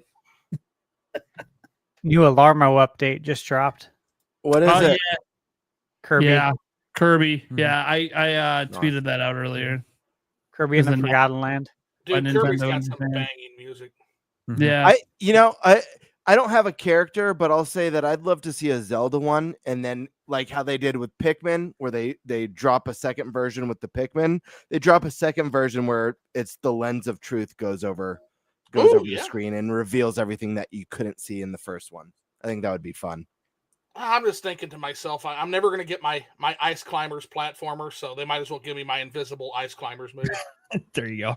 what is happening right now? Now I can listen to this as I slip away into Dreamland. Nate, that All should right, well, that- I need a real answer. Yeah. Let's move on. Hey, Jesus. hey, Nate, your slogan under your name, under your lower third, should be "What is happening right now?" Because you say it No, every that- podcast. that'll be my the next show. no, it's not Nintendo, but give me an elite from Halo. All of a sudden, like Nintendo characters are walking around, all of a sudden, an elite from Halo just pops out invisible. What the hell? You just see the sword. God damn it! Great, Smash intro for an elite. Yep. There we go. My brain is so broken right now. Taker 610. Prepare yourselves for the Pikmin Prime series. Yeah. Okay. At least that's something I understand. Mhm. You didn't hit me with confusion. Taker 610. I think the first direct next year we get 3D Mario revealed in June. We get the first teaser for the mainline Zelda. Safe predictions, I feel. That's 3D Mario in February. New Zelda in June. That's your safe prediction? That's like driving all Zelda fans hyped to the max in a 3-month period. What do we do? What do we do? That's safe? Holy I think shit. that's safe. I think that's Holy safe. shit. Oh, no way we're getting them revealed in the same year. They're just not happening. First direct next year. You don't think we're gonna see I a don't think Zelda so. game next year? Mario is safe for a February. Mario's safe, yeah. I don't It's think Mario's Zelda's coming 40th out next year. Why? We're gonna see something. Don't do that to me, Prime. Don't do that to me. Why? Why? Dude, all you gotta do is pay attention.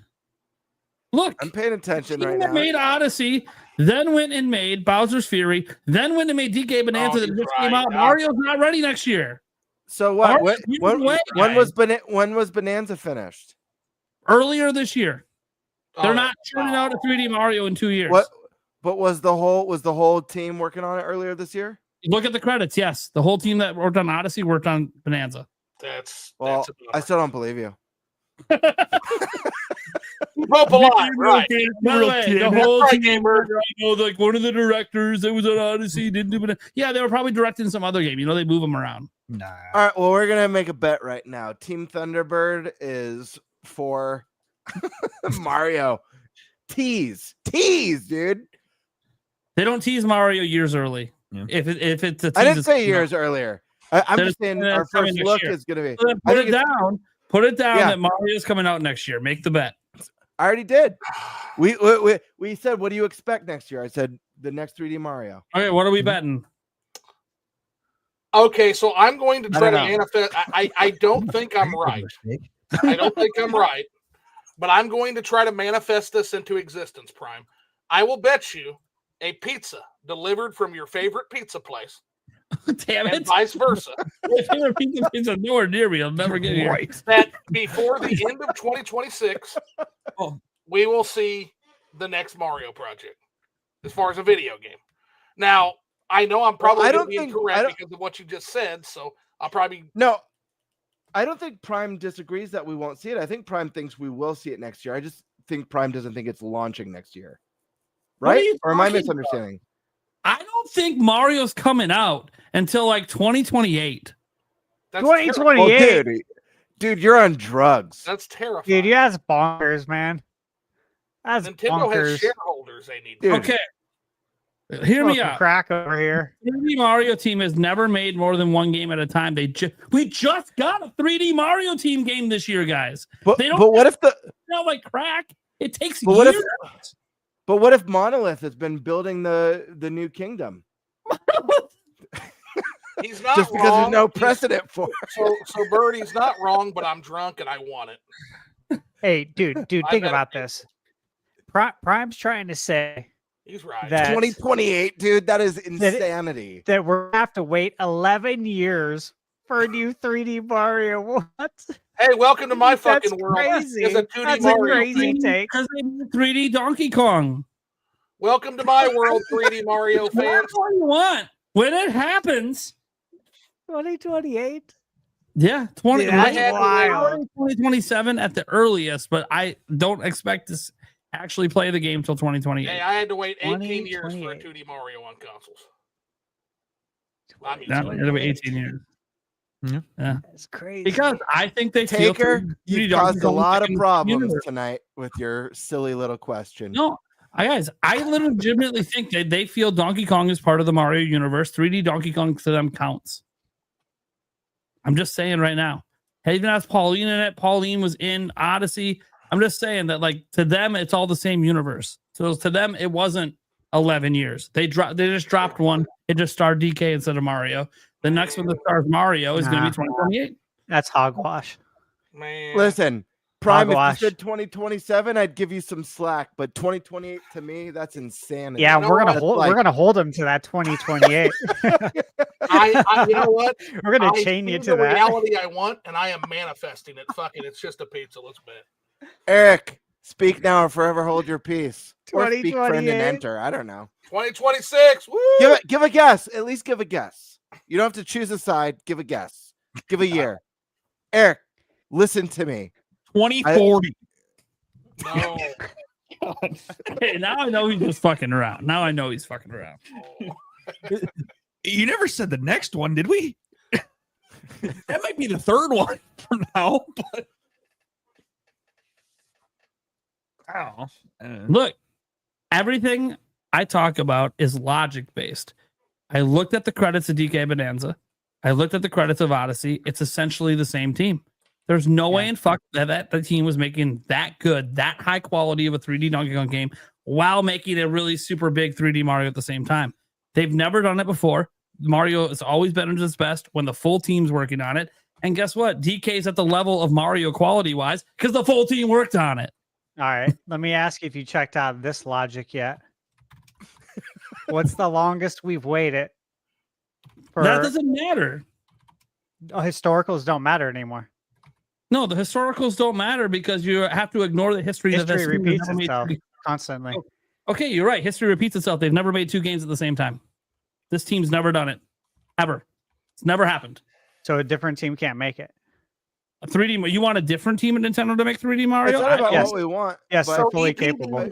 EPD1 still handles. They're very good Mario, at right? training their employees. You know, They're very I do good not at want a cross-training. completely different team who has never made Mario making Mario now. How about the Wonder Team? See what they can do on a 3D Mario. They'll be a new top-down Mario. I fully believe that. We'll get a new top-down 2027. Telling you guys. Or side-scrolling. Sorry, side-scrolling. I was thinking Zelda for a second. I completely think they could have a new team do it under supervision. This is how you grow new employees. This is how you cross train. This is how you set yourself up for success in the future once these guys retire. You cross train them by having them work with the team that already makes Mario, not a completely new team that's never done it. So Yeah, yeah, just say they Mario, haven't done that yet. Guys, Mario listen, I is can't give important. any specifics on this. Because they haven't made a new 3D Mario since 2017. That's why I can say that. I can't give any specifics or tell you all how I know this. But I just have one word for you. And again, I can't tell you how I know this. My one word for you is monolith. I can't tell you how I know. Stop. Monolith. Okay. Never know. Anyways, All right. so, Hey, just so remember. pizza. What are we betting? A Remember- pizza delivery to the winner of your choice. So for me, it's probably going to be like Bernie and Betty's or Gabatoni's here in town. For you, it can be wherever you want. Delivered. We don't really have a lot of really good local. You get a pizza Domino's. places. It'll probably Oh, okay. Well, There's like we don't have a lot of really good like local pizza. joints. Like fully deliver.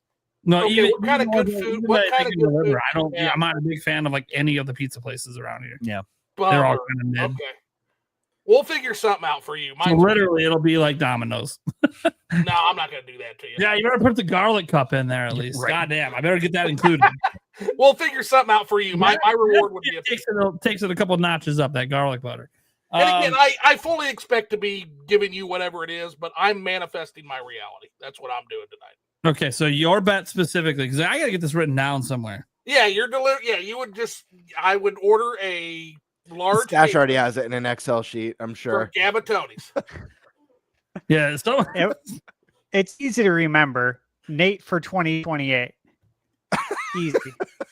But I don't think that's what he was betting. He was betting like it's being announced or released next year. Oh Announced. man, I'm just Announced. putting my money on Nate for 2028 being wrong. There's no shot it's released next year. No shot. But announced? Maybe. Okay. I don't think it's being announced next year because it's not coming out for a couple of years. And Well, they again, I'm good and drunk, and I am manifesting my reality. That's want- fine. I love how earlier in the show tonight I'm talking about we're talking about expectations. And I'm like, dude, we're set up for a year where we could be seeing Mario, Zelda, and a new mainline Pokemon. No one challenges me on it. Now all of a Why would I sudden, challenge take you? her ass. Why would I Well, challenge you? We had guests tell me on. I'm I'm trying not. to be nice. I'm trying not to start fights. We're at the end of the show. Now's the drama time. Okay, fair enough. Look, do you think I want this argument happening when we have Mr. Game Explain on and he's just like face palming and walks away? That's true. That's true. Yeah, that I is know good. you can handle it. I did debates with this guy being the moderator. We need to get a photoshopped like fake political sign made. This is Nate for 2028 and has like a picture of Mario on it and everything. You guys remember when I burped and Roger's base got pissed? Ever since then, I've been trying to be very considerate of our guests and when I'm going to pick and choose when I'm going to actually state what I'm thinking. I Hey, got real a question. quick, I have to address some absolute bollocks in the chat real quick now. Hold on. So, Ham Starry says Odyssey team started on Donkey Kong Jungle Beat. That's nonsense. That's a lot of nonsense. Get out of here with that. That can't be true. Does anyone know this? I don't care to look it up. Well, Nate, this I- would actually that be Bongo significant Kong if that was game. their starting point. That Because weirdo Bongo Kong game. No way. imagine if they could make that and then be trained up to make Mario Odyssey. Oh, there's no. Oh no. And I think that's the point we're trying to get at here. I got a question, Nate. Of all the guests, which of our recurring guests would you feel the most comfortable going into like full blown debate mode with? Jeez, I can't speak. Is it Andre? I feel like it's Andres. Like with the guest Yeah, I was gonna say itself? there's two. No, of them. just while they're present. It could be with them or with a co-host. I feel like it's Andres, but Well, Andres Restart's the easy one because him and I used to do it a lot. But And then the Jake. problem is him and I end up dominating the whole show for like an hour doing it. So but it is entertaining. The audience loves it. Mhm. The audience absolutely loves it. I'm usually getting Really? wrecked the whole time. Andres Restart wrecks me every time. And all you Jake. got to do is be confident and be like, wrong. No. No. I actually want to do Jake. Jake doesn't actually like it. No. So we did it a Jake. lot, and it turns out he wasn't really a fan. So Jake so I Randall. wouldn't do- yeah, Jake Randall. So I wouldn't do Oh, Jake. okay. I say you always do me. I'm drunk and I'm laid back. Well, to be fair, I wouldn't debate with Jake, but I would debate with other people while Jake is here. I will do that, yeah. But no, the other person I'm probably comfortable with is already here. It's called Zoo. Yeah. Yeah. He's already been smoking the cigar and having drinks. I'll debate anything in good fun, man. Yeah. Hell yeah. Hell yeah. I've just enjoyed watching just Stash. a reveal next year. I've just enjoyed watching Stash become a little more villainous lately. It's like a new thing. I don't know. It's entertaining. No, what it is Stash finally met us all in person, and the facade is that what it is? The facade's gone, dude. You missed like the NBA Jam tournament and how cocky he was. You missed, like. It's gone. There is no more facade anymore. Like I've always known he's competitive. There's something different about seeing it in person, and then like watching him walk away from the camera for a moment and like just make a comment to me that is just such massive shit talk. And I'm just like, dude, fucking Stash is on now. He has no more facade. I now know who he is. You know what it's about. Ever since then, he has been more villainous on every episode because he's like, they already know. I missed it though. Maybe that's why Stash doesn't come after me at all. This is all shocking to you. To me, this is just shocking. Yeah. Yeah. It's like, holy crap. I've never. Yeah, guys. There's some truth to what he just said. Yeah. For people who watch the vlog, like the last moments in the vlog that are captured, there's stuff with like Nate and Stash together, and then like solo stuff. That's all stuff that I missed. That I got footage from them. I ended up like not only did I leave a day early, but I ended up getting kind of under the weather. I lost my voice like completely almost. Yep. So I needed to rest up, so I was okay for appointments. Yeah, you missed the karaoke night. That was fun. I missed a lot of stuff. So I missed all of this. It was more fun once I got away from Josh's lame bars. This is all shocking to me. Yeah, it's like you do everything I'm gonna do. We're going to the lamest shit. What are we doing? I mean, I'm here. I want to take a nap. Yeah, I'm also very shocked. Night is ruined. It is true. Jungle Beat Bongo Kong developer did develop Mario Odyssey and Mario Galaxy. Those damn bongo games led to Odyssey. Night's ruined. Yeah, that's when that team started. Basically, that's a bummer. That's proof of growth right there. Oh, here we fucking. You know what? I mean, that's a good way. That's a good way to look at that, man. Yeah, for all we know, like, Camelot might be developing the next 3D Mario. We don't know. Moving on. I'm not even. I'm done. I made my bet. Obviously, I want to have a bet with Stash and Gamer. We have plenty of episodes to figure it out. We'll figure it out. Hey, everyone in chat, if anyone's got some good Photoshop skills, please make that political campaign sign. Nate for 2028, with a picture of Nate on the political sign, and a picture of Mario hat. Yeah, and it has to be a 3D Mario render, so we know it's for 3D Mario. Oh, wait, I think Mario and Zelda for that year, by the way. I think we're repeating 2017 then. All right. Hold on. I got the one that we missed. There we go. Now things feel balanced. That's weird. Yeah, it's on mine. There it is. So we did the streak continues. I mean, I knew what happened. It just wasn't saved on mine for some reason. It was on mine, so there we go.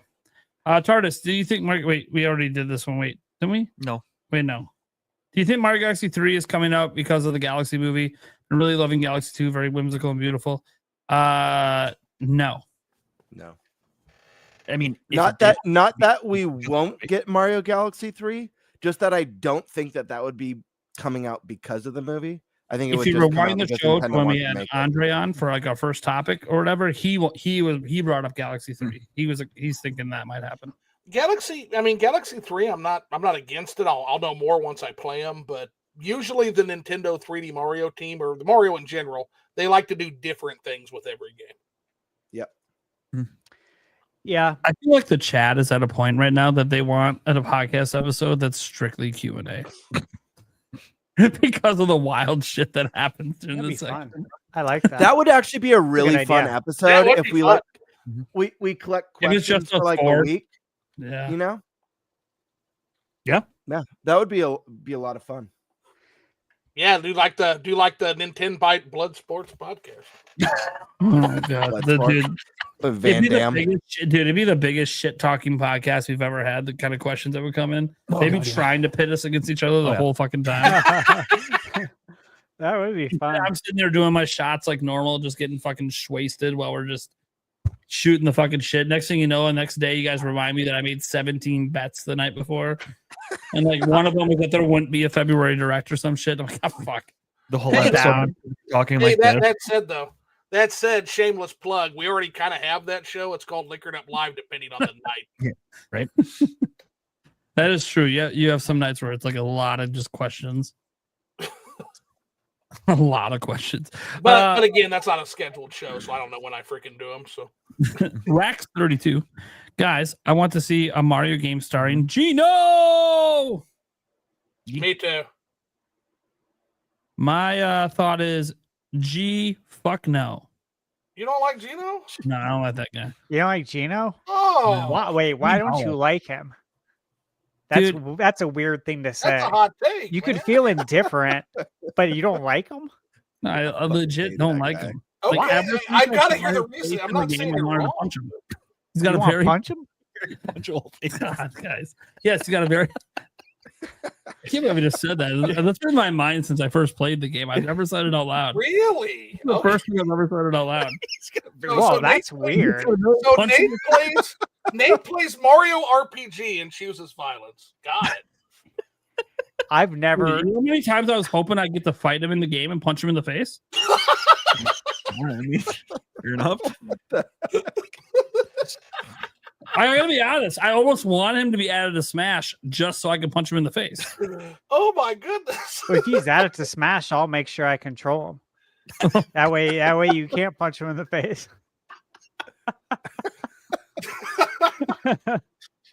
Okay, I'm gonna have to hire a ringer to pretend they're playing. Right? Gino catching streams, So, man. hey, watch. I hire Wait, the ringer. Nate, The ringer Nate, is it kicks his ass. God damn Nate? it! Is it actually Gino or is it like a puppet thing? What are you talking about? I love puppets. Well, how am I supposed to know you love puppets? What the hell are you talking about? I love puppets. Like I would know that detail. Just not Gino. Was this in a Q&A that I missed? You know? Look, I have a puppet called Monstro. You literally shove your whole arm like up his ass to get to his mouth. It's hilarious. Yeah. And I've been playing with that motherfucker since God knows when. You know who he is, remember? Oh, Monstro? Yeah. I know. That's my name. I'm named him Monstro. Yeah. Anyways, dude, I fucking love puppets. Dude, I used to walk we with need that. Kermit the Frog all We the need time. that in quotes. I have this puppet named Monstro. You shove your hand up his ass. I've been playing with him for a couple. Yeah, you're gonna get clipped for that. Most puppets I are. can't help it. Literally, he's sitting there. You got to go right up, and you got to go elbow deep. You go elbow deep to get to the mouth. It is what it is. Yeah. Anyways. Yeah. Racked. Yeah. As you can tell, everyone agrees with you but me. Give me Malo. You know what? Maybe I'll agree with you because look, I don't have to have games that look. Not every game has to be catered to my taste. It's cool. Plus, if I ever see that he's starring on a cover of the game and someone shows that You can box punch the to game. me, I can punch the box. So Stash is going to want to keep his copy away from me because he's going to keep it in good condition. Right? I want a anyone- game starring Birdo. That's what I want. Yes. Sure. I could go for a bird. In this- Maybe. Yeah. In the style of like a Mega Man, you know, and you're just like, You got should. your egg blaster. Yes. That's hilarious. He's sick. Hey, shoot it. Yes.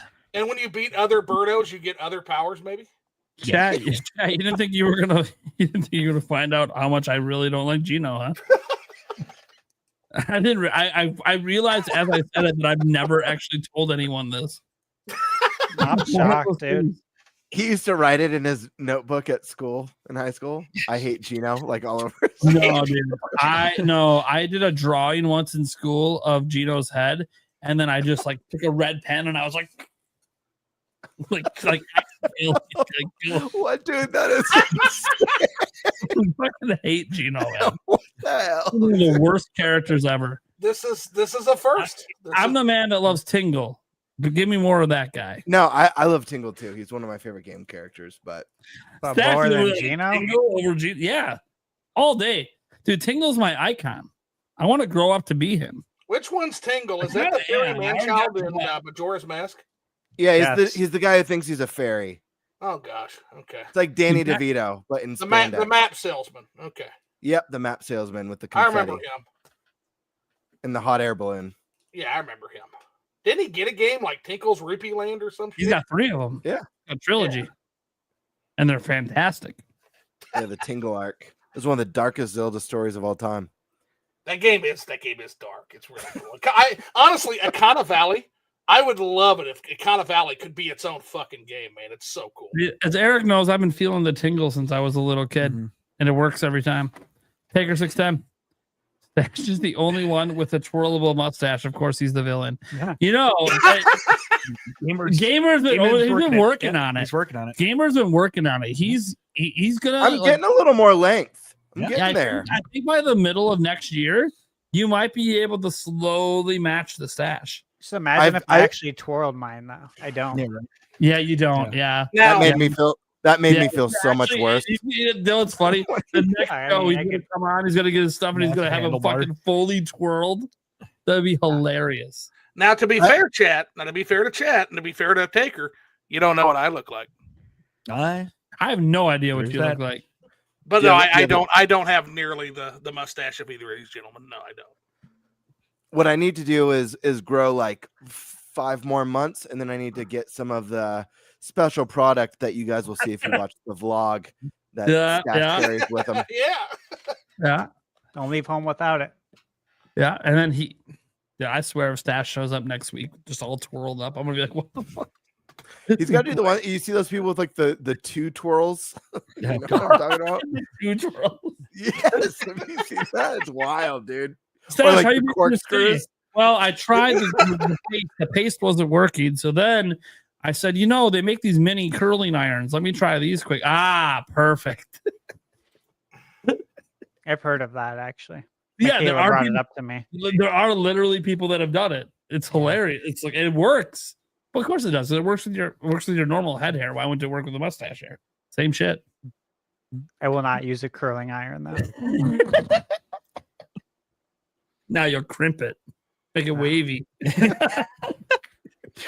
Rollers? Rollers. Yeah, it's been rollers. Can you imagine? He Oh showed my us gosh. two With the rollers roller, on like- each side. We're like, what are you doing, Stash? I got another 35 minutes on this. So we're about to I'm very old fashioned, man. I will not be using any of those things. Dude, that would be the rollers would be epic. That actually would be really cool. He just has like perfect circles. see. Maybe that's the bet. I win the bet. Stash has got to put 2 rollers. Does- in. Real question. Does anybody else here shave with a straight razor? Anybody? When I shaved, or not a straight razor. Yeah. What do you call it when it's just the single blade that you put Safety in? razor? A Is that a Bic? safety razor? No, not a Bic. You buy like a razor blade and when one Throw side's away dull- Bic. A piece of shit. No, no, it's the single razor blade. You have the grip. You clip in the Does it have razor like a blade. handle? It's a straight razor. Oh, I And don't know a what those are swivel. called. Oh, Yeah, swivel. those are And fancy, when but I can't remember what they're called. When the one blade is dull, you take out the blade and you flip it around. I don't know what it's called, but yeah, I'm that's not what sure I what use. that's called, but no, Yeah, this I is don't know. literally I a have, razor you fold open and you shave with. Not to sound super lame, I've got super sensitive skin. So if I use like the Gillette, like the 5 blades or like the 6 blades and stuff, or even the crappy single blade like Gillette stuff, my face is just like doused in razor burn. Yeah, it tears So itself. I've got to use like the actual razor blade. Interesting. Have you ever tried a foil razor? Like the foil one? 'Cause the No. foil is what gives you baby silky smooth to the touch. Yeah. I You use get a very Gillette. cool shave with the Like, straight razor, To man. me, Gillette is always going to be the best the man it can get. You know. Here we go. I use the executive from Dollar Shave Club, but no, I've used a straight razor before. Nothing like it. It gives you Nice a unique feel and look to your Yes. shave. But I like to go. I like to. Well, right now I'm a little too short. I gotta. When I trimmed it down, I don't have the right millimeter. I want a 5 millimeter. I only have a 3 and a 7, so I can't get it the right length. That unless I go into the barber shop. That said, I like to use a foil shaver when I can to make it nice and smooth. Once I have my lines perfect, because I don't know, it looks clean cut. Oh, yeah. It looks like going from Sash's forehead to his nice swath of hair. It's like just perfect. I'm just saying. You guys saw it in person. I showed up with it like the day after it happened at PAX. I gotta say, I was looking at the vlog. I'm like, God damn, dude, I wish my beard looked as good as it did then. Yeah. Yeah. Outside of like the first day that he got it, and I had the two. And when I went to use like those are what I use. That's what I'm talking about. Yeah, I know what they are. Yeah. Oh, okay. Yeah, that's a box and cutter.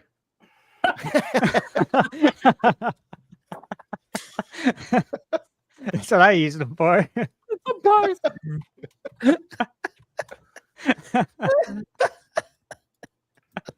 Oh, here we go. Here, I'll show you what it looks like.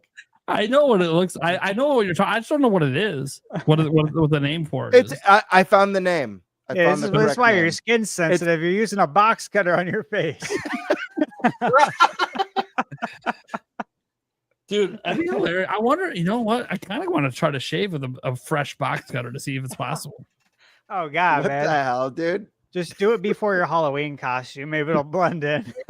Right. No, I feel like I might have to add one more piece to my Halloween costume for this show. But we'll Still see. figuring out what to do. I already know. Well, my costume's already, because I'm wearing it to the ball. I'm assuming it survives the ball. If it doesn't, then my costume's going to change. But I don't know how wild the ball is going to be. Okay, I've never been to one. I don't know if it's going to get Here we crazy. go. It's called a safety razor. Safety razor. That's what I said. Yeah. Yeah, and it's the double-edged blades. And when one side's dull, you flip it over To the other side. Yeah, it's a safety razor. Okay. Yeah, but the blade is insanely sharp, so it literally glides down and gives you like a super clean shave with like no razor burn at all. So you're when I shave, that's what I used to like. Yeah, you're one step away from the straight razor. Straight razor is a single blade with a handle. And yeah, it's the closest shave you can possibly have. You're one step above that, basically. Gotcha. All right. Yeah. Well, a box. And no, I will be disappointing everyone in the audience. I'm not dressing up as a Nintendo character. I'm dressing up as a character, all right. But it's not a Nintendo one. Pat, it's not one that you guys know because it's one that's in my mind. It comes from my imagination. So the best costumes. I'm not trying to look like something that already exists. I'm trying to create an original. So you have to wait and see. Yeah, man. I've been working on the name for the character because, you know, I'm introducing myself as this character on Saturday. So we're working on it. I will say this character does have a crown, but I haven't decided if I'm a king, a prince, or just a lord who stole someone's crown because I'm a dick. I think we're doing Fred and Wilma this year, I think is what she's got us doing. But we'll see. Because the costume might have a twist. Because the more I thought about it, the more I told Yulia I should have got the wig. There's a certain wig I think would have been great with this, and I didn't get it. No, it's not the King from Burger King, guys. Jesus fucking Christ. I just discovered recently that guy had his own series of games. Yes. Yes, he did. So scary. Okay. All right. We got to get the hell out of here. Zoo, where can people find you? So I think I'm at the review hole now. I think that's the name of the new channel. But I have no idea. Whatever I linked down below is what was on your Twitter profile. yeah, just whatever he linked below. That's where to find me. I don't fucking know. But yeah, we're gonna be we're on the Mario arc, and so we're gonna do some content you can't find. Have a good day.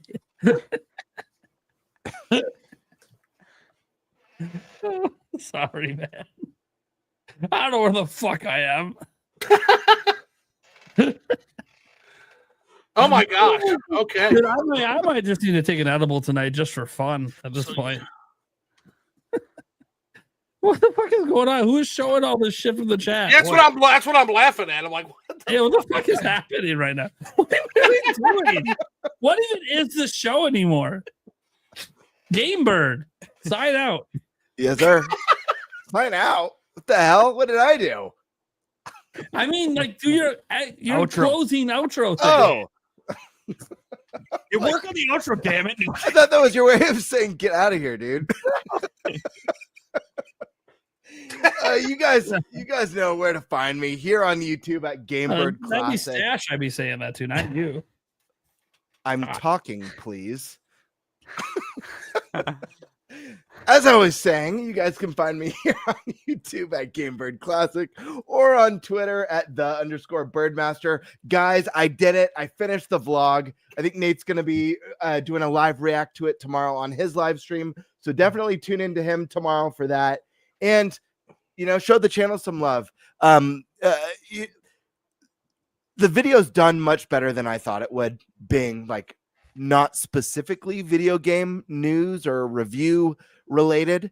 I think the last I looked, it was like over 400 views, which I thought this was going to get like 200 max. So we're off to a great start. I think it flatlined. Guys, your support means the world. This was really fun. If you guys want to know what it's like to see more of a behind the scenes look at Eric, Nate, Thunderstash, and myself, you got to check this out. We played so many games. I could only include a small handful. But if you guys have watched our podcast since then, you'll know we played a fat list of games. If I included everything in this vlog, it would have been 2 hours easy. We played that much, and a lot of very special memories were made. We had so many laughs, so much fun. And I mentioned this in a couple comments because a lot of people were asking about the experience, but I just want to mention it here. Eric is awesome, and he doesn't talk too much on the podcast, but in person, he's quite the talkative dude. And you son of a bitch, he's quite the talkative dude, and he, in a lot of ways, he felt like the glue holding things together, being the beacon with the toad hat, making sure we were heading to an appointment on time. And Thunderstash was kind of the champion entering the contest. And you guys will see bleeding for victory.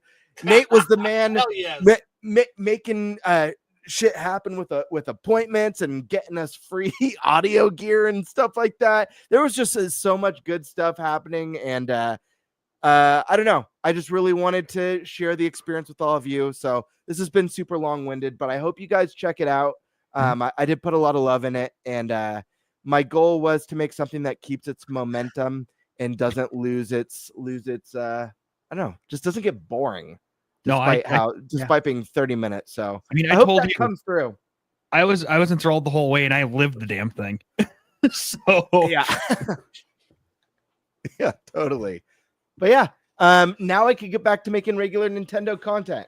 So sorry it took me so long. There's reasons, but we're good to go now. We're locked and loaded. Hell yeah. Eric. Yeah. You can find me here and on the Clips channel. That's pretty much it. Stash. All right, please go check out my reviews. Got Little Nightmares 3, Switch 2. Have handheld footage in the review as well. And it's important because of how it performs in handheld, which you probably won't see at most places. Yooka-Ree Playly, same thing, review there. Please go check that out. Switch 2 edition. So good. It's So like good. a revisiting with the conversation before we started. So you are aware, audience, we were shit talking review outlets before the show started. Yeah. Oh yeah. Don't believe things you hear out there. Okay. Yeah, Stash's review is really good, though, guys. Thanks, man. So what I'll be doing is I got Mario Galaxy 1 plus 2 HD.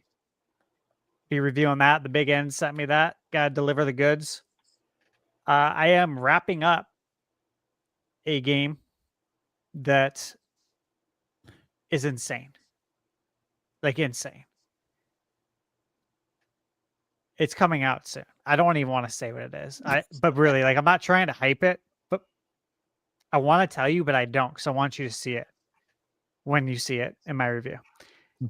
And then Little Nightmares Enhanced Edition should be coming out on the 10th. It's not on the eShop yet, so I'm waiting for that. Those are kind of like the next things. Obviously, Pokemon's next week. Like our podcast next week, it comes out during the podcast. Yep. Yeah. Happens every Nintendo release now. Thanks for moving. Which is really cool. It's really cool, actually, that it comes out right at 9:00. I think that's kind of cool that people are playing it. We're watching our show. Meanwhile, we're like not even talking about it because we're like, yeah, we'll talk about it next week when we actually play the damn thing. Yeah, I know. It actually kind of works out though because a lot of podcasts I know that have like the same day as launch or like the next day after launch, they're always like, oh, let's do a preview. And like there's like no depth at all because no one's done anything but like an hour of the game. Whereas we get like a whole week with it before we actually do a deeper conversation. I think it benefits us more because of that. I do, because we get both. We get the hype right before, which is exciting for all of us. And the next week, we've actually played it. Like we've had a whole week to play it, not like you said, like an hour. It's not really that beneficial. So that's what I'm working on.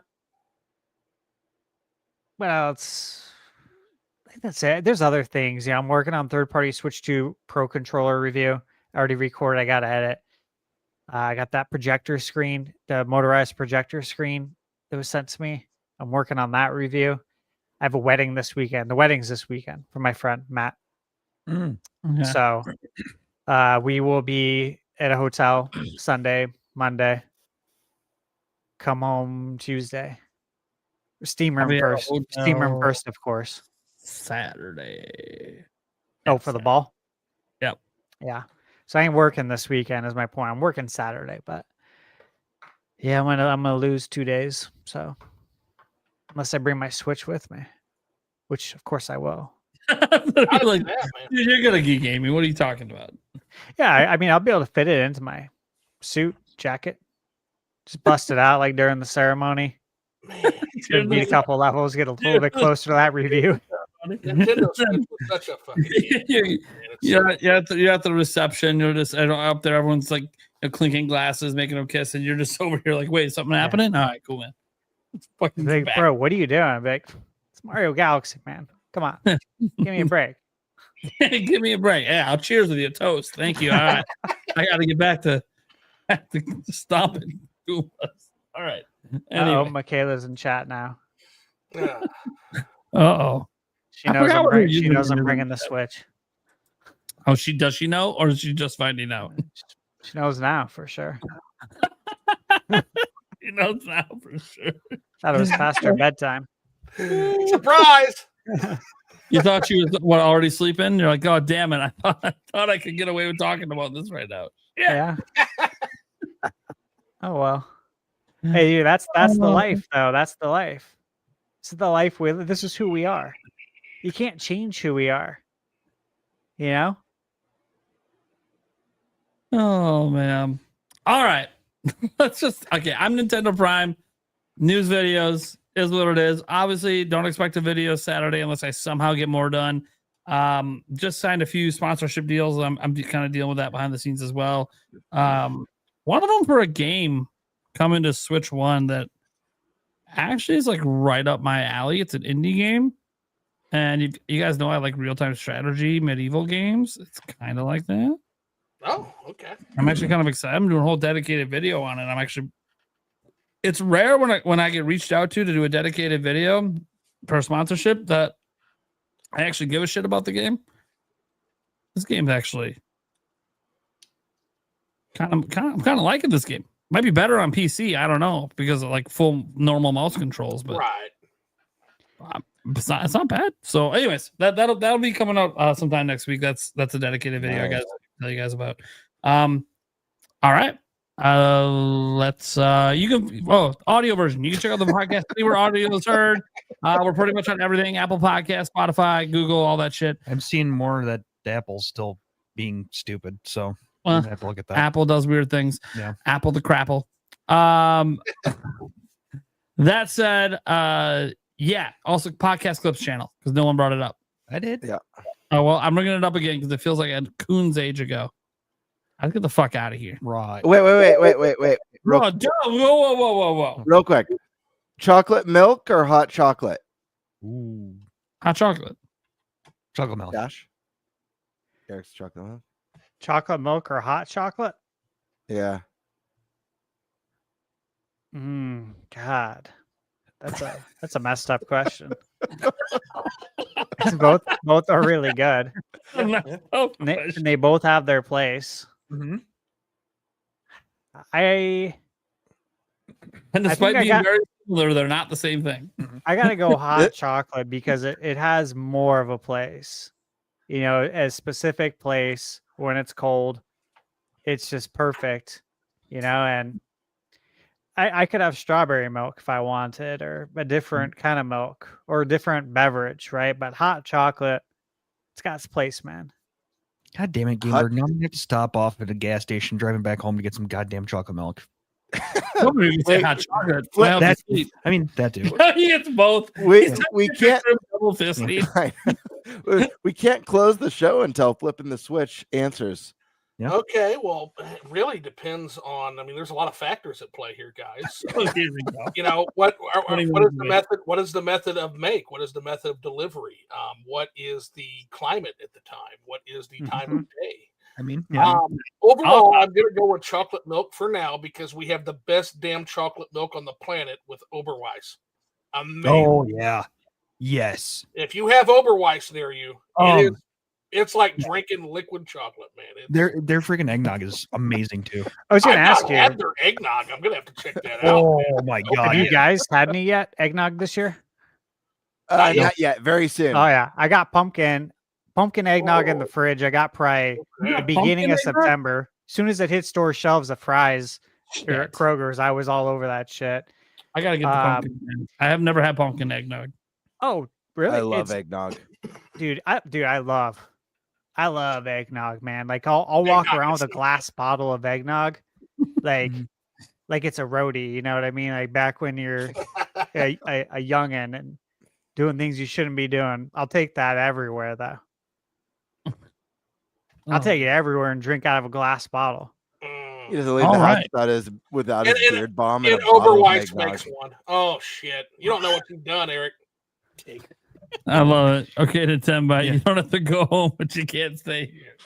All right. Let's get the fuck out of here. Wait. Really quick. One more thing. It's real. No, this is really important. This is actually really important. The last one was not important. No, that wasn't important, but this actually is. Apple cider or apple juice? Oh, I thought we were going to go with the one.